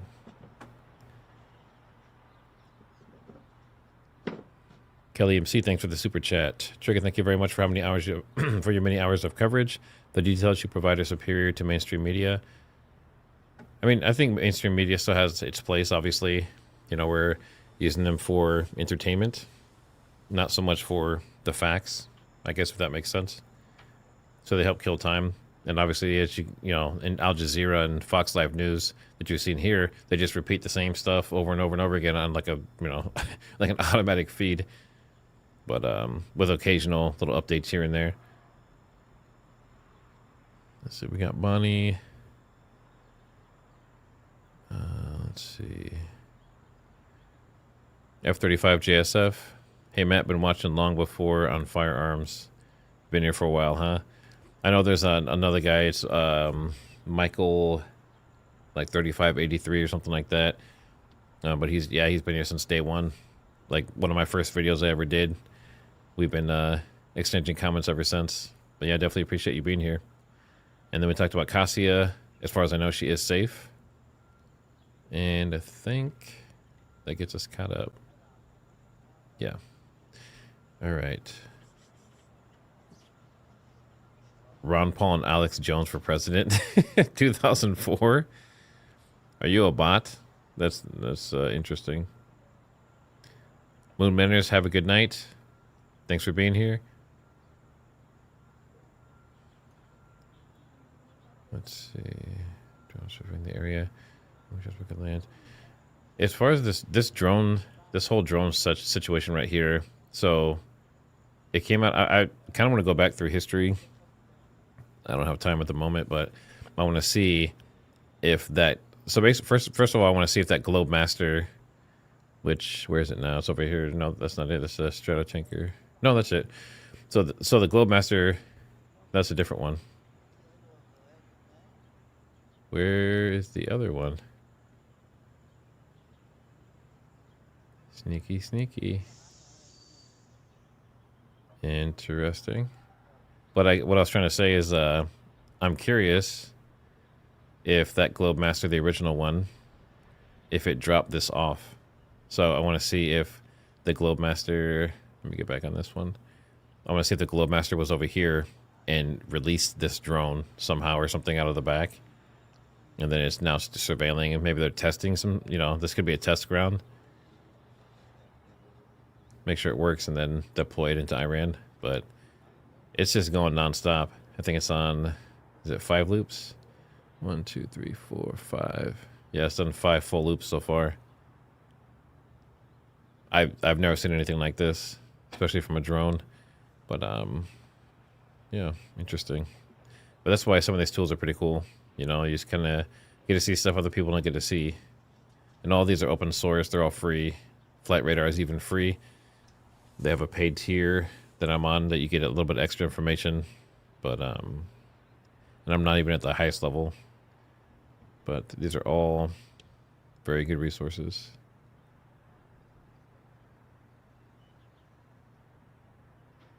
This of a UAV alert in a certain province. Let's see where we at. Is that still in Jerusalem?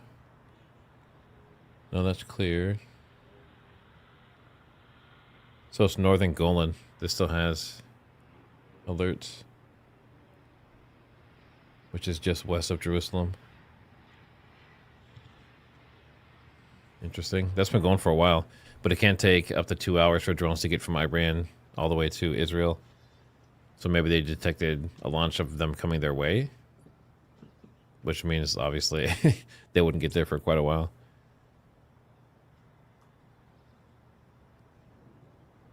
He said, is there a bunker in the mountains where they're looping?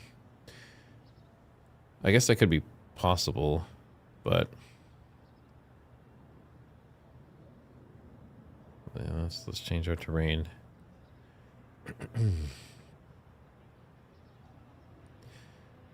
Yeah, I mean, there could certainly be something here. But typically, so a lot of times, whatever they're circling, and it's not a circle, obviously. It's more like a rounded rectangle, but usually whatever they're going after is in the middle. So that means it would be somewhere in this.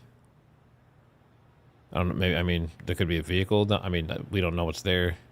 There could be a whole convoy of vehicles or, military equipment traveling through here for all we know.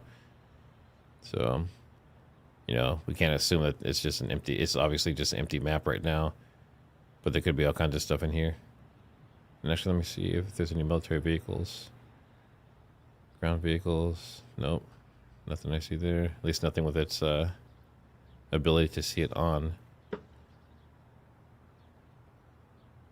Yeah, I don't see anything else over here. So, still a mystery. But I'm curious if we hear anything crazy later today or tomorrow about this. It might just be nothing. They might just be practicing. Yeah. 2 Globemasters have passed through there already.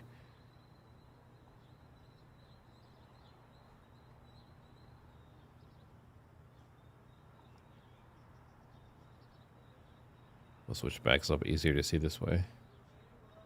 And this one, where'd that originate from? It says it came from, it doesn't say. That one came from Luxembourg. Interesting. It's a long way to travel just to hang out with the little drone. So are they airdropping stuff in this area? Oh, you know what? I wonder if that's what it is. I wonder if the Globemasters are dropping stuff here, maybe by parachute or whatever it may be, and this drone is running security on it. I wonder if that's what's going on.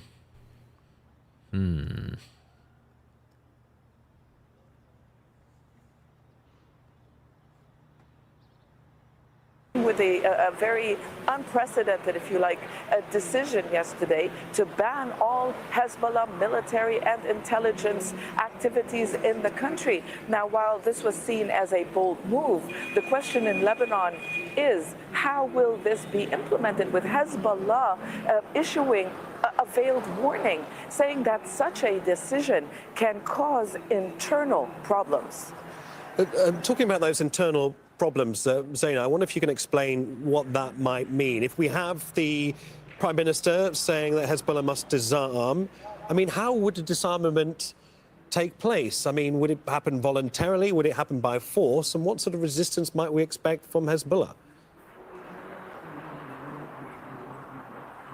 Well, Hezbollah cooperated in the plan to disarm the area south of the Litani until the Israeli border. Now, cooperate means that they did not resist. They did not provide maps or any information to the Lebanese army as it, tried to find Hezbollah's military infrastructure in the area. But Hezbollah says that it's only obliged to disarm south of the Litani River according to that ceasefire agreement that came into force in November 2024. But others understand that agreement differently. And it's not just about the agreement. The Lebanese political leadership is saying that this is a national decision to reclaim state sovereignty. This is not about pressure coming from Washington or Tel Aviv. They want the state to extend its authority across the country and disarm all non-state actors. But Hezbollah has repeatedly warned that it will not cooperate in any effort to disarm the group north of the Litani River, saying that this would submit to Israeli and American demands. So there's some fear in Lebanon that if the Lebanese army does use force, this could cause internal strife. But there are others who believe that, this is a risk that the state needs to take in order to stop these Israeli attacks. And I think what is quite telling is the fact that we haven't heard any country offer to mediate, to try to find an end or to contain this ongoing confrontation. All these warnings right now over there in Beirut. are right on the coast. They're, I should say the border. They're right on the border of Lebanon and Israel. So it looks like everything going on. From U.S. Central Command saying its forces have destroyed the Iranian Revolutionary Guard's command and control. Yeah, it looks like there's more rockets and drones incoming from Lebanon, which I'm surprised they haven't had more strikes square what we're hearing from the Americans with to hit them back yet. Potentially hearing from the Iranian leadership.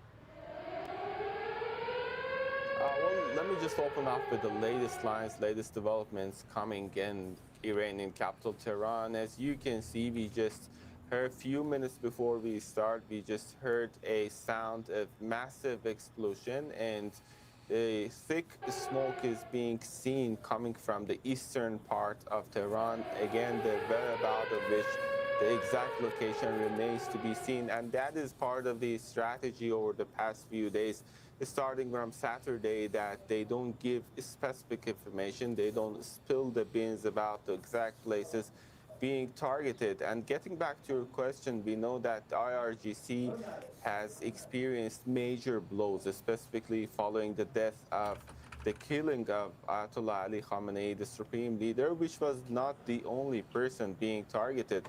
It also included the commander-in-chief of IRGC and more than 10 other important military figures, and that is nothing but a major blow by the... There's a lot coming in right now. I just muted it so you don't have to hear it over and over again.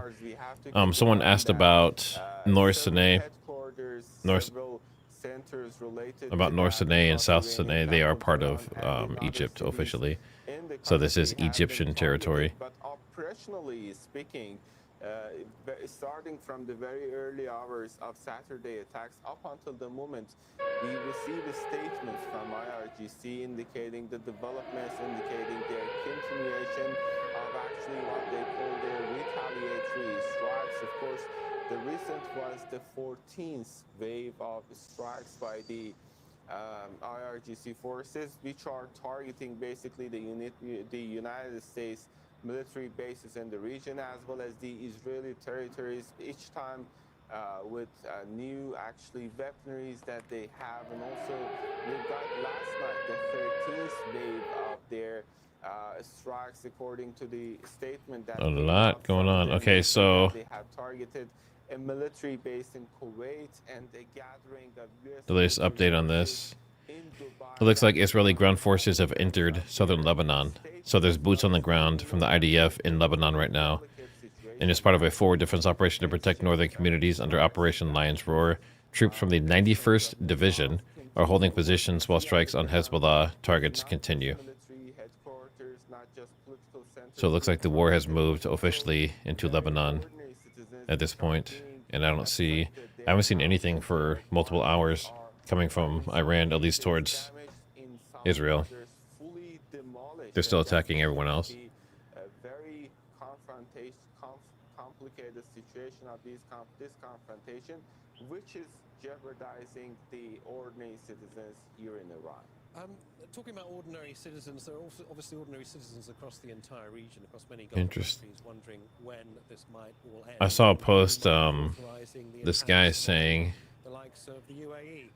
this might not be related, but there's a guy who's saying he's looking at stuff on Google Maps, and it's not the exact location, but it's the same type of thing. He thinks that there's like missile batteries that might be here. So I'm actually wondering now if there's something here that might seem like it might be a threat to the U.S. or something. I know that Egypt is hit and miss as far as being our ally, but maybe they're watching this to make sure they're not going to attack Israel or something. Not saying they are or plan to, but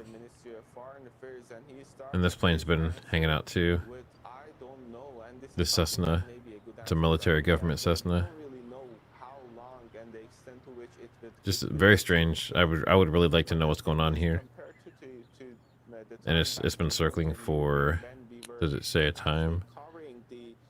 No, it doesn't say how long it's been airborne, but it's been quite a while. And the retaliatory actions from the Iranian side, the scope is not comparable, and of course there are so many actors and factors, specifically regional players, and on that we've got Iranian side saying that we are not at war with any of these regional countries, but we are targeting U.S. military bases in those locations. Prior to initiation of these strikes, Iran said that in case of any U.S. attack, the regional countries are not going to be safe, and the U.S. bases are going to be our legitimate targets. And the reality on the ground right now reflects that now those statements are being translated into real escalation and real act of war. Toad, thanks for that. Toad Asadi in Tehran.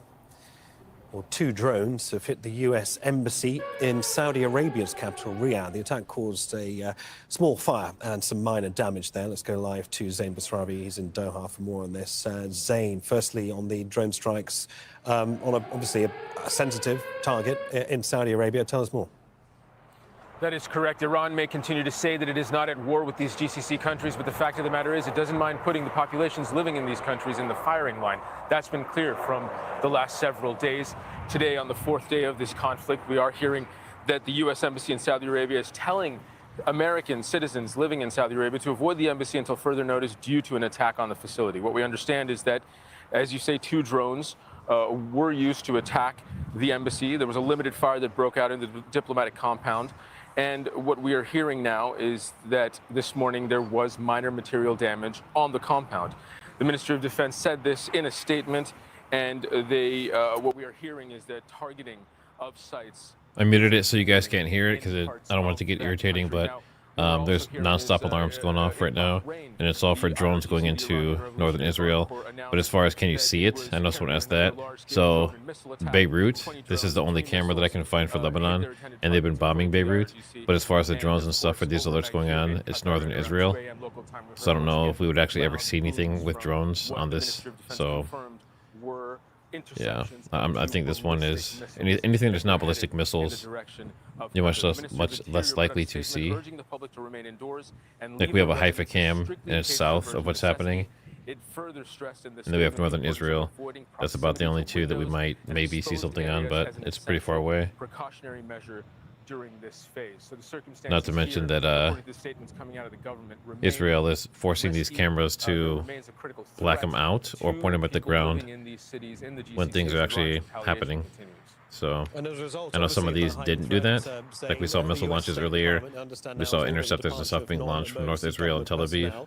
personnel, and their family members from Jordan, Iraq, Bahrain, and Qatar. Yes, a number of countries in the region. The U.S. Government, in an abundance of caution, is suggesting that if you can leave, perhaps you should. But the question remains how. Airspace remains closed, and this is a real problem. However, what we're hearing is, in the UAE, some flights began resuming yesterday, on Monday. Etihad Airways, Fly Dubai, Emirates Airlines began resuming a handful of flights to clear that huge backlog. Dubai and Doha are some of the largest hubs for travel in the region. The closure of the airports, the closure of airspace has created a knock-on effect to international air travel. So it seems to be addressing that. It seems to be addressing the desire for those residents of the UAE that want to leave to be able to do so from these airports. But again, limited flights have reopened there. Here in Qatar, Qatar Airways flight operations remain temporarily suspended, according to a statement, the latest statement from Qatar Airways, and that is because Qatari airspace remains closed. Several airports have been disrupted in the region. Over 3,000 flights in the first 24 hours of the attack on Iran by Israel and the United States and their retaliation. 3,400 flights were canceled. So major disruptions to air travel. So even if people do want to get out, it's going to be far more complicated than perhaps just booking a flight as long as the airspace remains closed. Of course, and that is the deeply frustrating prospect of many people stranded or stuck in this part of the world while all of this is happening. Zain, many thanks for that, Zain Basravi. Well, in Washington, the U.S. Secretary of State and the CIA director have briefed congressional leaders on why the Trump administration launched strikes on Iran. Well, the answer they received, the U.S. was following Israel's lead. Republican Representative and House Speaker Mike Johnson gave more details. The most critical point is that this was a defensive measure, a defensive operation. And why is that? I took some notes, and this is not classified, so I'll tell you what I think is important. Israel was determined to act in their own defense here, with or without American support. Why? Because Israel faced what they deemed to be an existential threat.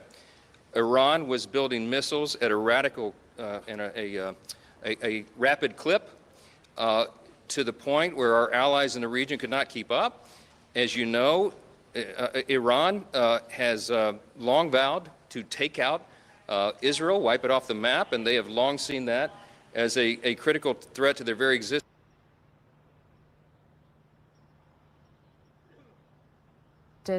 And we'll keep monitoring these feeds to see if any more activity does happen there. But this comes as Israel has announced that it is launching strikes simultaneously to Beirut and also Tehran in Iran. I also want to bring us this. It's a social media post courtesy of the U.S. Embassy in Jerusalem. It says the U.S. Embassy is not in a position at this time to evacuate or directly assist Americans in departing Israel. The following is provided for your information as you make your own security plans. The Israeli Ministry of Tourism has begun operating shuttles to the Taba border crossing as of March 2nd. To be added to the passenger list for a shuttle, you must register via the ministry's evacuation form. It goes on to say the U.S. Embassy cannot make any recommendation for or against the Ministry of Tourism shuttle. If you choose to avail yourself of this option to depart, the U.S. government cannot guarantee your safety. The information is provided as a courtesy to those wishing to leave Israel. And then passengers who wish to cross to Jordan may take the shuttle there to Eilat and continue independently by taxi to the Rabin border crossing. That also comes as Secretary of State Marco Rubio has issued a statement over on X, and we played for you a short moment ago where it gives instructions to Americans in some of these affected areas if they do wish to evacuate. He's also urging all Americans to exercise caution as these strikes do persist and escalate. Some countries there in the Middle East, they are under severe travel bans, some of them with a complete travel ban advisory, and then others with a bit of a less of a level of that advisory. But we'll keep monitoring that and see if it changes. This is the social media post from the State Department that kind of shows the different levels for anyone that is looking to travel to these areas, level 4 being the most intense in red there on your screen. Do not travel for any reason, and it includes Iran there, where there is no U.S. embassy and there's a shelter-in-place order. We have Iraq, where people are being urged to exercise caution, limit movements, and shelter in place as needed. And then with Lebanon, you're being urged to depart now via commercial options. We do have level 3 and level 2 travel advisories here also in place, level 2 being the most lenient at this time, including countries of Egypt, Jordan, Oman, Saudi Arabia, and the UAE. Level 3, which is urging people to reconsider their travel there, includes Bahrain, Israel, Kuwait, Pakistan, and Qatar. Just before the commercial break, I also showcased another live image that we're getting into our newsroom. Take a look at this. This is that the British military base that is located in Cyprus, and it was just hit yesterday by some Iranian strikes. And I want to read some reporting courtesy of the Associated Press regarding how Europe is responding and reacting to these strikes as they do escalate. They say this: the U.S.-Israeli war in Iran and Tehran's retaliatory strikes across the Middle East are quickly dragging Europe in, forcing the continent into defensive action to protect military bases and evacuate citizens caught up in the conflict. The Middle East is home to some of Europe's key trading partners and a number of strategic trading routes. Many Europeans live in cities such as Beirut, Dubai, or Jerusalem, while large communities from countries including Turkey, Egypt, and the Gulf states have settled across Europe. Europeans weren't consulted on this U.S.-Israeli operation but are now dealing with that fallout. And while refusing to directly join the war, Britain, France, and Germany have said they would work with the United States to help stop Iran's attacks. The UK will also allow U.S. forces to use British bases to attack Iran's missiles and launch sites. Now, but Europe itself not immune. Cyprus, holder of the European Union's rotating presidency, had to insist that it was not involved in the conflict after a Shahed-type drone damaged a UK airbase. For anyone that's interested, it looks like Stefan Burns is doing a Blood Moon stream. So, let's see. It's hard to see there, but he has a link and he has a live that's set up right now. So if you are into that kind of stuff and you're going to be up for it, it looks like he said it's in a few hours. So I assume it's going to be, 2 to 3 hours away. But that's a good place if you want to hang out and do the Blood Moon thing. I doubt I'll make it another 2 or 3 hours. In oil prices and the possibility of a new wave of unpredictable migration mean that the continent must remain involved. This comes as British Prime Minister Keir Starmer has issued a few statements, video statements, via his social media platform on X. I'd like to play the latest for you next.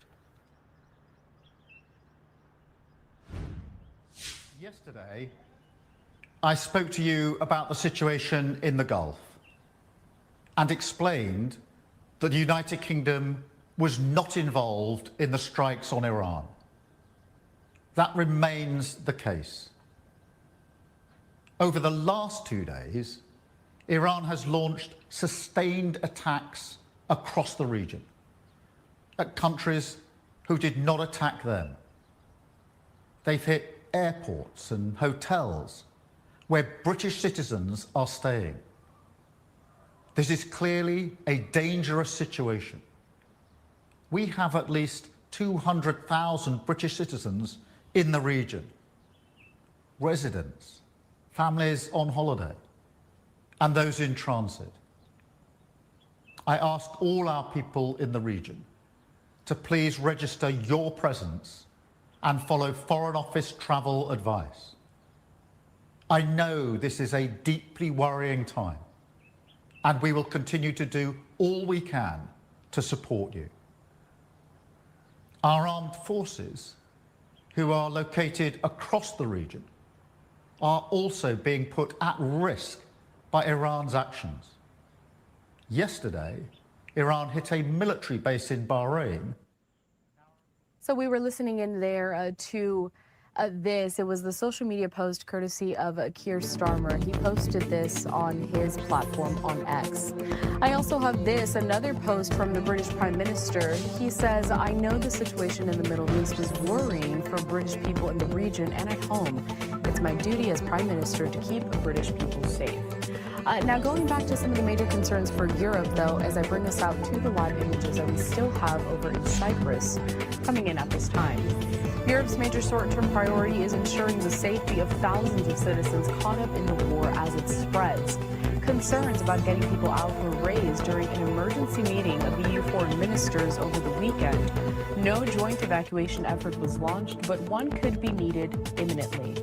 Germany says that about 30,000 German tourists are stuck on cruise ships, in hotels, or at closed airports and cannot get back home because of this conflict. Most of them are in the Middle East, but some are further afield, stranded because their travel connections run through Abu Dhabi, Qatar, or Dubai. A military evacuation was not possible due to airspace closures. The Czech Republic, meanwhile, has sent 2 planes to Egypt and Jordan to bring home Czech nationals, dozens of whom have traveled by bus from Israel. Another 4 planes were to be sent to Oman to pick up more, and an estimated of 6,700 Czechs in that region. Now, Iran has been threatening ships in the Strait of Hormuz and the narrow mouth of the Persian Gulf, through which 1/5 of all oil trade passes, and ships have been attacked there. Calls have mounted for the EU to help protect merchant vessels as well. In response, France was sending 2 more warships to beef up Operation Spides, the bloc's naval mission in the region. But they would only deploy to the distant Red Sea and Gulf of Aden, gateways to the Suez Canal, which links the Red Sea to the Mediterranean, to join 3 other ships that were already in place there. That operation was set up 2 years ago to help defend maritime traffic against possible attacks by Houthi rebels based in Yemen. But while the Houthis have expressed support for Iran, they did not immediately announce any military action on its behalf. Discussion is underway on a review of the operation's mandate and a possible toughening of its rules of engagement, but no changes are expected soon. Now, maintaining stability in the wider Middle East is also key as it comes to European concern. Iran's acts of retaliation in several countries have been widely condemned. EU Foreign Policy Chief Kaja Kallas is expected to convene a meeting with Gulf Cooperation Council countries at foreign minister levels later this week, as the bloc continues to try to reassure Iran's neighbors and other vulnerable countries that are nearby. And the EU does intend to drive diplomatic efforts to help reduce tensions and still aims to prevent Iran from acquiring nuclear weapons despite its nuclear development deal falling apart after the Trump administration pulled the U.S. out. We're going to continue to follow all of these developments. Of course, this escalating pressure and fighting in the Middle East, not just impacting countries there, but several of them all around the world, including back here in the U.S. We'll continue to monitor social media to see what leaders have to say given all of these developments, and any updates, you'll get them here at Live Now from Fox. At the same time, I want to remind everyone that we are getting several live images into our newsroom as well. This one particularly coming out of Cyprus, where a British military base was attacked by an Iranian strike. That happening just a couple of days ago. We'll be right back.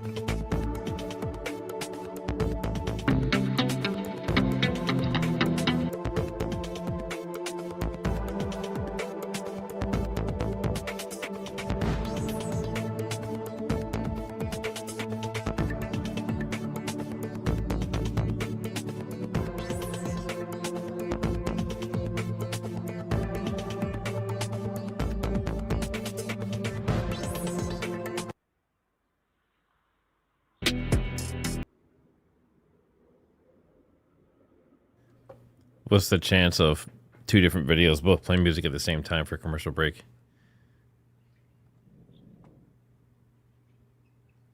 We'll let their commercial break do its thing. But yeah, definitely not good for YouTube. Definitely not good.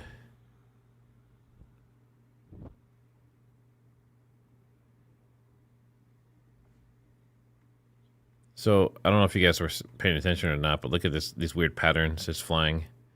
Like this triangular flight here, and then up here it turned around. Like it was, so when it first started, obviously it started here, so it was circling around, going counterclockwise.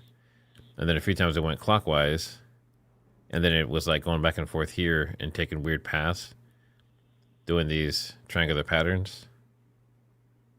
And then it did one huge, well, I don't know about huge, but it did a big one here. So it is completely possible this is just like a practice exercise or something, but it's still very strange. Let's just learn tomorrow that they found like nukes there or something weird. Obviously I can't back that up, but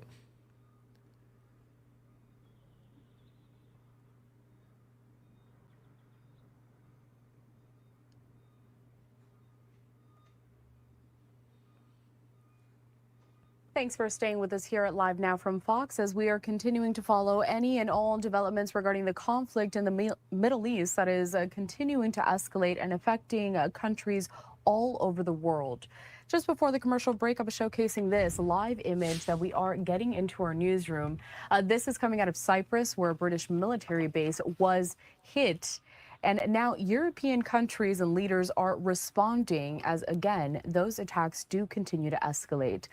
Joining us now onto the program to discuss all of this and what could come next is Professor Rosa Friedman. She is with the University of Reading, also an international law expert. Rosa, good to have you on this morning. Good morning. All right, so I want to take us quickly back out, though, to those live images. We're going to keep them on the screen here just so that everyone can follow these developments closely. But we really want to focus here during this discussion on this European perspective. So from a UK national security perspective, how exposed are British military bases in the region right now, particularly in light of these escalating strikes with Iran and Hezbollah? Well, the exposure is quite clear for us to see that these bases are within striking distance of Iran, striking distance of Lebanon, and they have become legitimate military targets within this war. The problem has been for the United Kingdom that when it moved from doing defensive acts, so using its air force within the region to defend its allies and to defend the airspace, when it moved from that to offensive acts and joining the war. At that stage, when its bases were able to be used by the Americans and by others, those bases become legitimate military targets.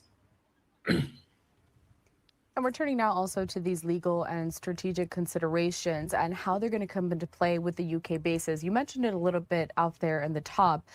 For example, we do have Cyprus here in the Gulf. Now, how are they used for logistical intelligence or defensive support? What do we know right now about how different operations are being strategically placed at this time? Well, I think what many members of the public don't realize from any of these countries, from America, from the United Kingdom and beyond, is how many bases there are within the Middle East region, in countries like Jordan, in Qatar, in Cyprus.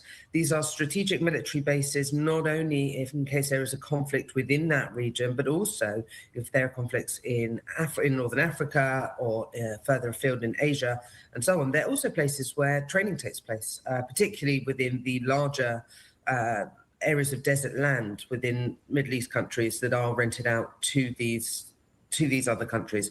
And those who have a base will also have a military pact with that country. They will become allies, and therefore they will have a responsibility to protect their allies if their allies are attacked. Now, the strategy here is not only about conflicts, it's also about shipping, and it's also about oil, which are the key drivers for having military bases within these regions. The UK being based in Cyprus, and making it a legitimate target, therefore, if the UK joins a war, has also now brought the Greeks in. They're now deploying in order to protect their neighbour, Cyprus, for fear also that they may be attacked. And we can see that this war, which has escalated and spiralled very quickly and beyond anyone's what anyone could have predicted. What we're seeing is that it's now pushing and knocking at the doors of Europe. That is of particular concern because the countries in Europe, including the United Kingdom, are within missile range of Iran. And these countries do not have the kind of missile air defense systems that we see in UAE, that we see obviously in Israel, which created these defense systems. And so it's going to leave them very exposed, despite the obvious reasons why they have the bases in the first place. Going specifically now to British personnel, if they were targeted directly or These flight patterns are very interesting. Did that one just disappear? No. So we have an Airbus Atlas, which is another cargo type plane, but if you look at the way it's flying, it's functioning more like a Poseidon. Like if they're looking for something in the water, they're flying these patterns over and over again. And then you have this one here doing a similar type of thing. Both definitely focused here, but this one is also looking over here. So I wonder if they're looking for subs or something off the coast of Cyprus.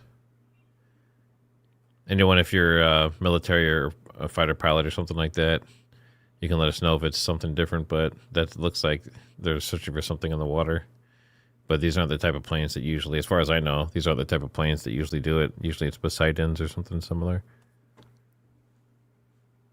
So America has joined the war at various points since 7th of October 2023. Certainly the war against Iran, if not against all of its proxies, because of those direct attacks. Then we've seen since Saturday, direct attacks from Iran on sovereign states like Saudi Arabia and Qatar, again, against military bases. But these have impacted upon civilians. They've not been precise, targeted attacks, and therefore those sovereign states have signaled, some of them very directly. Saudi Arabia signaled that it would attack Iran, that it now viewed itself as a member of the war, that it had had an aggressor state attack it, and that it could now join the hostilities. The United Kingdom could join the hostility by directly attacking Iran in response for what it's doing to UK military bases. But it's going to be more of a political than a legal question. Just because a country lawfully can do something doesn't mean that it will choose to do it. And the United Kingdom will have to weigh up the military options, whether or not attacking Iran will in any way defend UK bases, whether it will expose the United Kingdom itself and the mainland, and whether or not politically this is something politically to its domestic audience. So this plane right here, the one that we're actually is doing this exact pattern, this one is used for intelligence, surveillance, target acquisition, and reconnaissance missions. This other one, this Airbus Atlas, it says it was a cargo, but I wonder if some are retrofitted to kind of do what a Poseidon does. Is not constrained by the need to come up with a common position between EU member states. And we're seeing from Brussels really polarized. It does air refueling, medical evacuation, and humanitarian aid. Let me see if there's any variations of it. To go into Gaza, that understand the need for military security and stability in the region, who, as I said, have started deploying to protect Cyprus, its neighbor, Interesting. and to protect its allies and protect Yeah, I don't see anything that indicates they're looking for like a submarine or something based on their type. against this war altogether. They seem to be framing their But I wonder, position to the war as I mean, there could be within a legal framework. something else over here. There could be other planes and stuff around here with the transponders off. I doubt it because they could hit each other possibly, but if they can see each other, I guess that works. Self-defense justification for striking the regime. A lot of interesting stuff happening around here. To develop nuclear weapons and use them. But yeah, if you ever get bored and you want to kill some time and look at this stuff, you can always go to flightradar24.com. And they do have, like I said, they have a free version, but I use the paid version. Israel and Palestine and a two-state solution, so they're not even really talking so much about the war in Iran. That polarization, that fragmentation within the EU means that... And no, I don't get kickbacks or anything from them. European Union countries would respond. Let's see, someone says to look up U.S. interest, El Tamad, Egypt. Within any of the member states or to any direct attacks on member states. Clearly, if there's an attack on the sovereign territory of a NATO country, that would trigger the NATO alliance pact. Clearly, if there was a direct attack on the sovereign on the military personnel that killed military personnel, that would warrant a stronger response. Certainly there would be a drive from the domestic public if there were UK military personnel killed within some of these attacks. There would be a change in focus from the UK public. It's very difficult to know within the context of a war that, as I said, has spiraled and escalated out of control and beyond any prediction, and we simply do not know what any given hour will bring. You know, it's tough because obviously people, when they ask questions, they want all the answers now. But as you stated within that last answer, it's more complex here when you're talking about several of these countries and really trying to figure out what they're going to do next. So we're just going to have to keep our eye out and see. Everything has been developing quickly and it's escalated quickly. So we're sure that we're going to get some more responses or more reaction from these countries. Going back to the UK, though, in the early mornings, if any of our viewers join us, we do play out some of the comments made on Parliament floor there.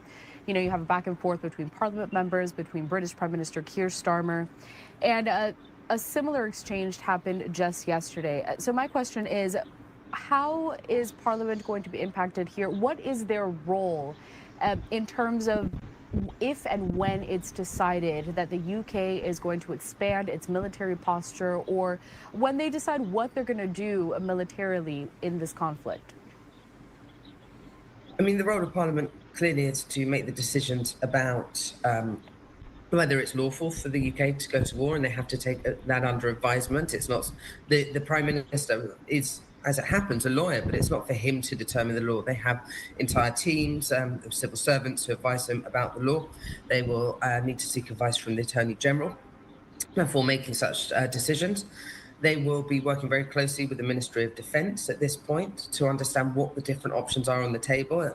There's, as we both said, there are so many moving parts here that they need to have answers for any given scenario that might arise.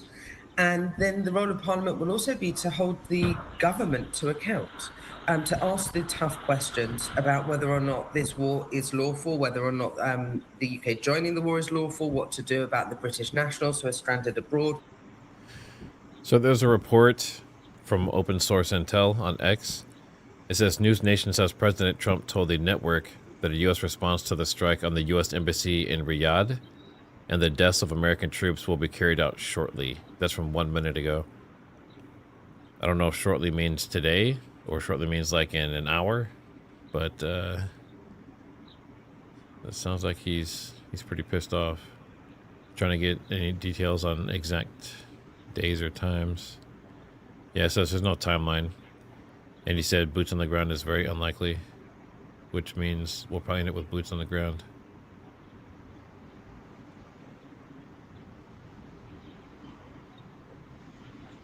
It looks like Iran is rushing to choose a new leader.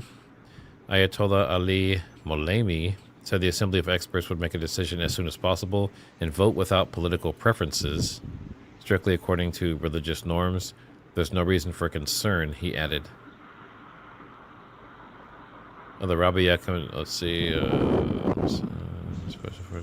So there are claims that I cannot verify one way or another that supposedly Israel allegedly struck our other allies to make it seem as though Iran was bombing the other country, the other countries. I've seen that more than once now, but it is X, so you have to be careful what you're seeing and reading. But that's been popping up quite a bit.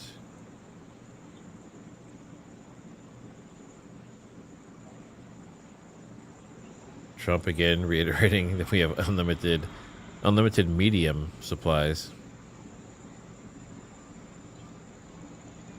And it looks like they are officially moving deeper into Lebanon. A drone was shot down near Mosul Dam, the largest dam in Iraq. Indian energy companies have cut natural gas supplies to industrial customers by 10 to 30% after Qatar halted the natural gas production. So this is already starting to majorly affect the economies, the energy structure and everything. I mean, it's domino effect. and I know a lot of people have heard about this before, but the Amazon Cloud Unit.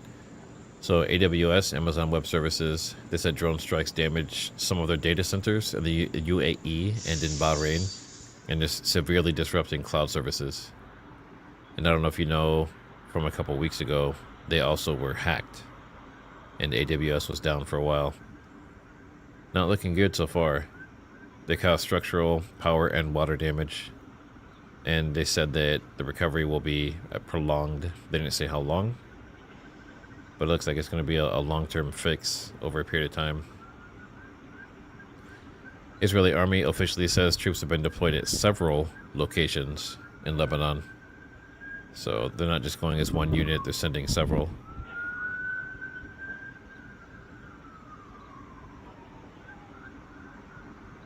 Belgium is claiming that U.S.-Israel strikes on Iran breach international law.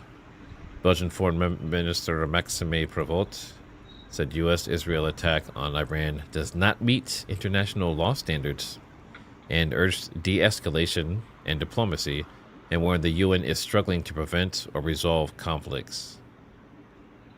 And as you know, Trump is not super happy with the UN. He could probably care less what they think or what they want him to do.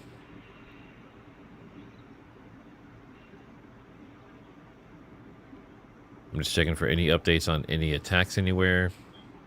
Looking to see if there's anything at all related to the war. Any updates.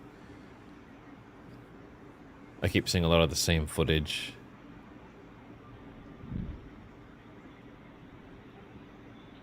This one's actually a different angle. When was this from? I'm looking for timelines. So this is supposed to be some ballistic missiles that came in. I'm not sure how loud this is going to be. Let me put it like half volume. But this is a different angle of ballistic missiles coming in. Obviously during the nighttime. It's daytime there, so this was like 12 hours ago. فكر مطار على النفاتية مطار على المطار راح مطار الصفية راح مطار الجيش يا الله كيف العودة مركزي راح الصفية أنا شرفت. So you can see the Iron Dome is completely overwhelmed.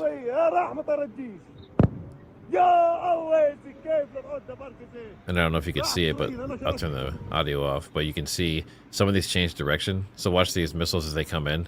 Some of them, like they almost like they're turning in midair. Some will start to like curve, like see that one right there. So it was coming down, heading towards the right of the screen, and then it curved off to the left. And I've heard, you know, rumors that they had some fancy stuff like that where they could maneuver and do like last minute shifts to avoid incoming interceptors and stuff like that. So it looks like that is that's true. Very cool stuff though. I mean, obviously I don't want people to get injured from it, but it is cool stuff to look at.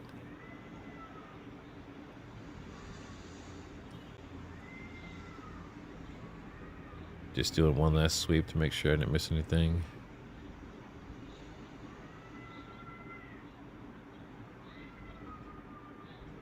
I hear someone...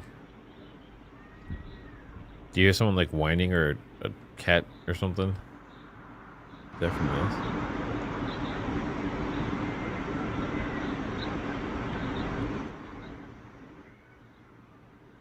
Interesting.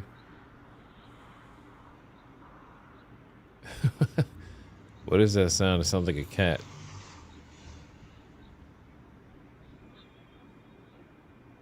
What the hell? This is the only thing that has sound right now. I'm gonna give it a second. Yeah, it sounds like a baby or cat or something. Alright, let's check the drone. And the Globemaster's right next to it, of course. So where are they heading off to? Into the sunset.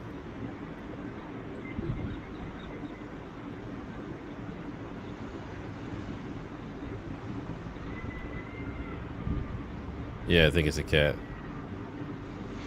Maybe a cat in heat or something.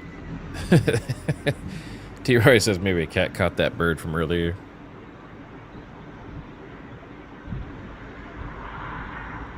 we'll see where they go.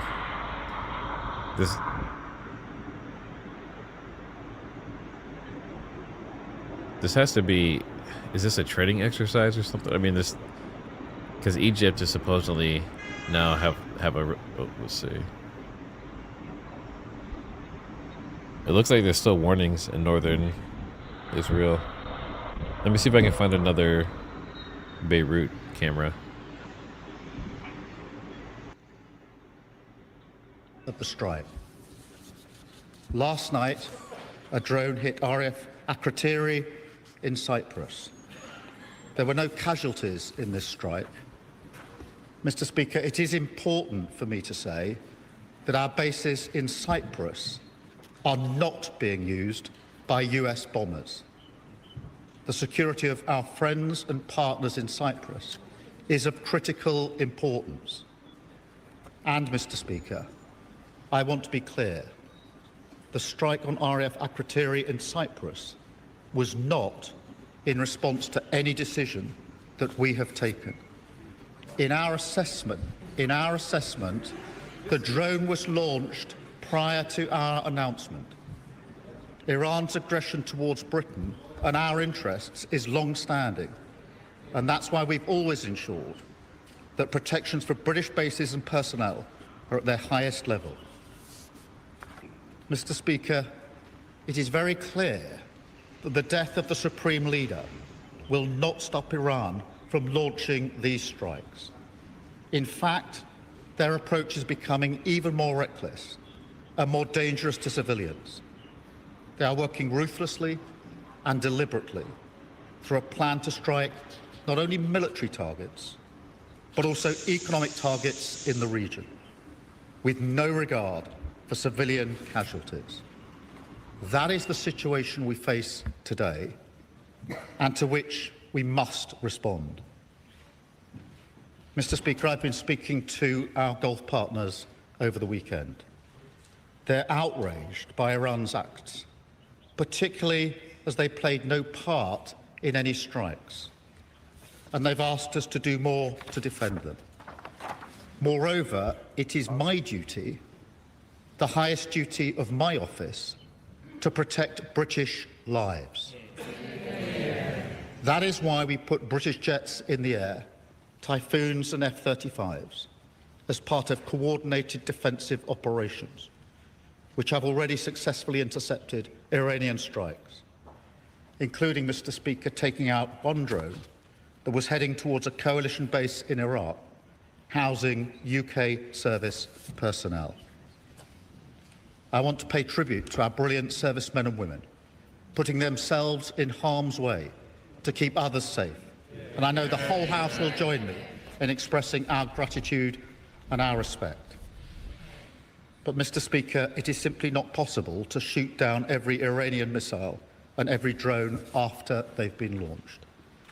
The only way to stop the threat is to destroy the missiles at source, in their storage depots or at the launchers.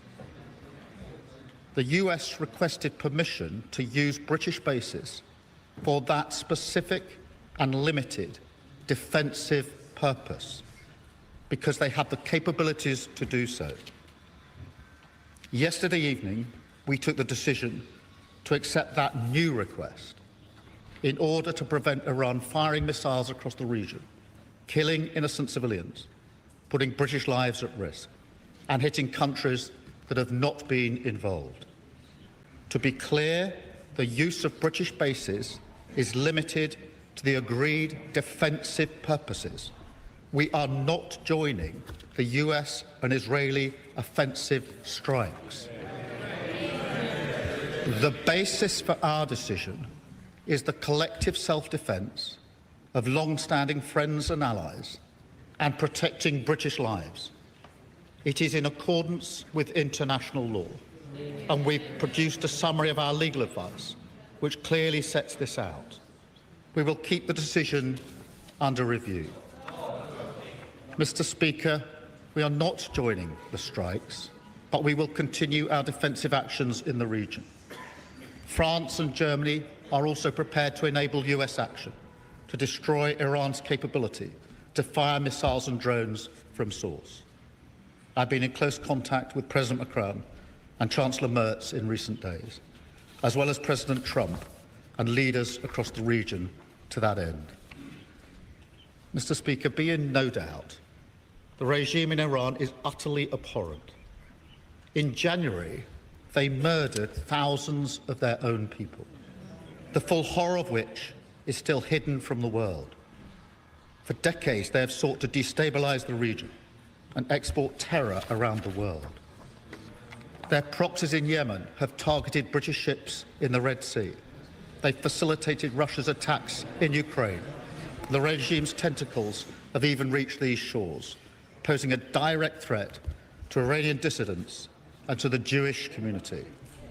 Over the last year alone, Iran has backed more than 20 potentially lethal attacks on UK soil, each of which, Mr. Speaker, we have foiled.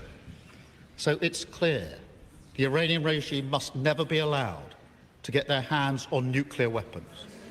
That remains the primary aim of the United Kingdom and our allies, including the US. And ultimately, this will have to be achieved at the negotiating table. Mr. Speaker, in this dangerous moment, our first thoughts are with our citizens in the region, friends, family members, and constituents. I recognise the deep concern that the situation is causing for those involved and for communities across the country. We're asking all British citizens in the region to register their presence so we can provide the best possible support, and to monitor the Home Office travel advice, which is being regularly updated. Across much of the region, airspace remains closed, and local authorities are advising individuals to shelter in place. The situation on the ground may remain challenging for some time, so we're sending rapid deployment teams to the region to support our British nationals on the ground. And we're in close contact with the travel industry and governments in the region, including with our friends in the UAE, given the concentration of British nationals in that country. And we're looking at all options to support our people. We want to ensure that they can return home as swiftly and safely as possible. The FCDO phone lines are open to provide consular support, and ministers are available to meet MPs to discuss any individual cases. Mr. Speaker, we're also reaching out to communities across the United Kingdom, including Muslim and Jewish community organisations, and we're making sure that sites across the country, including places of worship, have appropriate protective security in place. Mr. Speaker, the situation in the region is developing rapidly, so we will continue to update the House in coming days. Mr. Speaker, I've spoken recently about the toll that global events are taking here at home. They come crashing into our lives with ever greater frequency, hitting our economy, driving up prices on the supermarket shelves or at the pump, dividing communities, bringing anxiety and fear. That's why how we operate on the world stage matters so much. Mr. Speaker, we all remember the mistakes of Iraq, and we have learned those lessons. Any UK actions must always have a lawful basis and a viable, thought-through plan. I say again, we were not involved in the initial strikes on Iran, and we will not join offensive action now. But in the face of Iran's barrage of missiles and drones, we will protect our people in the region and support the collective self-defence of our allies, because that is our duty to the British people. It is the best way to eliminate the urgent threat, to prevent the situation spiralling further, and support a return to diplomacy. It is the best way to protect British interests and British lives. That is what this government is doing, and I commend this statement to the House. So we were just listening in there to that latest statement from British Prime Minister Keir Starmer involving these escalating strikes in the Middle East. We are quickly approaching the top of the new hour. It is about to be 3 a.m. here on the East Coast in the U.S. It's about to be midnight over on the West Coast. If you are just joining us here, my name is Karala Hara, and we are continuing our coverage following all of the developments, details, and any impacts globally, given the strikes and escalating fights in the Middle East. I want to bring us out to some images that we do have. This one coming out of Beirut in Lebanon, as we brought to you throughout the day today, the breaking news that Israel has announced that it is simultaneously striking targets in Beirut and also Tehran. Now, a lot of questions are being brought up by people who are following this very closely, one of them having to do with how this is going to be affecting oil prices and the prices of gas. So I want to turn now to that topic, bringing onto the program Will Harris. He is a senior analyst at Bloomberg Intelligence. Will, good morning. Good to have you. Good morning. Thank you for having me. Of course. I want to start with the basics here. When we see conflicts like this, how quickly do retail gasoline and diesel prices actually react with geopolitical fighting? Well, shortly, we've already seen the impact at the pump for Americans. We've already seen gasoline futures pop by over 10%, and this is just in this initial risk premium phase. We're currently looking at how the rest of this escalation in the Middle East is going to unfold. It really depends on the scale, the nature of the retaliation from the Iranians, and really the duration of the disruption through the Strait of Hormuz. This is where 20% of the world's crude supplies transits, and so obviously this is a very severe consequences for the global oil markets and for the American consumer. I want to take us closer to the live images that we still have over in Beirut, Lebanon. You mentioned a few points there during this first answer that I want to touch on and go even deeper on. First, let's start with this, though. In the past few trading sessions, how have oil markets reacted to these latest strikes involving Israel, Iran, and Hezbollah? What is truly driving the price volatility at the moment? So we've seen global oil benchmarks, so that's both Brent oil and US WTI. These have risen by roughly 10% or more since the initial strikes on the weekend. Now, it'll depend on any further disruption. We think that if this extends for another week or so with very few tankers transiting that Strait of Hormuz, we could see prices continue to climb into the 80s, 90s, and we think this could translate into gasoline prices approaching that $4 a barrel, $4 a gallon marker. I think to go off of that, just to give a sense and a little more context to our viewers, right before this, what was the average price for that barrel? Just so that people know how it's shifted and how quickly it has.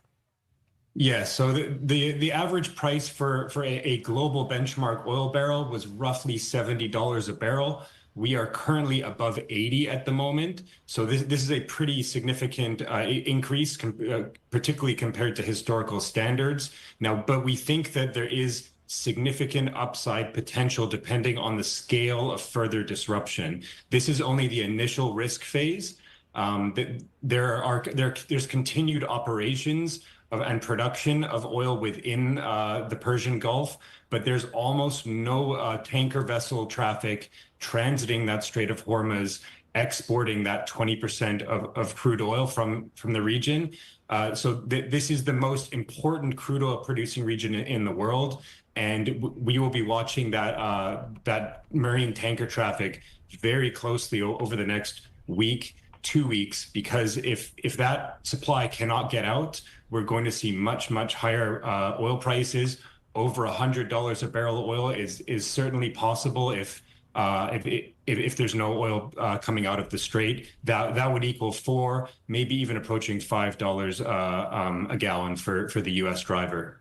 And we're going to be talking about the significance of the Strait of Hormuz a little more in depth in just a moment. First, though, I want to take us out to a social media post. Fox News Politics saying this gas price surge. Analysts warn consumers could see 25 to 50 cent jumps at the pump as Middle East tensions threaten the Strait of Hormuz, a critical corridor for 20% of global oil supply. All right, so let's just transition here to the strait and just let our audience know and our viewers know, really hone in on the importance of that. So as the escalation here, it continues, and if we're to threaten more shipping through the Strait of Hormuz, how significant would that be for global supply flows and tanker rates? I mean, you touched on it previously just a little bit here, but if you can bring it here to perspective, when we talk about how we look at how important this strait is on a map, I mean, what really is going to be that big hit? Yeah, so the Persian Gulf is 20% of global oil supply. And while a lot of countries around the world have inventories of oil that they can begin to draw down, within a week, 2 weeks maximum, there will be a significant premium being placed on non-Persian Gulf oil. This is where oil prices could really start to spiral. With being such a large share of global oil demand, or serving global oil demand, this supply needs to get out into the open ocean as soon as possible, or we will start to see large increases in oil pricing. We've already seen that 10% bump. You've very clearly noted that we've already seen a 25 to 50 cent change at the gas pump in the U.S. This is just the initial phase. So this could continue to go higher if this disruption persists. We are seeing these vessels are not transiting the strait. Marine insurance companies have also pulled their insurance policies. So, but we're still seeing this suspension. And the resumption of traffic around the Strait of Hormuz will be the critical component for this. And also, we will be looking for any potential Iranian drone strikes or military retaliation on energy infrastructure. We have seen that yesterday on the gas side. We saw drone strikes at the largest LNG facility in the world in Qatar, and they have fully suspended operations as a result. We saw natural gas prices spike on the back of that. And we think that the similar effect and impact could happen if some regional oil infrastructure is targeted by the Iranians. You know, a lot of this developed so quickly here. Going back to some of these OPEC producers, especially focusing on Saudi Arabia. It's kind of glitchy on this site, but you can get somewhat of an idea of all those alerts that I was talking about earlier. So most of them are still here. They cleared a few areas, I guess, some of the drones that were incoming. They gave them the all clear, but that area, that was from 50 minutes ago. They're still waiting for incoming. So, like I said, it usually takes about 2 hours for it to get to Israel from Iran. But I don't know if it's coming from Iran. It might be coming from Lebanon. So if anything comes in, we should get some alarms for the incoming, and then we should maybe see them over here. I don't know. Wish we had some better capabilities as far as the cams go. But if they end up hitting Beirut back as a retaliation, then we should definitely see it and hear it down on the camera down here. There are a couple of smaller options. There's an east-west pipeline that helps circumvent marine traffic through Saudi Arabia. That's only 5 million barrels a day. So that can help partly backfill these losses. But really, when you're talking about the scale of production from this region, 20% of global supply, there's nothing that can replace it. Inventories will start to be whittling down, and on the back of that, we'll start to see prices rising. And I think if 3 to 4 weeks ongoing with this disruption, you'll really start to hit a crisis stage of oil supply globally. Talking about looking ahead to this crisis stage that we could be seeing, Will, as someone who has studied this extensively and monitors all of these changes and disruptions within oil supply and how it affects people, are you able to possibly look at another scenario throughout, I don't know, the last few years that kind of would give people a sense? Dude, our souls. I'm sorry I'm late here, but is Israel invading Lebanon now? Boots on the ground yet? Yes, there are officially boots on the ground. Israel is invading Lebanon, and it sounds like they're doing it in multiple different locations. So I have seen no updates yet to any direct clashes as far as like short range. And I don't know if there's tanks or anything involved, or I don't know if it's that big, but we will find out. And it seems like they're taking it very seriously. They've already been bombing Beirut, obviously, and other places. So I think they're going to try to get rid of Hezbollah as quick as possible in that area, so they can just focus back on Iran. We are looking right now either through suspension of marine traffic or through killing the operations of the actual energy infrastructure. There's going to be a sharp reaction in the oil market. And I think for U.S. gasoline prices, the outlook is probably higher from here unless we see an immediate de-escalation of military activity between Iran, U.S., Israel, and the Arabian neighbors. You know, not a lot of national news outlets are following this story closely, the impact to the oil industry, the prices, what consumers are going to be facing. Will, is there a particular, I don't know, focus within all of your analysis and everything that you're watching here that you feel has not been talked about enough, that you think our viewers or anyone monitoring the situation should be aware about and should be watching out for?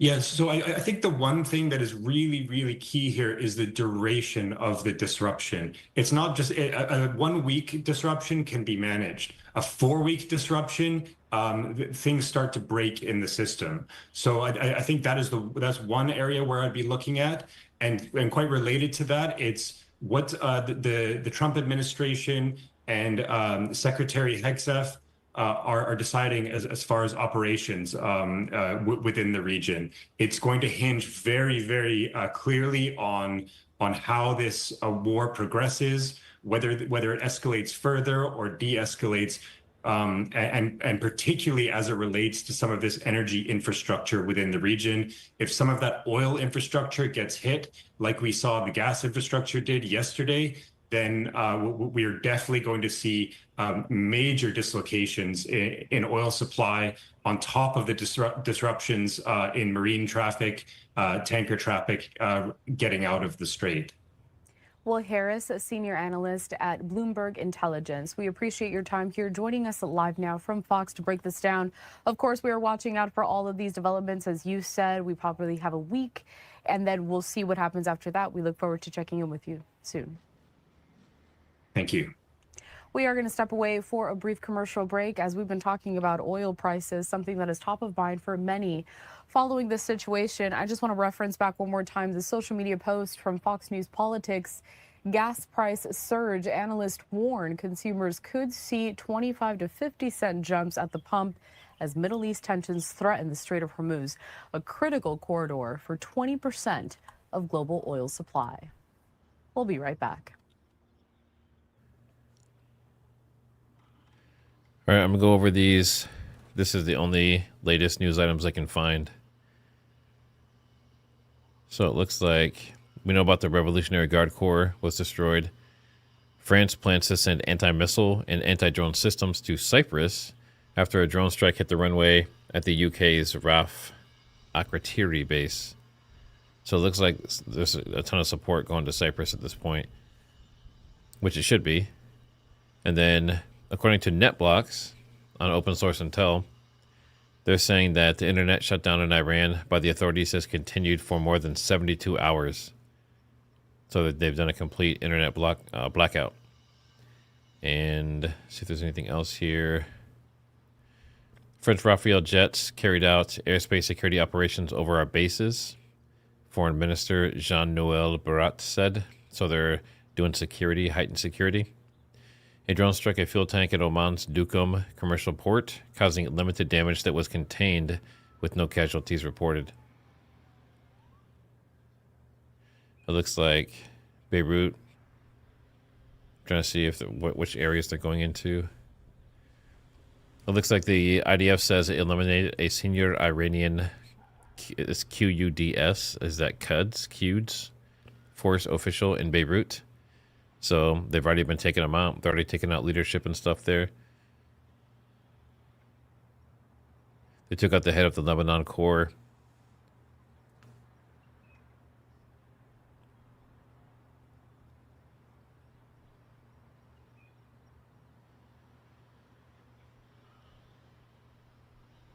Lebanese troops pull back from the Israel border after Israel announces ground operations in Lebanon. So it looks like Lebanon is, well, Hezbollah anyway, up there is retreating slightly. A naval base was hit in southern Iran, and there's just not a lot of other stuff coming out. Lots more Tehran explosions. And these ones actually, I can show you this here really quick. These ones actually look like they're up in the mountains. So I wonder if these were like, you know, bunker. I mean, the bunker hits are huge.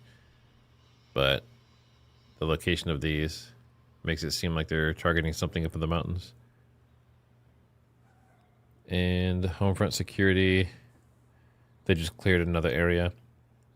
So it looks like the only thing left right now is Upper Galilee and Center Galilee are still under a drone watch.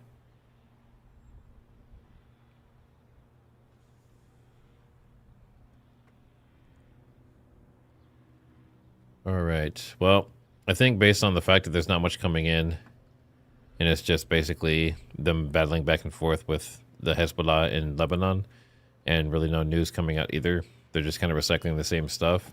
I think I'm going to go ahead and call it. And I know some of you are getting tired, and the blood moon's coming up here in a couple hours. I know Stephon Burns, I think he's live in, an hour and 45 minutes. So if you're up, or, you know, if it's daytime where you're at, or if you are working or something, that could be something interesting. He always brings some interesting angles. But I appreciate everyone being here. Make sure you guys hit that like, subscribe. And if you have a chance, if you're capable, you know, support the channel in whatever ways you can. Obviously, I have merchandise and donations and that kind of stuff, but usually just watching and hitting a like is the best thing to do. Makes YouTube think that you enjoyed this at times. And I'm probably going to fall asleep within like 5 minutes of shutting this down. So I hope you all sleep well. And I'll see you later. Have a good night.